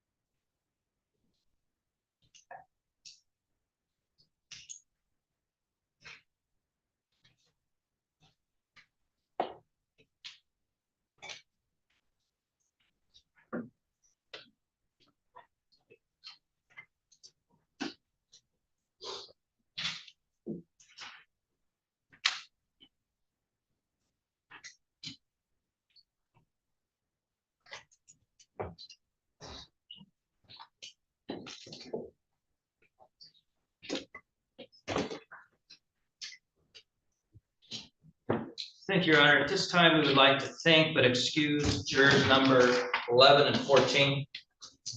Thank you both.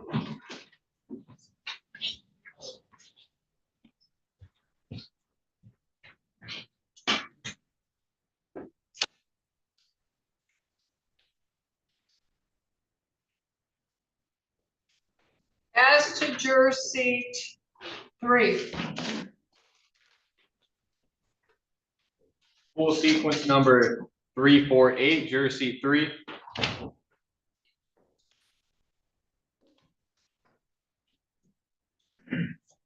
As to juror seat 11.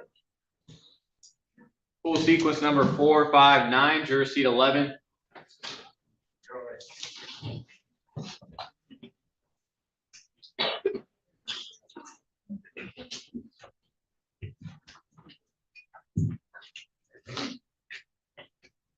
As to juror seat 14.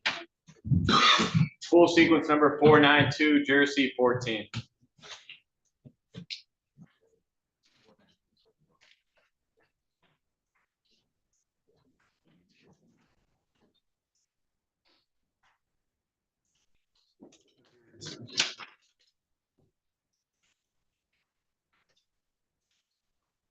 Pool sequence number 156, juror seat 14.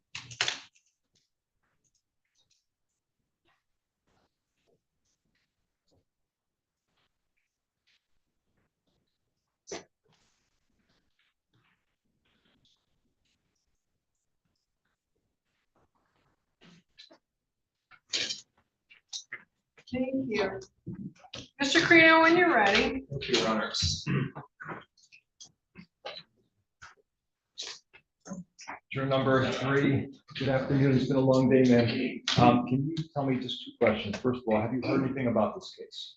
All right. Can you tell me what you do or did for a living, please? I'm retired. Yeah. I have worked in the past in biochemistry and as a nurse. Okay. Can you tell me what you did in biochemistry, please? I worked in environmental chemistry. Oh, very good. And then when you were a nurse, what type of nurse were you? The majority of my career I spent in nursing education, Oh, okay. And what is your highest level of education, please? master's in nursing. Very good. So I know it's been a long day. I'm going to try to be so quick. I would expect you've heard and listened to my questions here today. Okay. Is there anything that you'd like to bring to my attention that would prohibit you from being a fair and impartial juror in this case? Anything about the nature of the case, the law and instructions, or the evidence that might be a problem for you, biased towards one side or the other? No. Okay. And I'm looking at juror number, who's next? Juror number 11. Good afternoon. Good afternoon. First of all, have you heard anything about the case? No. All right. What do you do for a living? I work at Aldi Warehouse. All right. How long have you been working at Aldi? About, will be 2 years this year. Okay. What do you want to bring to my attention about all the things that we've discussed? We talked about credibility, police officers. I've types of had an evidence. indication with that. I'm sorry? I've had an indication with an officer. Had a bad experience with a police officer? Do you think But it that- didn't help that he was. Wait a minute, let's talk about this. Sorry. So has that caused you some bad feeling against police officers? A little bit. So Detective Osborne or Detective Lowe is not a police officer involved, correct? Correct. All right, none of the officers that are on my witness list that you heard today, they were not involved, right? Correct. So if they go up on the witness stand, they testify, you're gonna look at them and say, see that officer's face, I don't believe a word he's gonna say. Depends. Okay, so it sounds, and this is okay, it sounds like you might have a bias against police officers, is that A little accurate? bit. All right. The people are calling police officer after police officer after police officer. It sounds as though you would be biased against the people's case, is that a fair statement? A little bit. All right, so You're you're. excused, ma'am. Thank you very much. As to juror seat 11. Pool sequence number 160, juror seat 11.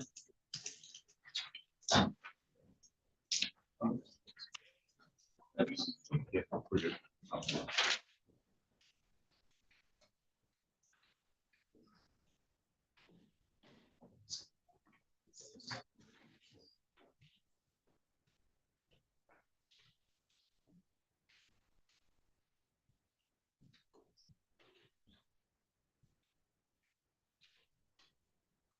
Thank you. Counsel, you may proceed when you're ready.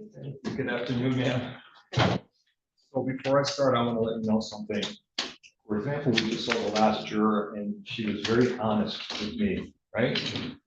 and then we sort of toss her out, right? It's almost like you get penalized for being honest. It's really not about that. So I want to assure all the jurors I haven't spoken to and yourself that that's what this is about. You're supposed to be honest with me, and when you get, it's not the, you don't get ejected, so I don't want to give you that perception. Does that make sense? Yeah. Have you heard anything about this case? Is that no? No, Okay. What do you do for a living? I'm a home health care provider. Okay. How long have you been a home health care provider? Well, I've been doing it on and off for about 28 years and CNA. All right. Is being on this jury for 3 weeks, given the nature of the work that you do, is that going to be a financial or other hardship for you, man?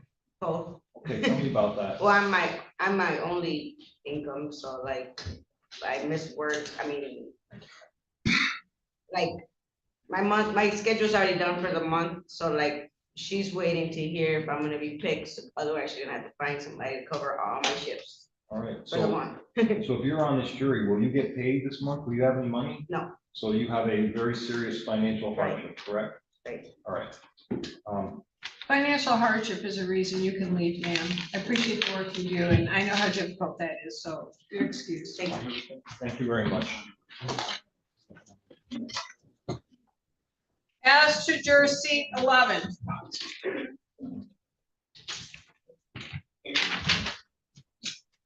Pool sequence number 209, juror seat 11.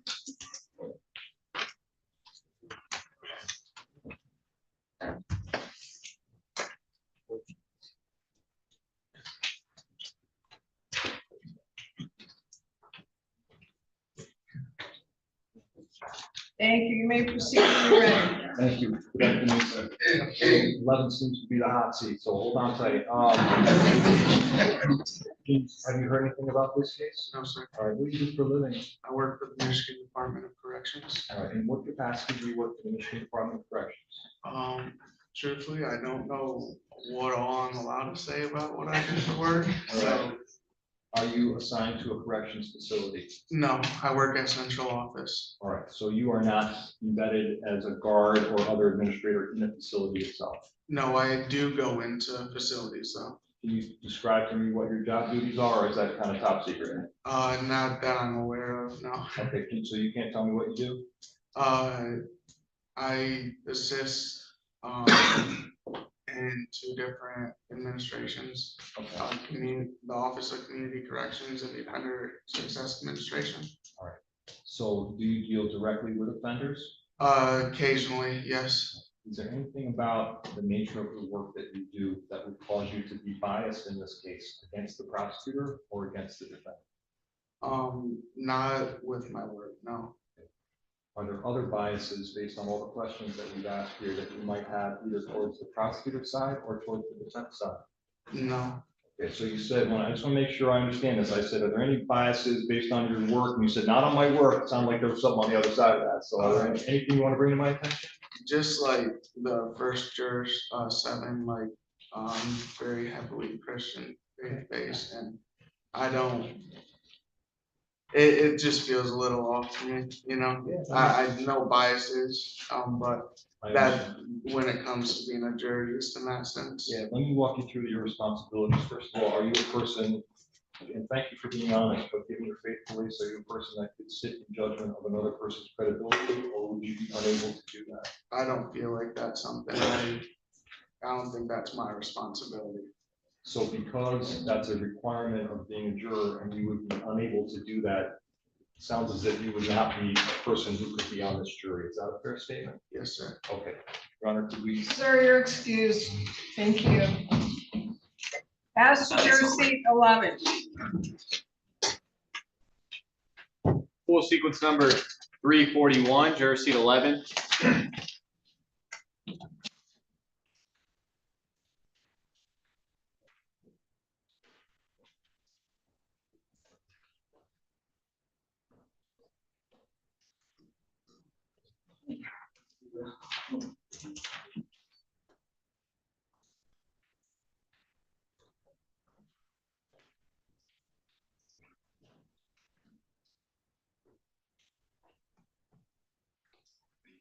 Good afternoon, sir.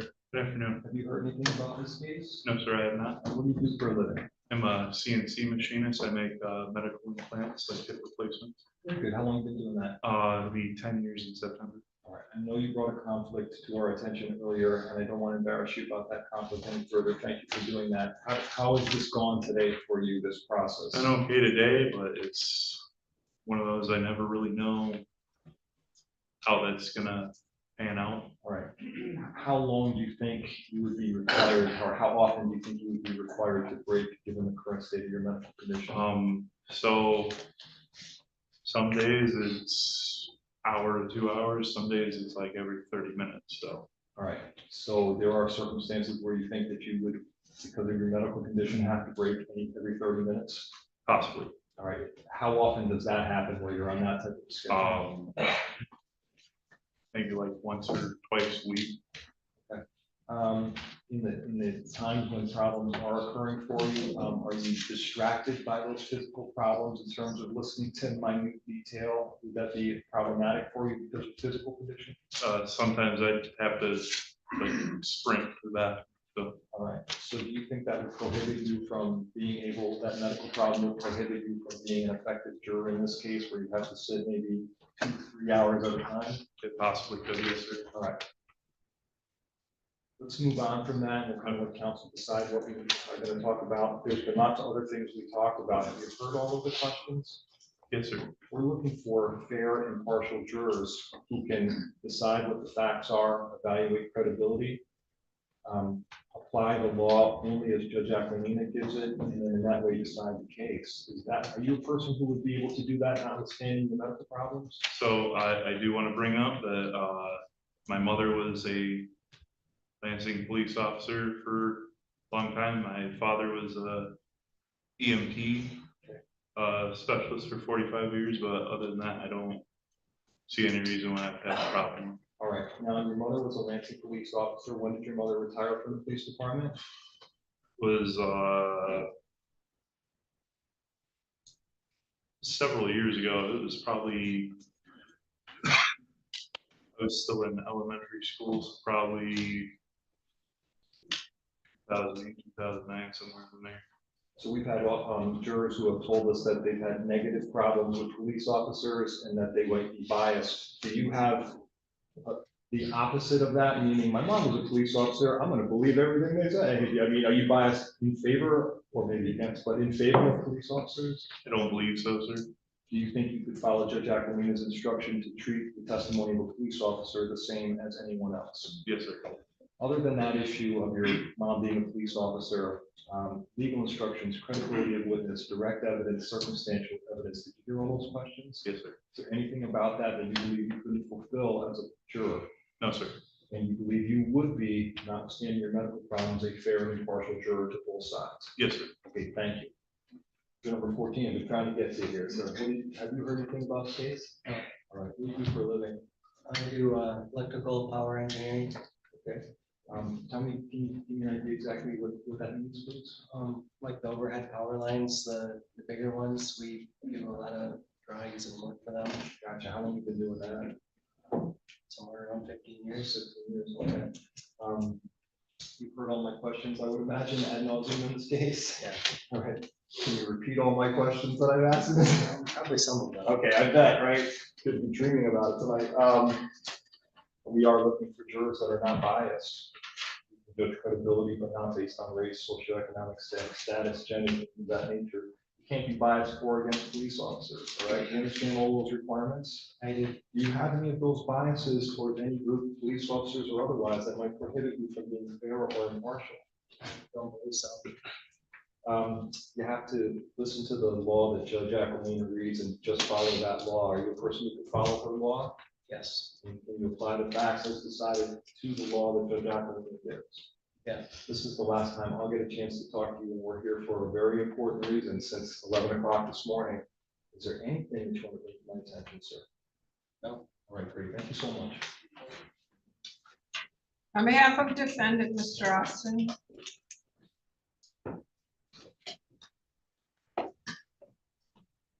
Jurors 3, 11, and 14, good afternoon.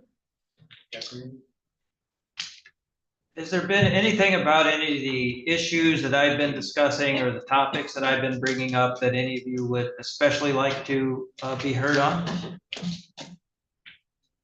Seeing any indicators there? Start with juror number 3. Good afternoon.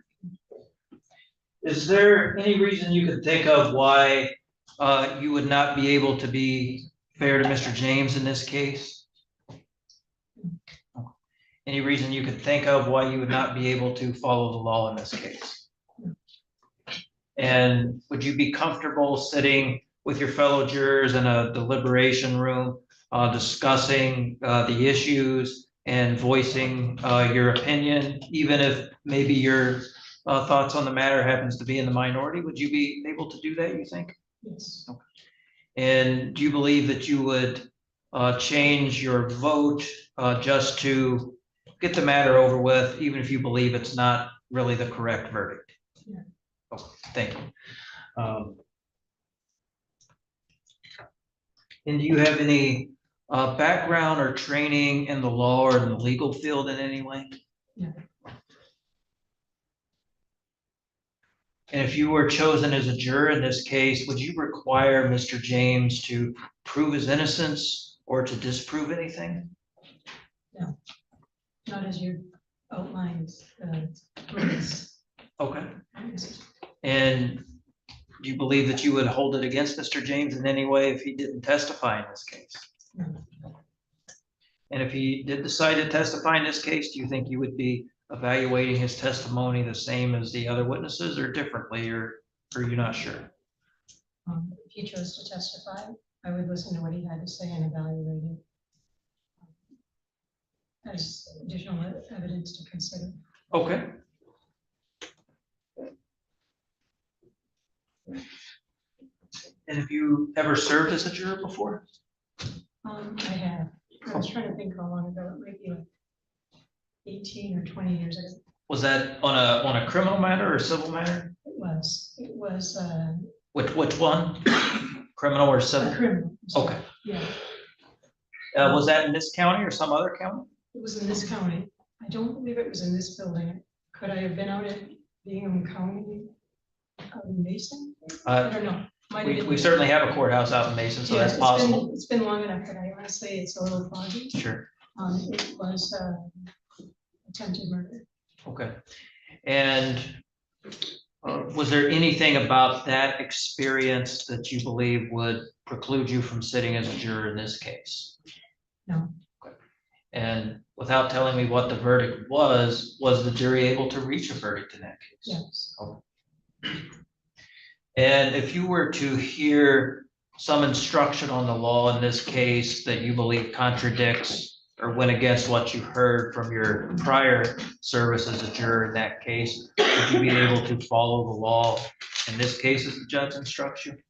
I would follow the rules that this judge provides. I honestly don't even remember where it was, so I'm a little foggy on Okay, sure. details. I remember that.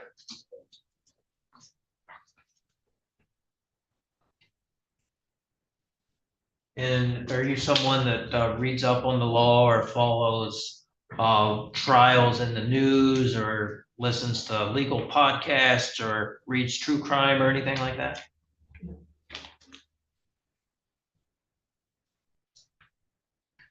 Is there any reason you can think of why you would not be able to sit as a juror in this case, or why you would not be able to treat Mr. James fairly in this case?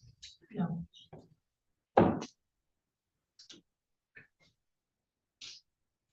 And would you be able to start this trial with the presumption that Mr. James is innocent? Yes. Thank you. And juror number 11, good afternoon. Good afternoon, sir.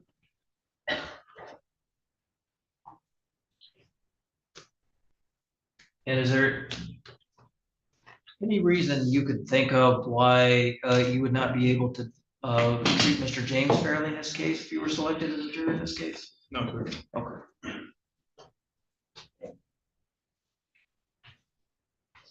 And I don't want to belabor too much because I know you've spoken some about, the medical issues that you brought to our attention. But if you were selected as a juror in this case, do you think, would you be able to concentrate on the testimony and the evidence in this case, or do you think that would cause you some amount of anxiousness or anxiety? I should be able to concentrate, yes, sir. Okay. And any reason you can think of why you would not be able to follow the law in this case? No, sir. Okay.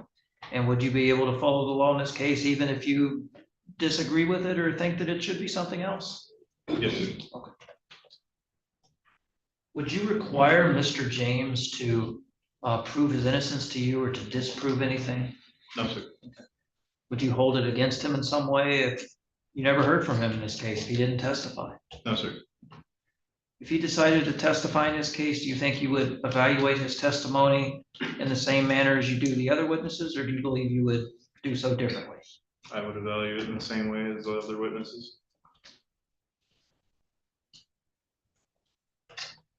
And would you be comfortable, you think, in a deliberation setting and speaking and talking about the issues in this case with your fellow jurors? Yes, sir. Okay. And would you be able to do that even if your viewpoint on things happens to be in the minority? Yes, sir. Okay. And do you foresee yourself in a situation where you may change your vote or change your verdict just to get the matter over with, even though you don't believe that that's the correct decision? Do you think you would do that? No, sir. Okay.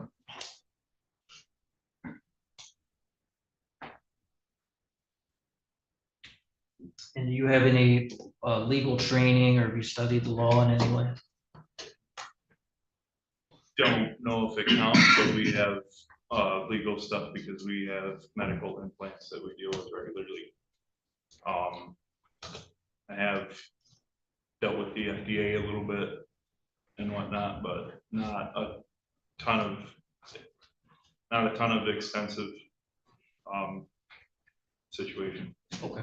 Any occasion to study criminal law or criminal cases or true crime involving criminal law, anything like that? I watch a lot of crime podcasts and TV shows.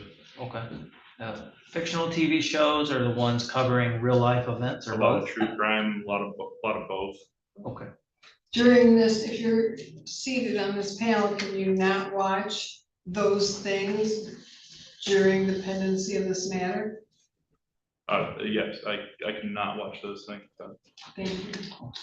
And if you would happen to come across a story or an article or a comment or anything at all on any type of program or social media about this case, would you be able to and promise to not look at that and disregard it? Yes. Okay.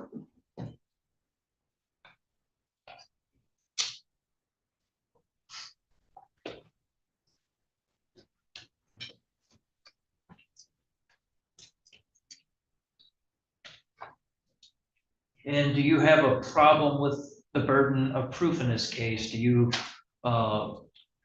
take offense in any way that it's the prosecutor's sole burden to prove Mr. James guilty to you beyond a reasonable doubt?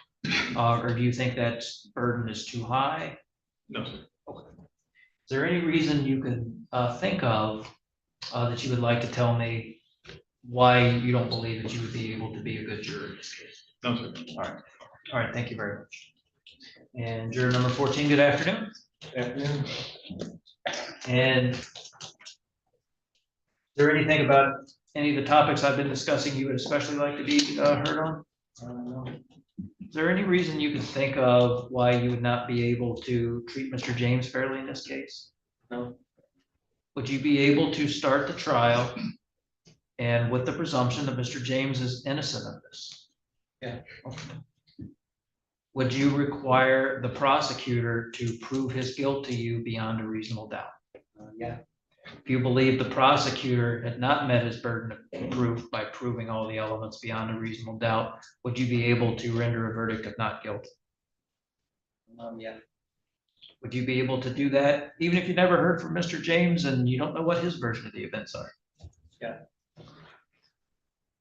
Do you believe you would require Mr. James to prove or to disprove anything to you? No. Do you believe that he should have such a burden? No. And have you had any legal background, either in your work or any type of legal training in any way? I was a patent examiner for a few years, but nothing criminal. Okay. And when you say patent examiner, what all does that entail? I examined mostly software patents at the Patent and Trademark Office. And when you're examining them, what are you examining them for?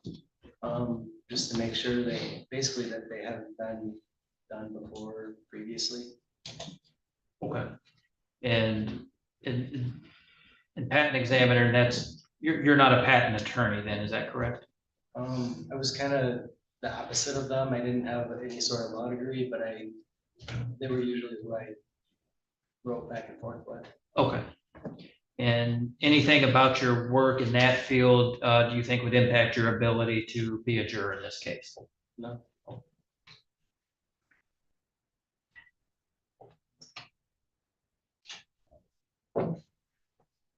Do you have any hesitancy about being in a group setting with your fellow jurors and discussing the case and discussing the issues and discussing the matter? No. And do you believe that you would be able to participate in a group setting like that and be able to speak up, even if your viewpoint happens to be in the minority? Yeah. Do you foresee yourself in a situation where you would change your vote even though you don't believe it's the correct verdict, just to appease everyone else or just to get the matter over with? No. Any reason you could think of why you would not be able to follow the law in this case? No reason. Is there any reason you could think of or any reason that you would like to bring to my attention why you believe you would not be able to treat Mr. James fairly in this case? No. All right, thank you, Your Honor. I believe that's all the questions I have. On behalf of the people for cause, None for cause, thank you. on behalf of the defendant for cause, None for cause, Your Honor. Thank you. on behalf of the people peremptory, No peremptory challenges. on behalf of defendant peremptory, May I have a moment, Your Honor? you may.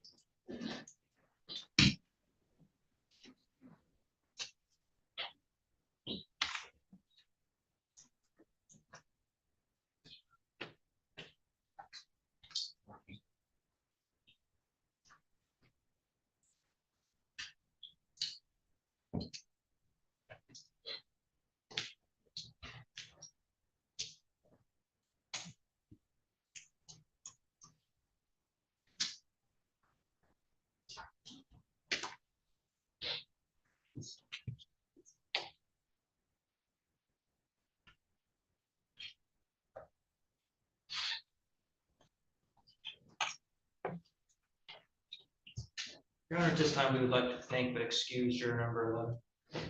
Thank you. Thank you very much, sir. As to juror seat 11.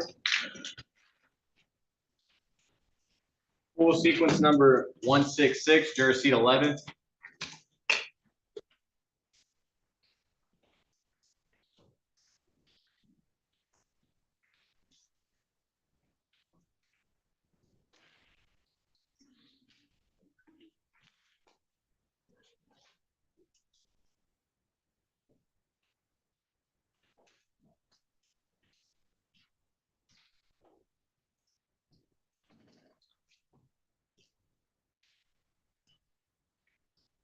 One second, Your Honor.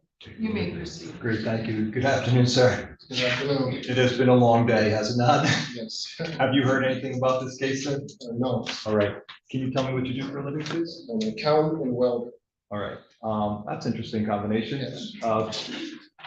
Explain that to me.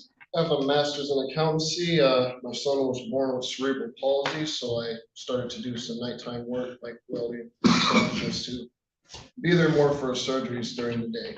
Fascinating. And I hoping this case, if you were selected, will not be a hardship for you, given your son's medical condition? He passed away last October, unfortunately. I'm so sorry. Very sorry, sir. Thank you. Thank you so much for sharing that with us, and my condolences to you, sir. Okay? We're here for an important reason, and we do have to ask questions that probe so deeply, and your honesty is appreciated. I've asked a lot of questions here today. We want somebody that's fair towards both sides based on all these issues. Is there anything you'd like to bring to my attention, sir?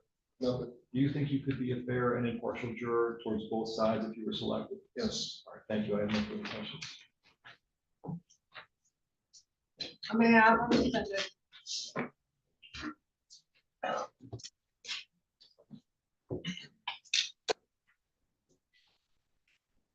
Good afternoon. Good afternoon. Has there been anything, especially about any of the topics or issues I've been addressing today, that you would especially like to be heard on? Is there any reason you could think of why you would not be able to treat Mr. James fairly in this case? No. Is there any reason you could think of why you would not be able to follow the law in this case? No. And would you be able to do so even if you disagreed with it or think that it should be something different? Yes. Okay. And is there anything about being in a group setting, discussing the matter with your fellow jurors? Is there anything that would make you hesitant about being a juror for that reason? Nothing. Nothing at all. Would you require Mr. James to prove or to disprove anything to you? No. Do you think he should have such a burden? It's not for me to decide. Yeah. Have you had any prior jury service? No. Have you had any legal training or studied the law? Nope. Do you read or watch anything as it relates to legal issues or real life trials or anything like that? Like podcasts and stuff on YouTube while cooking and cleaning. That's about it. And if you happen to come across something about this case, would you be able to and promise to not watch or listen to that and to disregard that? Yes.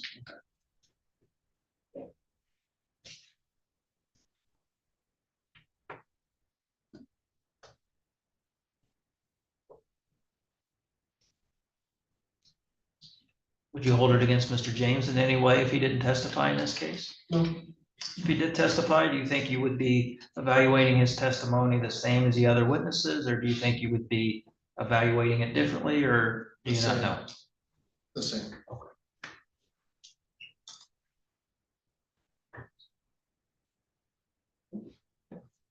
Thank you, Your Honor. That's all the questions I had. On behalf of the people for cause. None for cause. Thank you. On behalf of the defendant for cause. None for cause, Your Honor. Thank you. On behalf of the people, peremptory. We have no primary challenges, Your Honor. On behalf of defendant, peremptory. I have a moment, Your Honor. Thank you. Nay.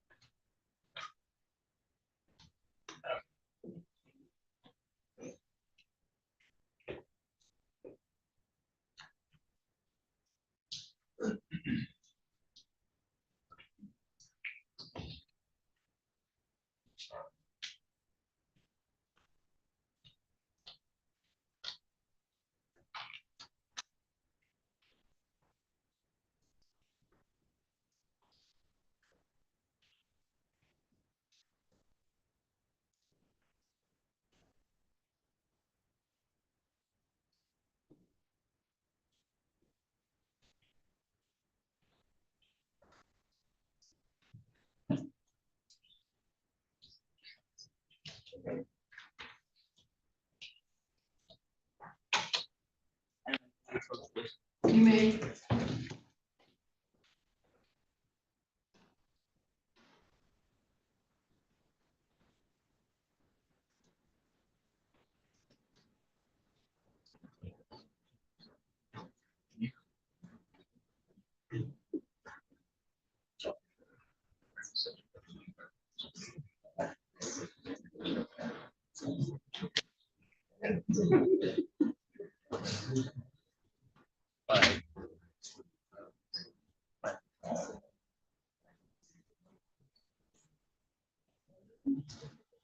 That is me. Okay. I got it.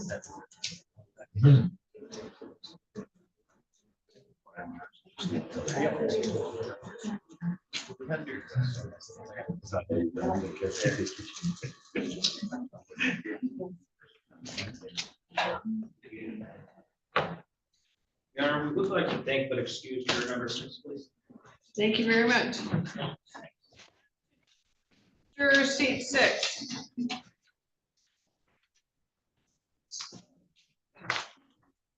Pool sequence number 339, juror seat 6.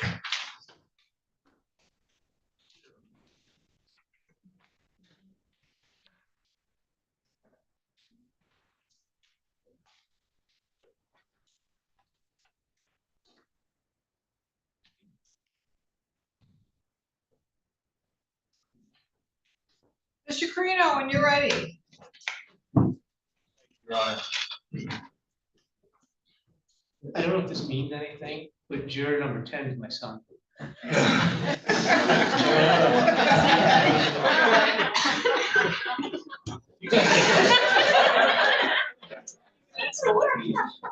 Does your son behave and, hey, sir, does your son behave and do everything you say? No. You two meaningfully disagree? Always. All right, counsel, you may proceed. Good afternoon, and that, you had to save that for 4 o'clock, thank you. Appreciate it. You know, there's no legal prohibition about that, so, but we do want to know that, so thank you so much. I 28 years doing this, never seen that, so I'm impressed. Okay. I gotta get back on track. Have you heard anything about this case, sir? Okay. Can you tell me what you do or did for a living? Are you retired or? I'm retired in 2017. I worked for the Lansing Board of Water and Light. Very good. You've heard everything about this case. Is there anything that would prohibit you from being fair towards both sides? No. All right. In all the questions that the people asked, that the defense asked, anything prick your ears up, say, hey, I don't think I should be on this jury. No. Okay. So you do have a relationship, and not just you know, but this is your son. So how would you characterize your relationship with your son? Do you have a good relationship with your son? I have a fantastic. He grew to be a good man, think for himself. All right. Understanding that, sir, it sounds like you two do disagree with one another. Oh, yeah, we have. All right. Let's say you think A and he thinks B, and you go back in the room, okay? Are you going to be able to hold your position of B, or would you cave into his position of A? To kind No, of I hold mine, and I'm sure he'd hold his. Okay. If he was disagreeing with you and adamantly thought your interpretation of the facts was wrong, would that cause some sort of family strife such that you have to maybe? No, it wouldn't be the first time. Do you think,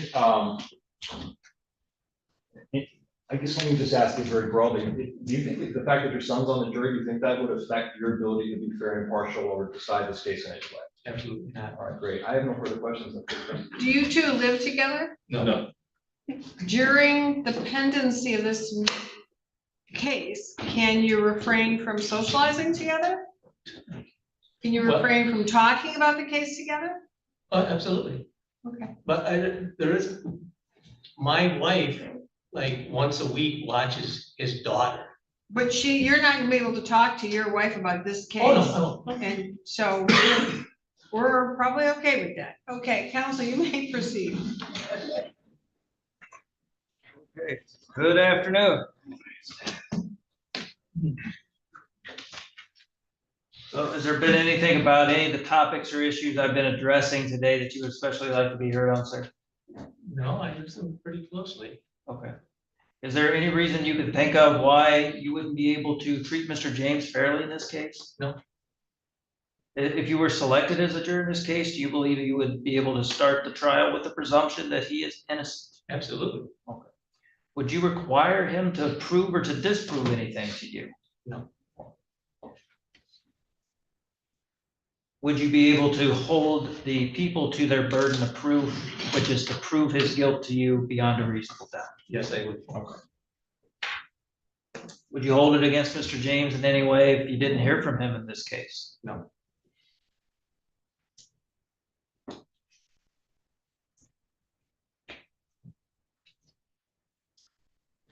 And if you're back there in the jury room deliberating, I know there's the prospect you may be back there deliberating with your son.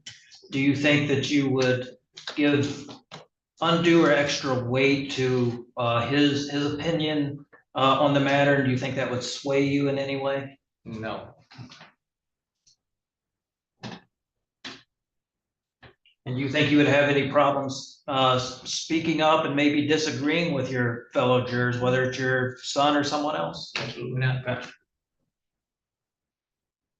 Do you foresee yourself in a situation where you would change your vote or change your verdict just to get the matter over with? No.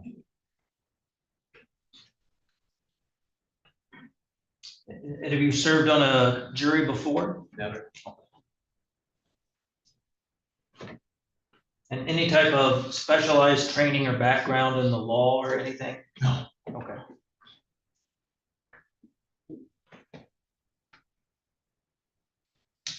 And is there anything else that you think we should know on behalf of Mr. James as it relates to your ability to sit as a fair and impartial juror in this case? No. All right. Thank you very much.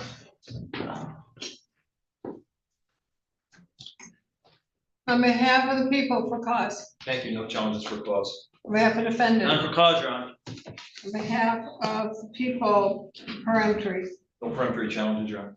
on behalf of defendant peremptory, let me know when you're ready. Just a moment for me.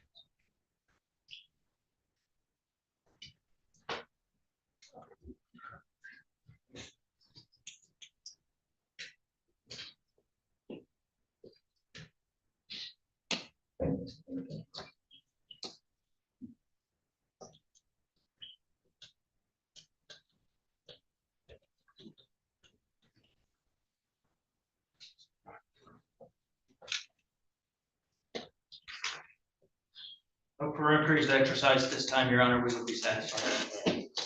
We have a panel.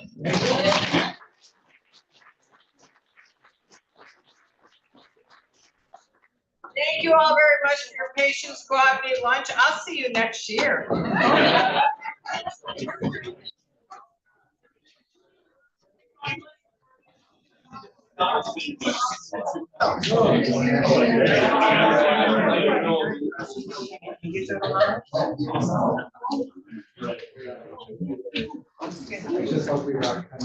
All right, so everybody get your chair.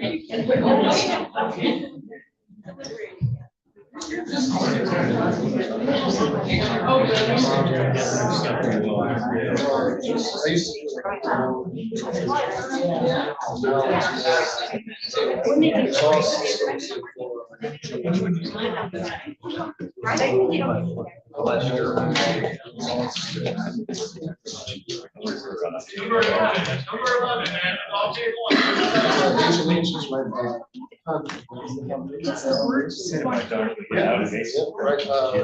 first one's right behind you. Thank you, Jerry. I'm only. All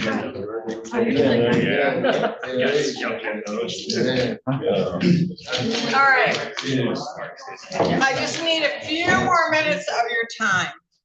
So you return Monday at 8:30, I believe, is the start time. You will report to the jury room, and Brian's going to show you how to do that. He's going to take you into the jury room, and there are juror stickers. Please take extra. Sometimes they fall off clothes. We need you to wear them into the building. There's a lot of witnesses, as you heard. They don't know you, you don't know them. They might walk in. Police officers sometimes walk in talking about some case they had. It might even be why they're here, what they're testifying about. Although they shouldn't do that, it happens.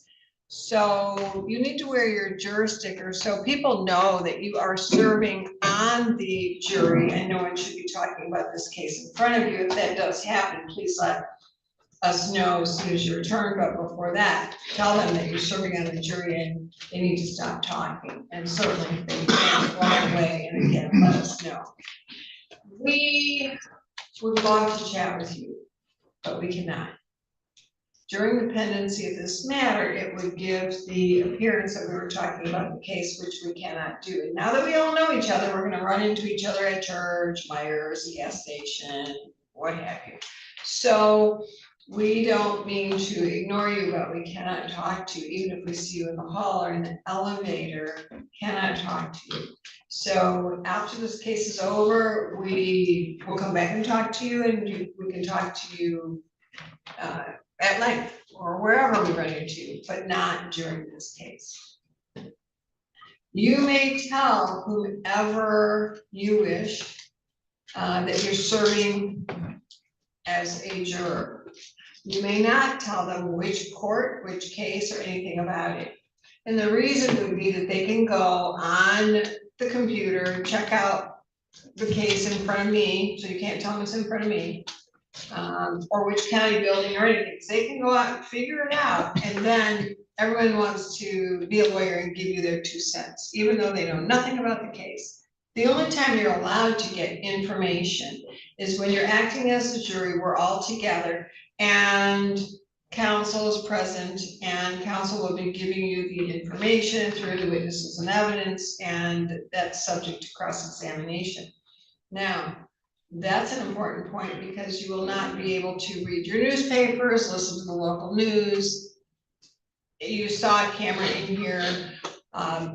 I had a long day yesterday. I went home, and at 9 o'clock at night, my phone pinged, and I realized there's 2 articles about me, which I was shocked. I didn't even see the media here. I did not, and those were about, not necessarily about me, but about cases in front of me. And so I don't know when and what's being reported. And so I need you to be cognizant of that and avoid the local news. And of course, you can set it aside and read about it later. Don't Google the news, all of that.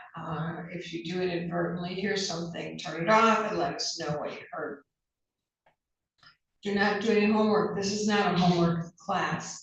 If counsel needs you to understand a legal term, they will explain what it means. If there's something that you need to learn, it will be presented to you and explained to you in this courtroom. So you don't need to do any homework. We just need you to relax on the weekend, come back refreshed, sleep well every night. This courtroom, I don't know if you noticed, but we have a lot of cough drops. It's a very dry courtroom. So if you need to bring chapstick, hand lotion, cough drops, or some other things to suck on, as long as you're not crunching hard candy, we're good with that. You can bring something to eat on your lunch hour, or you can go out during the lunch hour. There's a lot of places on Washington Square. What you cannot do, although you can, it would be at your expense, if you wanted to go over to Frandor and eat lunch at Olga's, It's not walking distance, for our time frame anyway. It would mean that you would take your car out of the parking lot and put it back in. We only pay for one in and out, not two. So if you want to go on some kind of errand during your lunch, you can do that, but you're only going to get one in and out per month.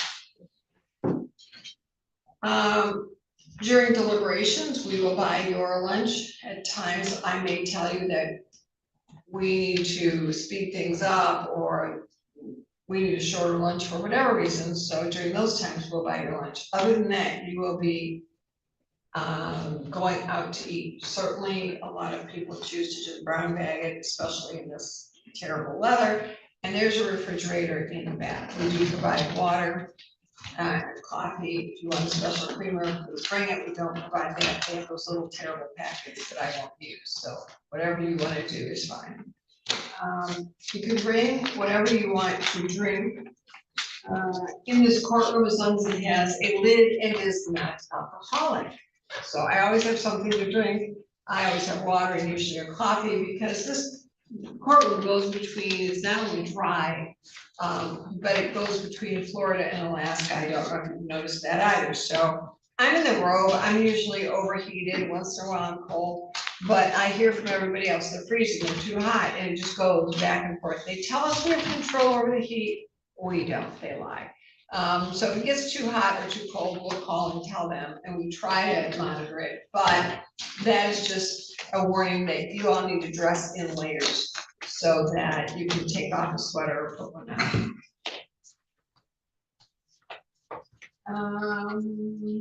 Do you have any questions at this point? I will have a lot of instructions to read to you, yes. During the course of the trial, if there's something we don't understand in terms of terminology or whatever, can we ask for clarification? Hopefully that does not happen. You can certainly let us know and we will try to answer it. So you're going to have notepads and you can take notes. I don't believe in this trial you'll be able to ask questions, but if there is something, you can't see something, you can't hear something, you don't understand it, let us know and we'll do our best to answer your concern. Okay. Is that fair enough? Yes. All right. I will have Brian type up your schedule, so you'll have it on Monday, so you know. We will not be here on Wednesdays. We will be here Monday, Tuesday, Thursday, Friday, the first 2 weeks, and then of course not that Monday, that's a holiday. We would then again start Tuesday. I don't know where we'll be. If we'll be at closing arguments, we'll be deliberating. Council always gives me a time frame, but nobody has a crystal ball, and we don't know. There could be a witness that is delayed, or we have to take witnesses out of order, or something happens. There's a snow day, the court's closed. So I can't tell you exactly when this will be over, and there is no limit on deliberations. So I really don't know. We've given you the best ballpark that we could all come up with, and we'll keep you informed as things change. We do need you to give your cell phone to Brian. Make sure you have his or our phone number, because if there's a snow day, we'll call you and tell you when to report next, but watch the news. There was a hand, juror 7 was gonna be my question. Yeah, because it's, I think, I heard it was supposed to be 17 under this weekend. So who knows what's gonna happen on Monday with the weather. Yes, juror 12. Will we need a form, go and get a form for every day that we're here? The form for work, we have those for you. Brian will provide those. Just let him know, whoever needs a form for work or whatever it is, and we'll provide that. Anything else? And you'll get your parking tickets every day. During deliberations, you will not have your phones or electronics. During the trial, you can have them in the back, not out here. On breaks, if you want to call someone or look at your messages or whatever, that's fine, but you can't do any research. If you find that a juror has done something,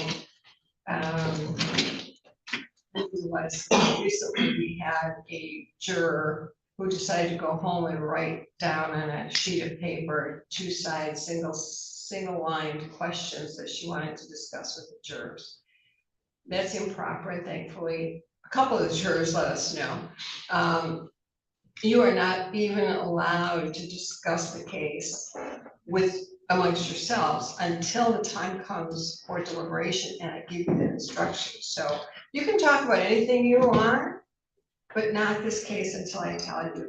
you'll be able to take notes and not share those until I tell you you can. All right, did I miss anything important? I'm gonna go over all this on Monday, but there's a lot of instructions by the Supreme Court, they're written, I have to read them, but I'd like to give you a synopsis before Brian takes you, so there's no mistakes over the weekend.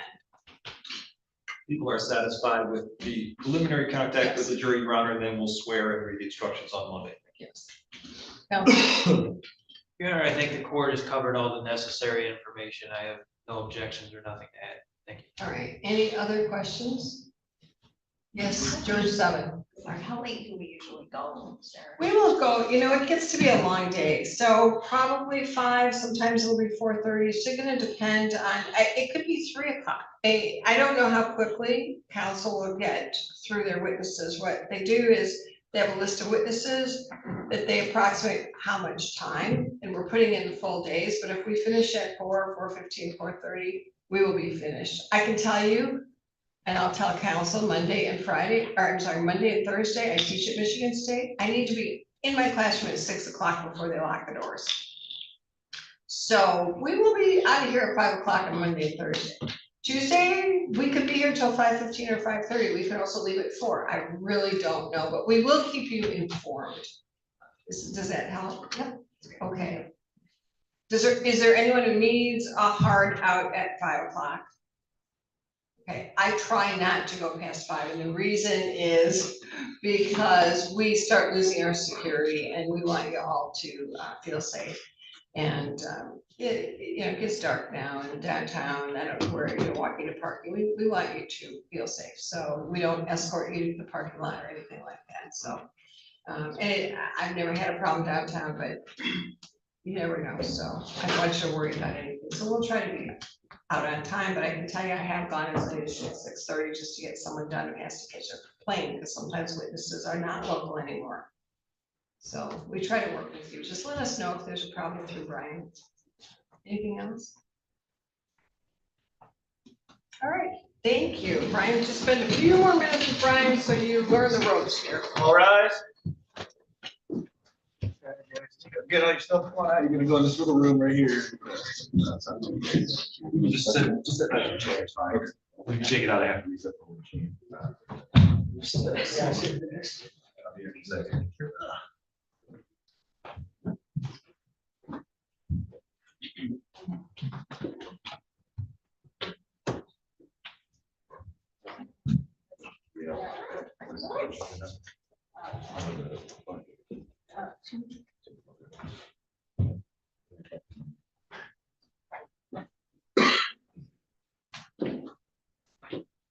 You may be seated. Oh, no, there's one more.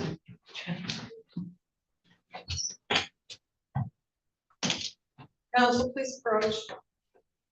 And then the rest of you may be seated.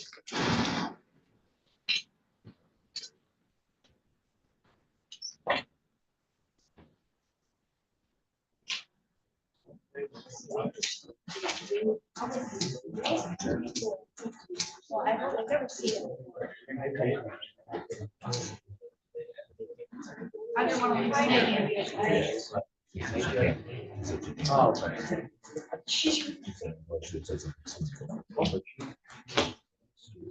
We have a form around, I see like 30.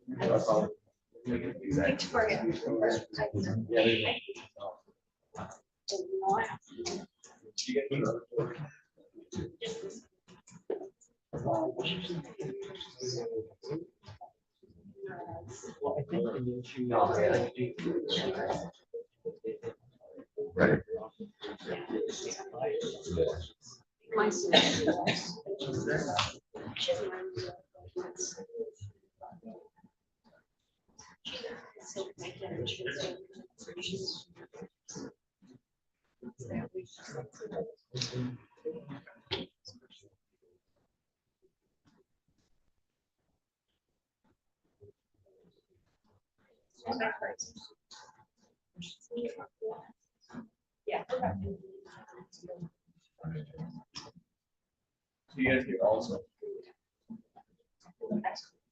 How many hours?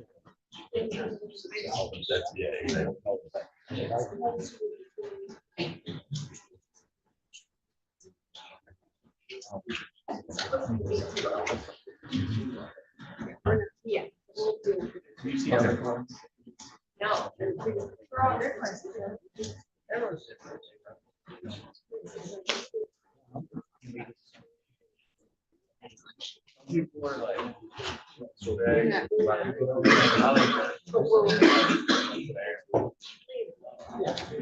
Yeah. 4 days a week.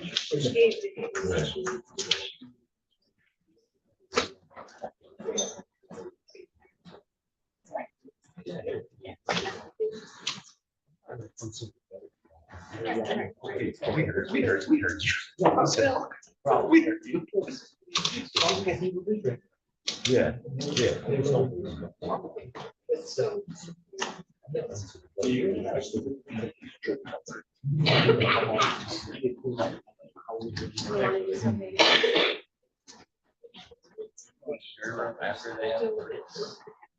Like a lot of clerks, I don't know.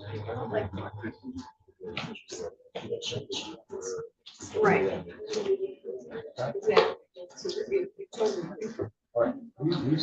We have to make a record.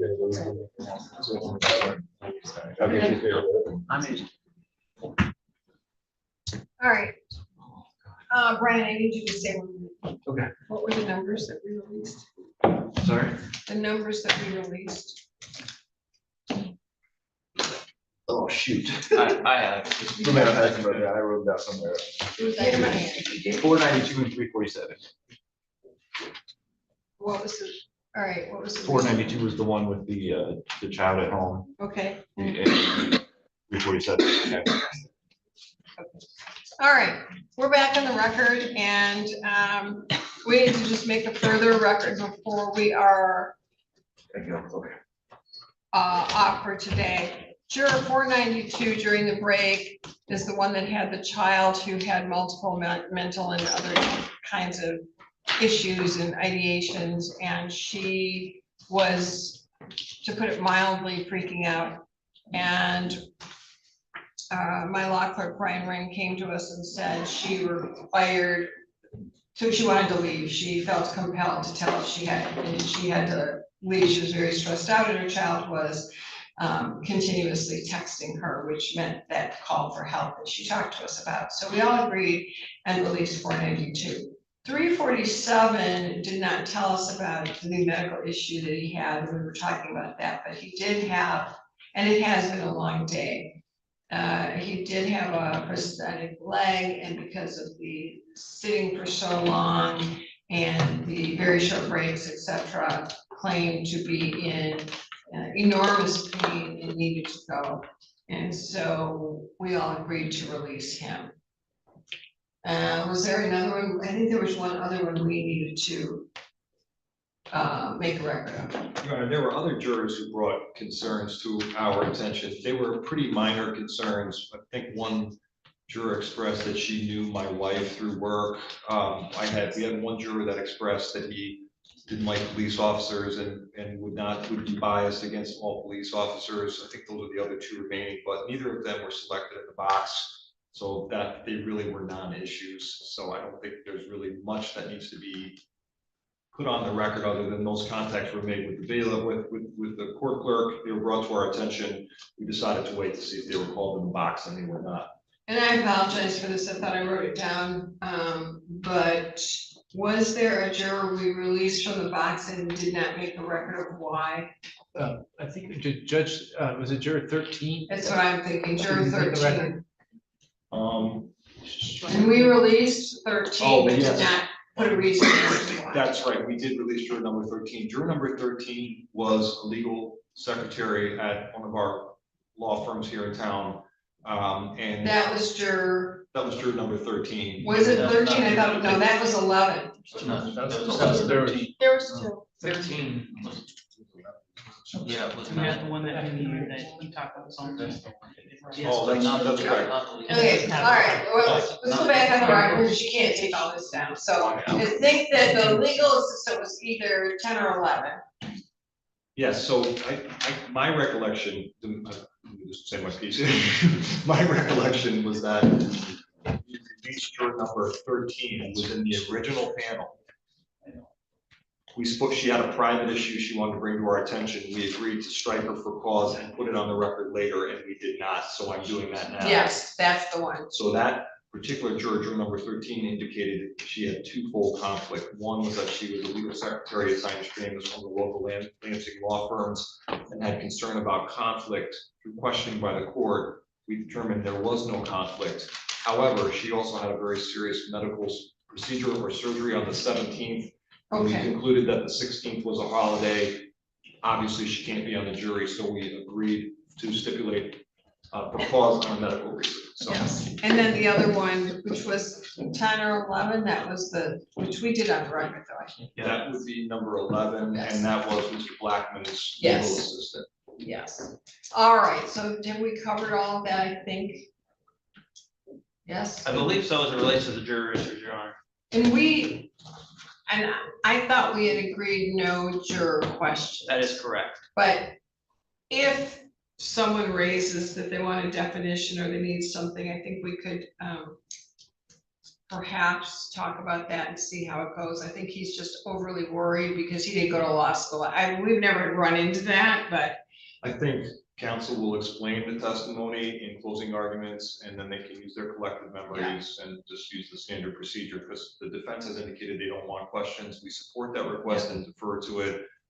That would be a question, and I don't think questions are going to be allowed. And then I know you're going to have experts like the DNA expert and all of that, but they generally explain all that terminology. So I would just ask counsel to be cognizant and cautious in terms of the technical words so that you are asking, which I know both of you do, and when you don't, I usually jump in, whether you like it or not, and ask, could they explain whatever it is. So I think between the three of us, four of us, Mr. Goodrich included, watching for that, we can get the explanations through the testimony. And I don't know, you know your case, I don't know anything about this case. I'm interested to hear, but you'll know if there's some other complex theories or terminology that needs that extra explanation. I don't anticipate it being a problem.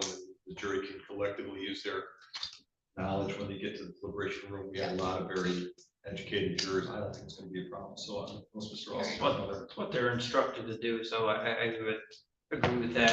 I think for the most part, as it relates to the juror questions, which are typically sometimes allowed, they get to ask the witnesses questions that they wish to ask, which is not, we requested not happen in this case, which is my standard procedure. I think the issue, the one prospective juror who is now in a panel juror was bringing up, the way I interpreted his question, if there was some type of terminology perhaps or something a witness was using they didn't understand, if they would be able to interrupt and ask for some type of definition or clarification of that in real time. Yeah, and that's where I just caution you to let's just jump ahead of that so he doesn't have that issue. Yeah, and I think that would likely only come up probably primarily in the people's case where maybe they have some of their experts testifying. Beyond that, I don't think it's probably going to be an issue, if at all.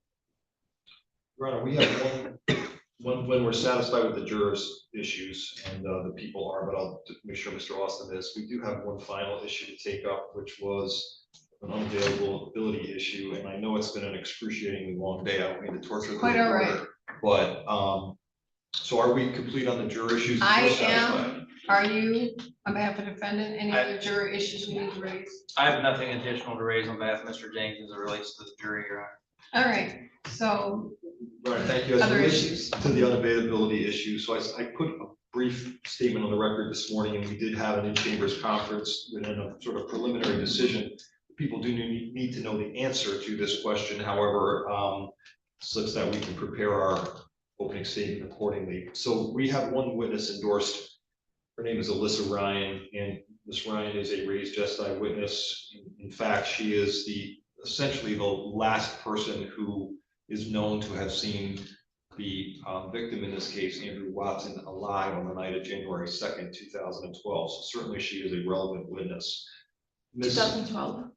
I'm sorry, January 12th, 2021. I'm sorry.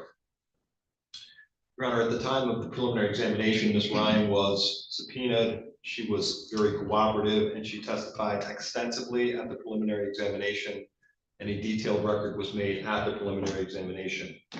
In preparation for this case, Your Honor, when we started our subpoena process, which was in December, because there were so many witnesses involved, Detective Lowe, formerly Detective Osborne, made contact with Alyssa Ryan on December 22nd of 2025. She contacted Ms. Ryan by phone, who advised Detective Lowe that she had just moved to Georgia, or that she had moved to Georgia. This was the first we had realized or known that she moved to Georgia. She provided an address to Detective Lowe, a phone number, as well as an email. She was entirely cooperative during that interaction. In fact, I believe her first words, as notated by Detective Lowe, were that, I'm happy that you're calling me. I was wondering what was going on, and she was eager to participate in the case. I recall that day because Detective Lowe contacted me on the phone, told me that she had spoken to Ms. Ryan. Ms. Ryan was completely cooperative and indicated that she would be coming to Michigan to testify, but just needed travel arrangements, which we certainly agreed to do. Move forward now to January 9th, Your Honor, of 2026. So now we're less than 30 days prior to trial. Ms. Ryan indicated to Detective Osborne that she was having trouble finding someone to locate her or to watch her children. She had 4 children. She had no child care available to her in the state of Georgia, and that she did not have the financial means to fly her mother out. We discussed actually flying her mother to Georgia so that her mother would watch the children and that Ms. Ryan would fly to Michigan. We also attempted to arrange that through our witness coordinator in this case, Audrey Williams, who had the identical phone conversation with Ms. Ryan. On January 12th of this year, Your Honor, approximately 15 to 17 days before this trial, Detective Osborne texted with Ms. Ryan and asked if she was able to make contact with her mother. She indicated her mother was not willing to help out. Her mother said that she would not fly there, that she did not feel it would be safe, and that she also indicated that she did not feel it would be safe if Ms. Ryan came to the state of Michigan. That was January 12th. There have been since January 12th, Your Honor, 1, 2, 3, 4, 5, 6, 7, 8 contacts between her and Detective Osborne. I'm sorry, 8, 9, 10, 11 contacts attempted by Detective Osborne. There have been at least 8 contacts, 7 or 8 contacts from our office. Ms. Ryan will not pick up her phone. She has blocked those numbers, and now she has something on her phone indicating that they will go straight to voicemail. So she is now, for whatever reason, fully uncooperative. So the people used, of course, due diligence to get her here. And I guess I should also add that we did email her a subpoena. So technically she's under Michigan subpoena, but we are in a very tight window of time. In order for us to use any type of out-of-state process, that would require 90 days for us to initiate out-of-state process. We certainly did not have time to do that, and we certainly relied on good faith, or in good faith, that Ms. Ryan would be coming to the state of Michigan. In fact, the victim in this case is her boyfriend, all right? For whatever reason, she is not complying, so we find ourselves in a situation where we cannot produce a material witness. We have a preliminary examination transcript, so we have 2 remedies. One would be to ask for an adjournment. And this case has been pending for so long that the people decided that we would not be asking for an adjournment on that basis. So what we are asking, Your Honor, is that Ms. Ryan be declared unavailable. And as an unavailable witness under MRE 804, we would ask the court find that we have attempted to obtain her by process or other reasonable means. And the Supreme Court has interpreted that as reasonable under the circumstances, which we believe we have been reasonable under the circumstances and had a good faith right to believe that she would be cooperative and appear simply with the assistance or financial assistance of getting her a plane. And we did certainly exercise due diligence as indicated by the number of contacts that we had with Ms. Ryan. If she is declared unavailable under 804A, Your Honor, we would ask that we admit her testimony pursuant to the former testimony exception, which would be 804B1, in which she testified at preliminary examination. Counsel, who is the present counsel in this case, or his co-counsel, cross-examined her. They had a similar motive to develop that testimony at the time, and they had a full opportunity to cross-examine her. So for those reasons, we're asking that she be declared unavailable and moving that we be allowed to read her former testimony from the preliminary examination as evidence in this case. Counsel, response? Yes, thank you, Your Honor. Ms. Ryan is a witness that Mr. Goodrich was going to be examining, so I will defer to him to the response to the people's motion. Thank you, Mr. Goodrich. Your Honor, for the record, we would object to her appearing or being declared an unavailable witness at this time, as the prosecutor's office does appear to at least know where she is and have had some level of contact with her. So at this point, we would just put our objection on the record, Your Honor. Thank you. Thank you. And the one thing I do want to add, Your Honor, and when it comes to Goodrich off is this, while she is a material witness, we have been advised now extensively as to what the nature of the defendant's proposed offense is, all right? It has nothing to do with Alyssa Ryan. It has very little to do with Alyssa Ryan dropping this man off to play cards on the night in question, as will be part of the people's case in chief. So we don't find any prejudice in this. In fact, our inability to develop more from Ms. Ryan, which we intended to do, is actually prejudicial to the people. That's why, in our opinion, adjournment would be the remedy that we would be able to get. We are not seeking that, and I think a good compromise would be admission of the preliminary examination transcript. So she's a res gestae witness, unavailable, was subject to cross-examination. She took an oath. There was a preliminary examination. The best evidence now, because she is refusing to come, is the reading of that preliminary examination. And so in accordance with the rules, the case law, and let me just say for the record, I would not have allowed this to be adjourned because it is an ancient case and we need to get a resolution. We have preliminary exams for a reason. It's always a judgment call as to whether or not to have that testimony and what testimony to ask. I often hear that it wasn't fully developed. Well, that's not on me, that's on counsel's decision at the time. You all know how to use it and what it can be used for. So I am declaring her unavailable, and her testimony will be read into the record as it stands. And I understand from our discussion that you have someone who will read it. I will read the judge's part, you'll all read counsel's part, so the jury will have the testimony because we're not introducing that transcript. Or the transcript can be introduced for appellate purposes, but not handed to the jury. The court has correctly stated all of that. Thank you very much, Your Honor. And just as an additional supplement to that, Your Honor, we had discussed as a part of that as well. During Ms. Ryan's examination at the preliminary examination, I had an objection at one point to part of her testimony. As hearsay, there was an extensive discussion back and forth between counsel on that. Case law was cited, the Hillman case. The court ultimately ruled on that and ruled against us on that. And I believe that starts on page 56 of the preliminary examination transcript. And I would just reiterate, it would have been my intention, should that similar testimony have come out at trial, which I anticipated would, I would have made the same objection. And I understand that portion of the testimony or of the proceeding may be read into the record to the jury as a part of the unavailability as Ms. Ryan. And I know the court may not be able to do anything as it relates to the district court judge's ruling on that matter, but I did want to reiterate that we still had the same objection to that. Well, your objection is preserved by way of that, and I certainly am happy to look at it, but my guess is that I would likely rule the same, although who knows? I really don't know, I haven't seen it, so we can talk further about it, but your objection is preserved. Thank you, Judge. Anything else for the record? No, thank you.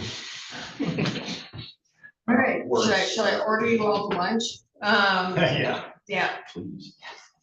thank you. I will see you on Monday. Thank you very much for your And time. can I just ask, does the defendant have closed for the week, or the couple weeks?